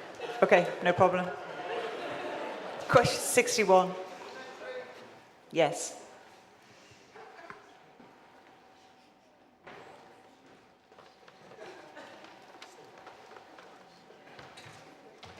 I hope, sorry, Philip Rice, 360 London. I hope we have an answer. In view of the priority of starting new Christian communities, could the annual statistics be broken down to show the results of the investment in new Christian communities? So you may have to write to me about that, but I would put it as an important further addition to the statistics that are available. Thank you, Philip, for that. I will take it back. I'm always very cautious about adding to statistics because at the end of the day it may put burdens on people in dioceses or parishes, which I'm always slightly cautious about, but I will take back your request and get you written to about it. Thank you. Yes, go ahead.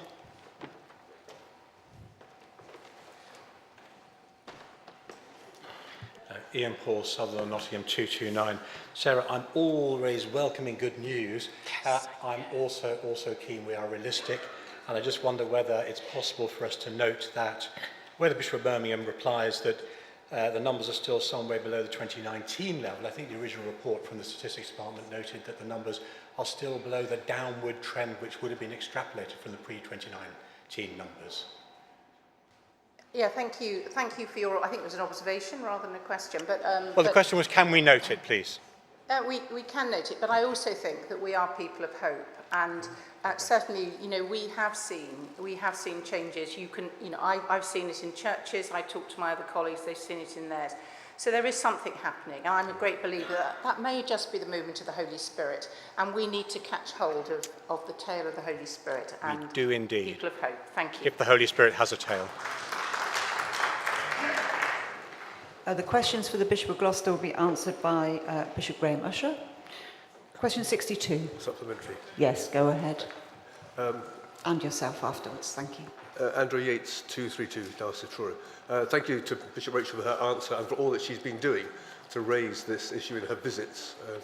To ask, as well as praying for peace and justice, what would you ask parishes and encourages parishes to do to address this terrible situation that's going on? What could we do at parish level? Thank you very much, Andrew, for your question. You're absolutely right that prayer is the bedrock of our response to this. I would also encourage people to think about purchasing Palestinian goods and doing all that they can to stand in solidarity with all people in that region who are affected by the way in which things are unfolding before our eyes, which harms the sense of human dignity for all. Thank you.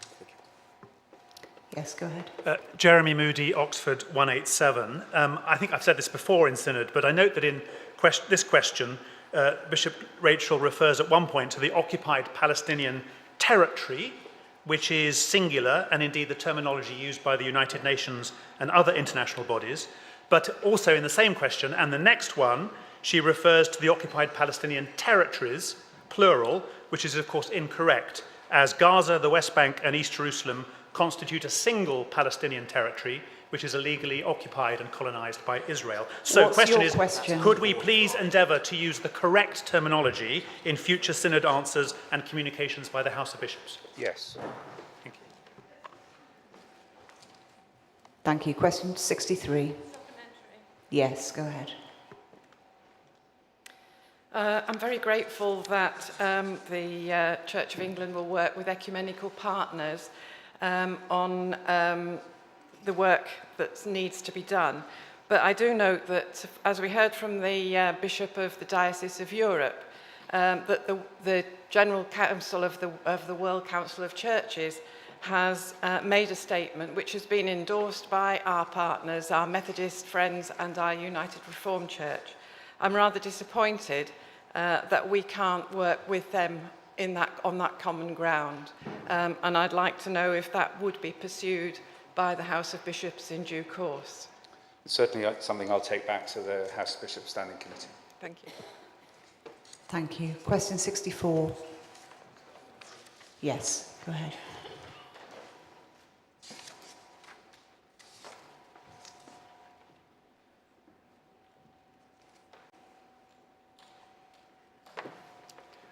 Thank you very much for the answer. May I ask whether the bishops, with or without the help of the Faith and Order Commission, plan to consider whether the actions of the Israeli government are to be viewed as genocide? Father Thomas, thank you for your question. The House of Bishops notes that the Israeli government has been challenged before the International Court of Justice for the conduct of the war in Gaza. Regardless of any future ruling, the bishops are clear that what is happening in Gaza is a grave sin that violently assaults God-given human dignity and the very integrity of God's creation, as did the Hamas attacks on the State of Israel. Thank you. Question 65. Yes, go ahead.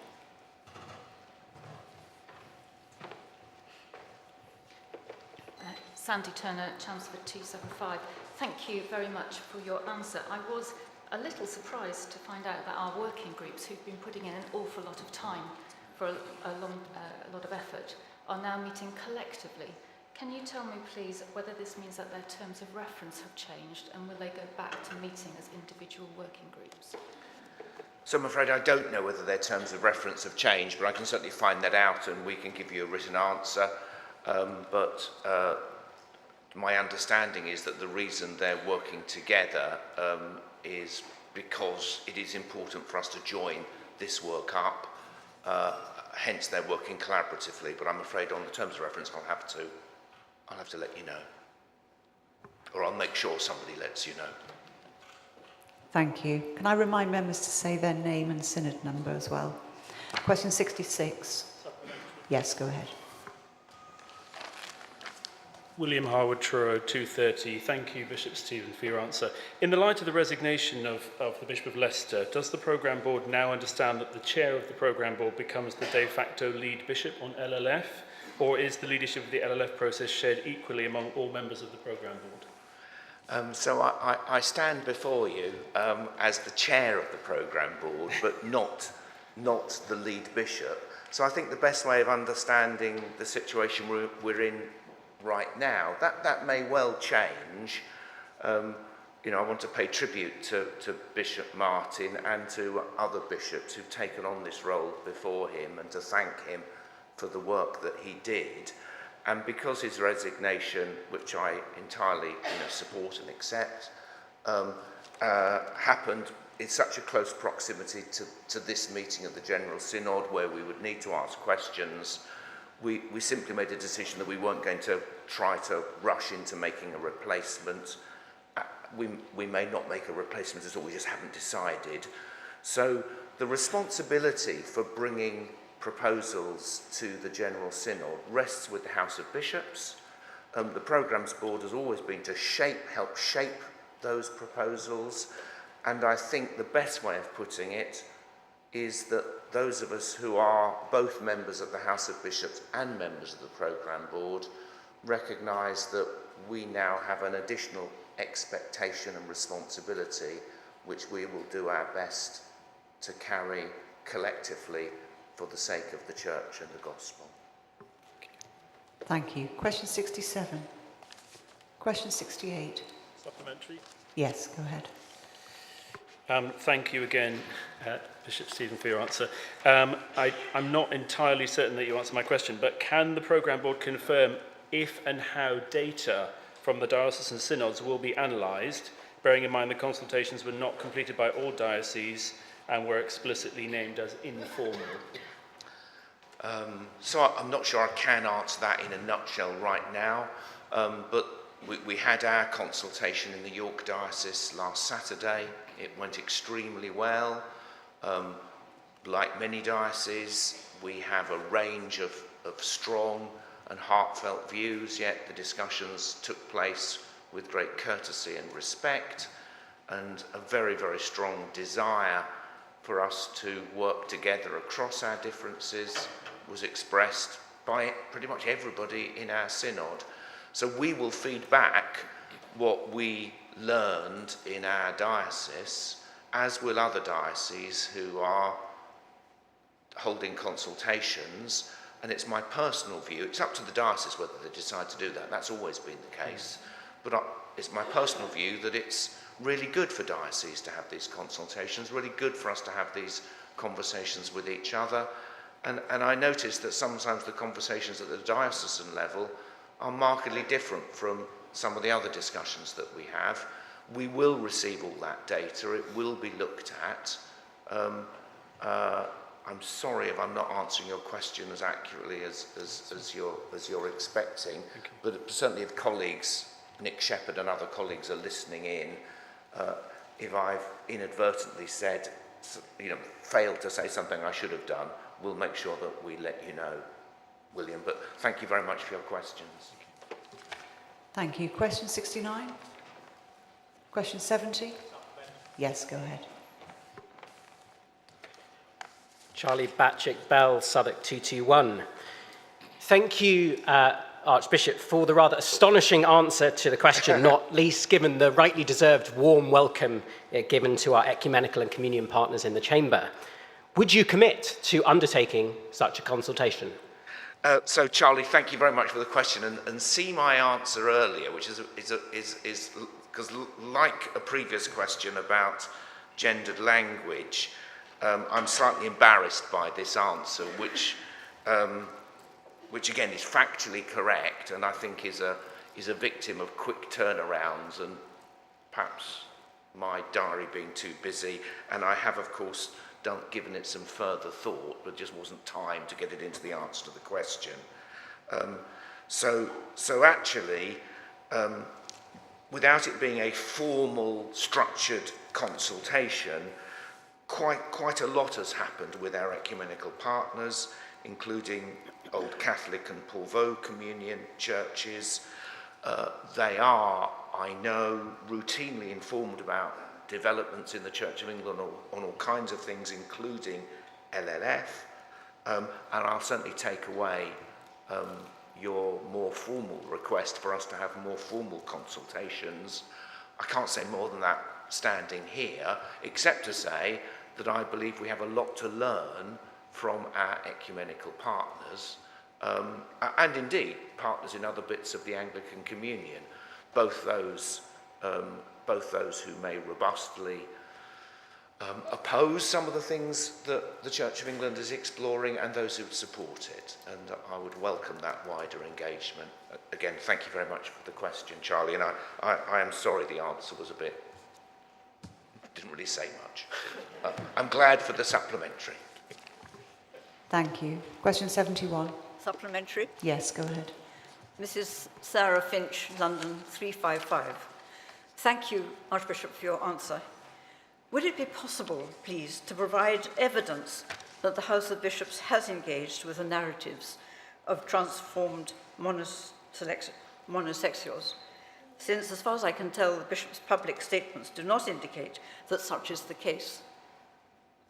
Well, Sarah, thank you for the question. I have no idea whether we could provide evidence of that. We've heard the question, and we will certainly look into it. It is the case, however, that that did feature in the LLF material that we all looked at some time ago, and therefore has formed part of the way the whole conversation has been shaped over recent years. I mean, I can remember specifically seeing a video and reading material. So whether we can provide the evidence you're asking for, I just don't know.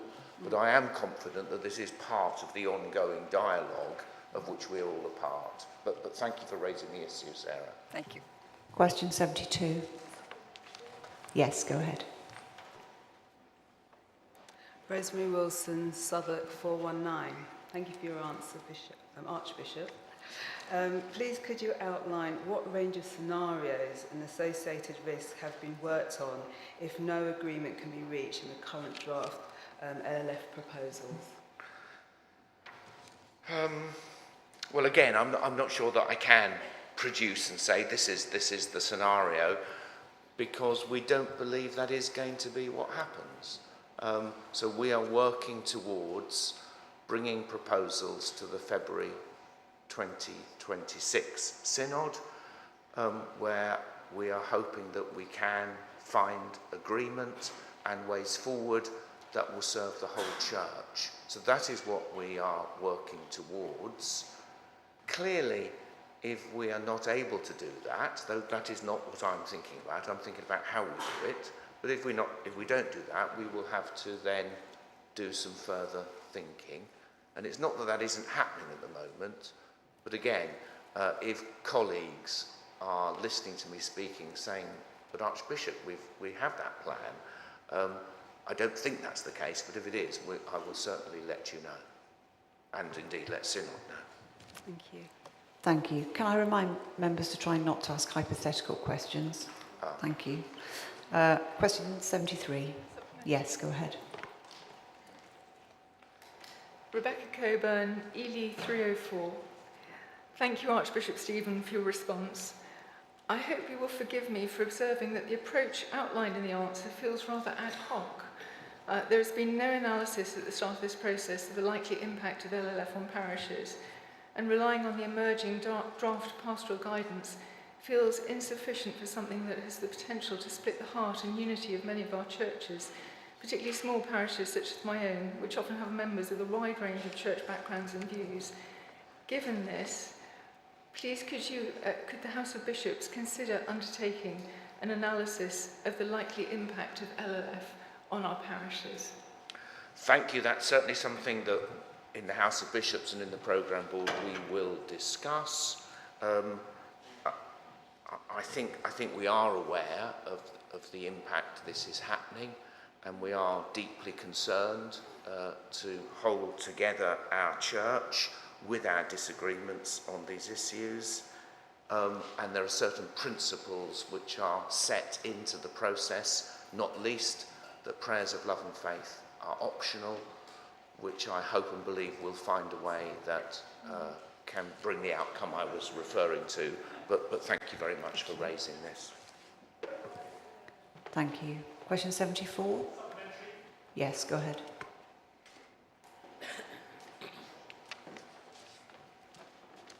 Jeremy Moody, Oxford 187. Thank you, Archbishop, for your reply, but I would note that it doesn't actually answer my question, so perhaps you would allow me to rephrase it.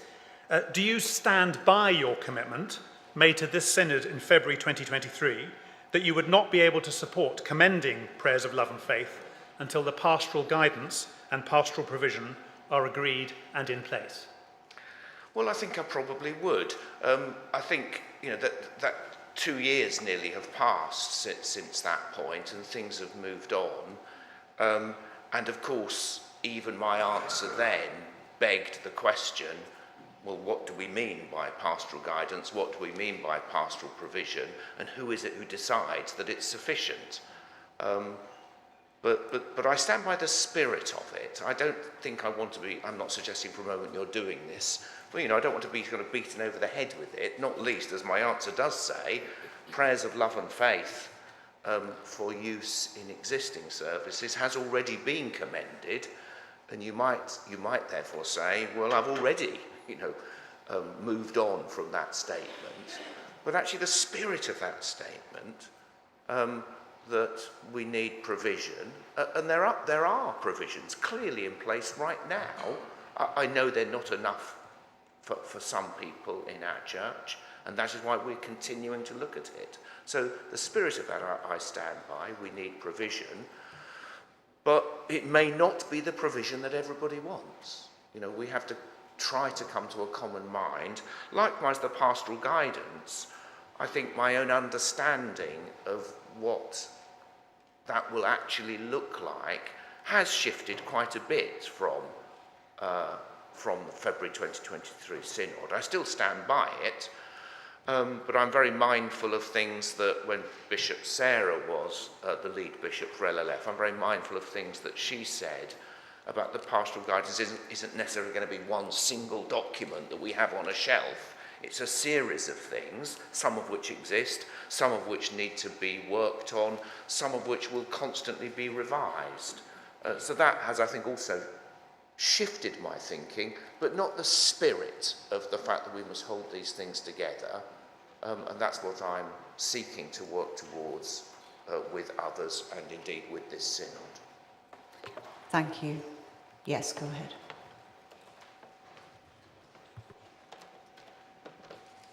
Thank you, Steve. Ian Paul, 229 Sutherland, Nottingham. Stephen, thank you for filling out that answer a bit more. As a matter of fact, we have got prayers of love and faith, which have been proposed and debated. As a matter of fact, we have not had agreed pastoral provision, which has been proposed to this synod. I wonder if you could help us understand a bit more what you mean by holding to the spirit of that, when in fact the two things are not together. Well, as I pointed out myself, the prayers of love and faith for use in existing service have already been commended. There is provision in the sense that no one is required to use them. I fully recognise that others want more provision, particularly if the House of Bishops were to commend bespoke services. Thank you. Question 75. Yeah, go ahead. Chantal Nopburn, 108 Durham. Thank you for your answer. However, it's not hypothetical, because that good practice, which is an exemplary idea, is not happening.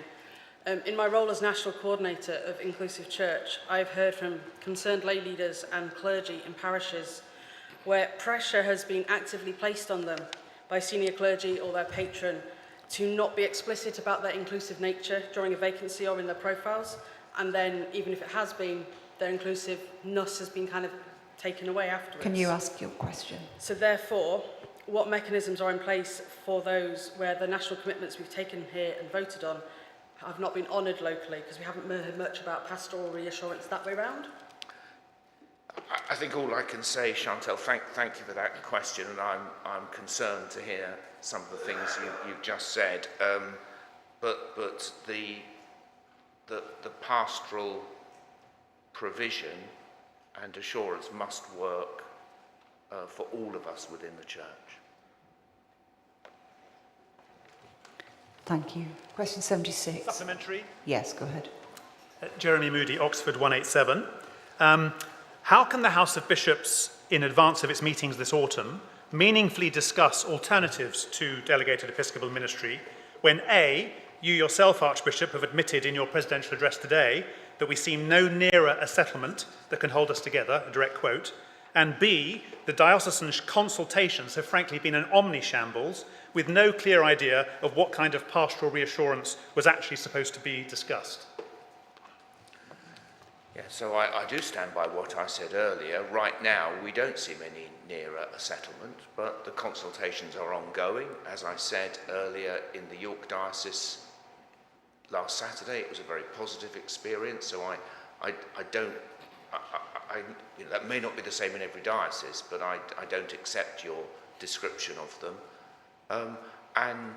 The programme board and the working groups continue to work on proposals that will be brought here to the General Synod in February. Thank you. Question 77. Supplementary? Yes, go ahead. Andrew Farley, 401 Salisbury. Thank you, Archbishop, for your answer. My own question didn't actually ask about voting or feedback, but whether the House of Bishops have made any decisions regarding delegated episcopal ministry, whether voted or not, and whether formal or not, and if so, for what reason. Do I assume from your reply that no decisions at all have been made by the House of Bishops, and that delegated episcopal ministry and indeed other forms of alternative episcopal ministry are in fact still on the table? Yes, the simple answer is we will be discussing those. I anticipate that we will be discussing those at our meeting in, I think, October. Thank you. Thank you. Question 78? Question 79? Supplementary. Yes, go ahead. Patrick Richmond, Norwich 182. Thank you, Archbishop, for doing One- a very... One moment, we have a point of order. Thank you. Philip Mount Stephen, Winchester 005. I was a little surprised to find myself quoted in this question. I want to put it on record for the Synod that whilst I did indeed say that, that was not the only thing that I said in my presidential address to our diocesan synod, and I do rather take exception to a pastoral comment being used for an essentially politicised reason. Thank you. I'm sorry, that's not actually a point of order, but I appreciate you saying that. Go ahead. Patrick Richmond, Norwich 182. Thank you, Archbishop, for doing a very difficult job, and my apologies to the Bishop. I did give the reference to the Diocesan Synod address and the website and asked for help from staff, and nobody said that there was any problem with the question, which isn't meant to be political, but to find out more information. For reference and background and context, my question was about how widely the run into the sand view is shared by the bishops and what specific alternatives have been considered. And the answer didn't address either of those points, but it did refer to a range of scenarios. So in the interest of transparency and to elicit more information for the whole of Synod and not just for any party, would the Archbishop please like to give Synod a couple of examples of the types of scenarios being considered? For example, do they involve proposals about a change in the canon on doctrine of marriage, or for clergy fashioning their life by doctrine in C26? Thank you. Forgive me, Patrick, I'm not going to speculate here in a minute or two on what may or may not be brought to the February Synod next year. Those discussions are taking place. I remain confident and hopeful that we will bring proposals. I am confident and hopeful that we may find we can reach a settlement. I do not underestimate, as I'm sure the whole of Synod does not underestimate, how hard and painful this is. But I do believe that the vote that we took as a General Synod in February 2023 needs to be brought to a conclusion. And that is what we are focused on seeking to achieve. And I simply hope and pray that we can find a way of doing that. The only further thing I would add, because we are all aware of how difficult it is that I know this is something I've said probably here before. I know I've said it in the diocese several times. You know, people sometimes say to me, why can't we just get on with the real business of preaching the gospel? Why do we have to talk about this all the time? And I think we all know this is the real business of preaching the gospel, because this is about what it means to be human. What does it mean to be made in the image of God? So whatever we decide and whatever we do, the issue that we're dealing with is not going to go away, because it's about people's lives. And it's about how we minister to the people we've been called to serve.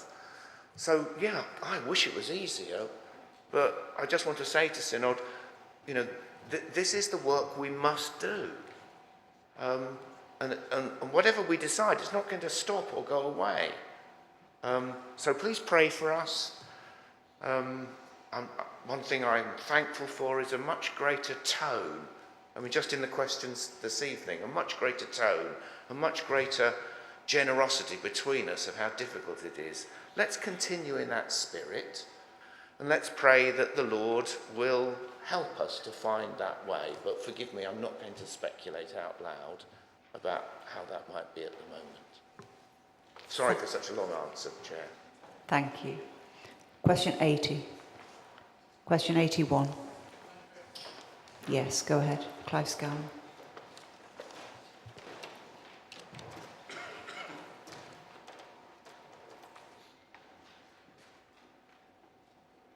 Go in London 358. You've told us very helpfully that the legal advice is that Canon B30 and C26 continue to apply. Can we infer from that that the advice also indicates that in the matter of persons in the discernment process, questions relating to the requirements of those canons will remain legitimate matters for consideration by those undertaking the discernment on behalf of the Church? Right now, it is my understanding that things have not changed. Thank you. Thank you. Question 82. Yes, go ahead. Yes, okay.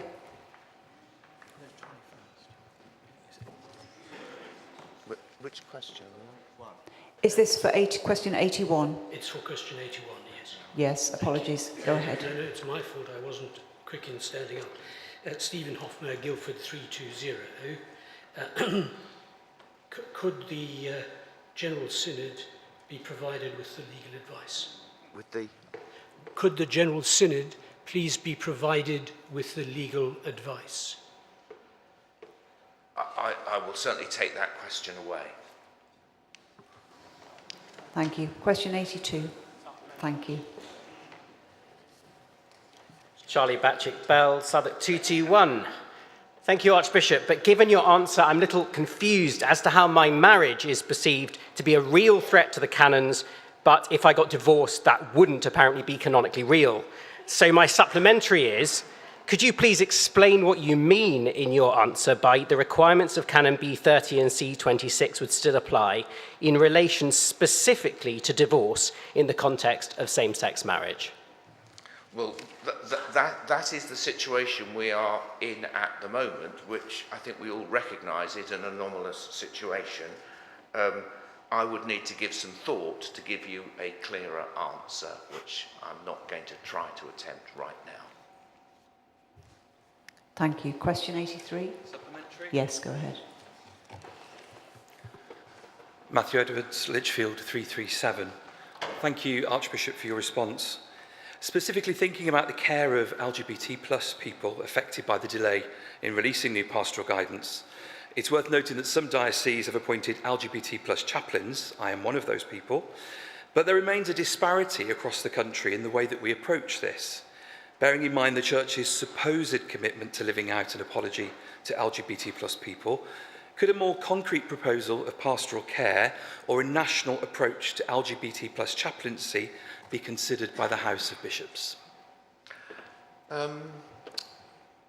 It's a really good idea, Matthew. So it's always a dangerous thing to give undertakings on the hoof from the podium, but it's a good idea. Certainly we have, in the York Diocese we call them listeners, but effectively it's chaplains, which has been a real blessing as we've navigated our way through this process. I think it may be something for the programme board to have a think about, and we absolutely certainly will. Thank you. Question 84? Question 85? Question 86? Yes, go ahead.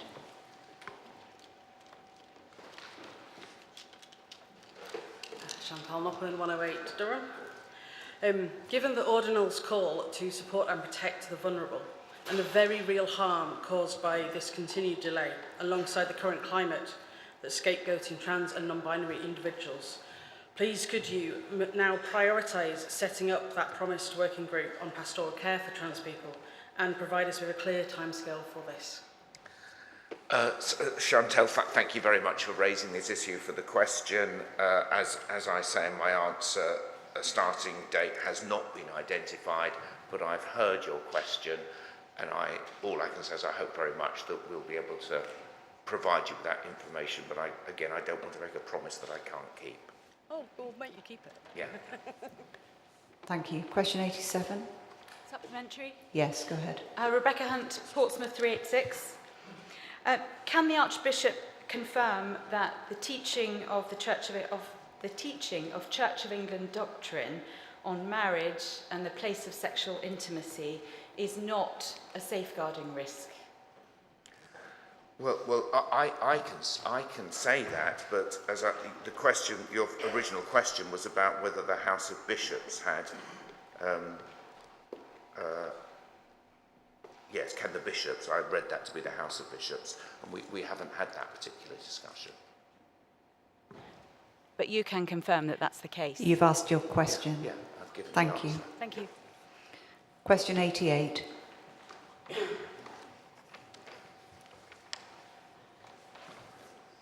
Bishop of Stepney is going to answer these next few questions.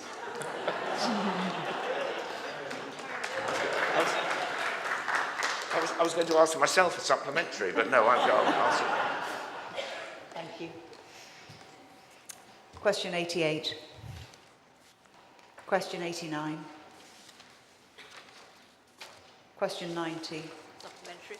Yes, go ahead. Sarah Finch, London 355. Thank you, Bishop, for the answer. May I ask for clarification, please? Does the advice to use the DBS update service mean that if someone uses that for one activity with one organisation, it can be applied to similar work in another organisation elsewhere in the country? Have I made that clear? Thank you, Sarah, for your question. So my understanding is that when those in receipt of a DBS check sign up to the update service, which they can do for a period of time, that as long as it's a check of a similar level, then it may be accepted by another organisation for the work that's done. The exception, though, as I mentioned in the answer, is that clergy can't do that, and nor would anybody else be able to do that where a home check was required, which looks at all of the adult members of a household. That doesn't come under the update service. So it is a little bit specific to both the situation of the person applying and to the job that they are applying for. But certainly I would encourage people to sign up for the update service because it does open up many possibilities of it being transferable. Thank you. Yes, go ahead.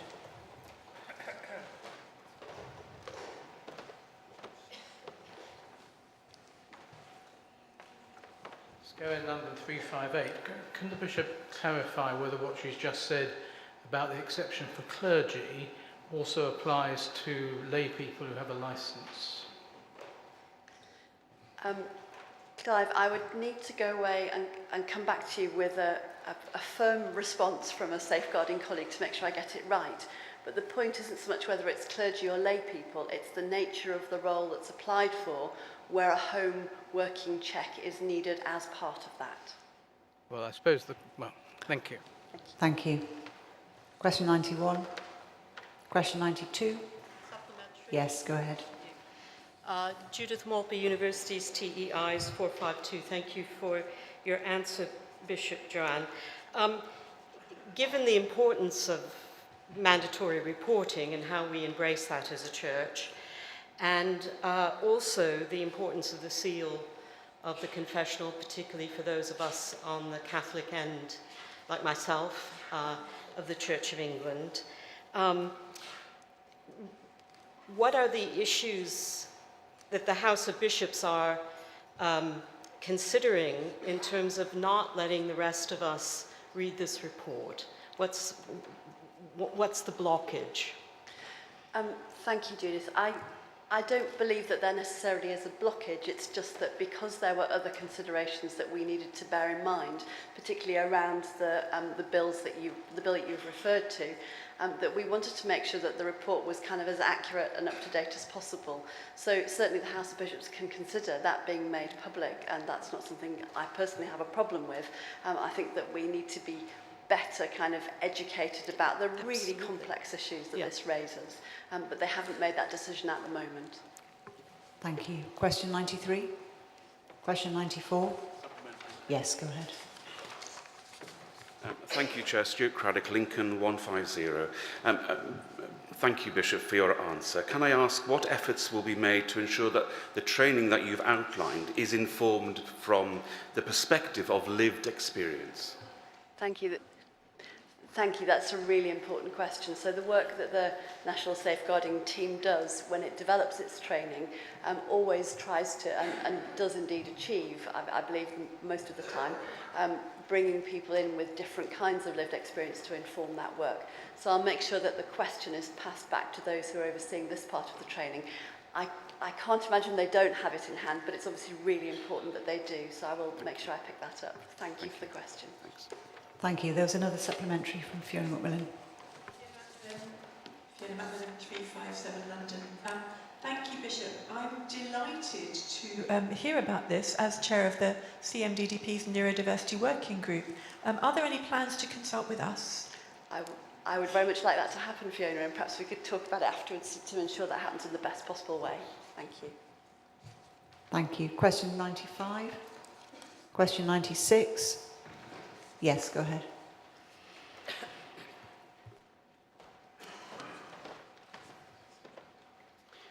Ian Paul, 229, Southall and Nottingham. Thank you for your answer. I wouldn't disagree that this framework of graces sort of sits fine with general Anglican principles of being nice to people. I think many people observe that the content of it is seriously at odds with Anglican thinking about anthropology, what it means to be human. Could you get to your question? Yes, for example, the 2003 Doctrine Commission report on being human, in the light of the need for our safeguarding practice not only to be off the shelf and in line with good practice elsewhere, but also actually to be rooted in good Christian anthropology, would the safeguarding team consider reviewing this in the light of such documentation and ensuring that we have frameworks which actually do sit well with Anglican theology for Anglicans to use? Thank you for your question. So the National Safeguarding Team regularly keeps under review all of its training materials, and indeed you'll have experienced yourself how it changes, revises and develops those for the courses that you've experienced as well. There's also the Theology and Safeguarding Group that can look at questions along those lines. I mean, I'm not entirely sure that I accept the premise of the question that it is at odds with fundamental Christian teaching, but I accept that that's a debatable point that is of interest to some. So if there are particular points that you would like further to be considered, then I can pass those on to the training team. Thank you very much. Thank you. Thank you. Question 97. Yes, Mary Derrico. Thank you, Bishop. Mary Derrico, Chancellor 272. Thank you for your answer, and particularly that you're open, to receiving feedback and addressing concerns. What is your time scale on completing your study, your audit program, and what do you expect to happen as a result in conjunction with the Church of England? So could I just clarify, is this a question about the unique audit programme specifically, well generally, or specifically about the question that you've asked? Sorry, well, Chair. It was about the Safeguarding and Audit programme. Sure. So this is one of the response to one of the ICSA recommendations, and it's a really big piece of work that's managed really carefully by the National Safeguarding Team and programme people within that. It's not the kind of thing that happens overnight because it needs every single diocese to go through it. So you'll be able to look on the website and see which dioceses and cathedrals have already been through their reports, and there's some indication of the timetable of what's to follow. I'm in the great position of working with the NST as they prepare for their own audit, as well as the Diocese of London, and I know that the Diocese of St Edmundsbury and Ipswich is also about to have its audit, so it's coming at me from all directions. I don't have to hand the exact timetable for when the last one takes place, and we'll be able to say that we've completed, but I can give you that information, it's just not at the top of my head. But it does provide an annual report, which you can see publicised on the Church of England website, which tells you where it's got to for the last year in the about 12 or 13 dioceses that it's covered. So it's well underway, and we'll look at a full, report at the very end of that process. Thank you. Thank you. Question 98. Question 99.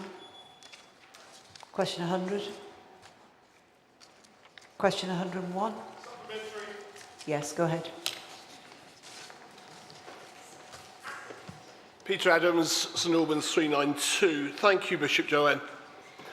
The report submitted to Synod in February and written in response to the Scolding Review covered vital areas that are regularly on our agenda: church planting, clergy discipline, and church culture, not least. Would you be able to assure us that the update is brought to the attention of our next Synod in the form of a GS MISC paper, so that at the very least it might inform questions? Thank you, Peter. Thank you, Peter. It's really important that we do keep properly updating people on the progress of this work. So it's due to go to the House of Bishops and to the Archbishop's Council in the early autumn. The Scolding Review work and also the review work that's come out of the Macon Review, those together are really developing how we look at recommendations in general and how the NST really keeps a really strong grip on those, which I believe it's already doing, but it will give a greater degree of kind of governance accountability as that's picked up as a subcommittee of the National Safeguarding Steering Group. So as that work continues, I would expect it to be a very normal thing to do for us to give an update. I need to speak to the wider team, but you hear my positive tone, I hope. Thank you very much. Thank you. Thank you. We now come to the end of this session. We've reached 7 o'clock. I would encourage members to stay for worship. That closes this item of business. Thank you.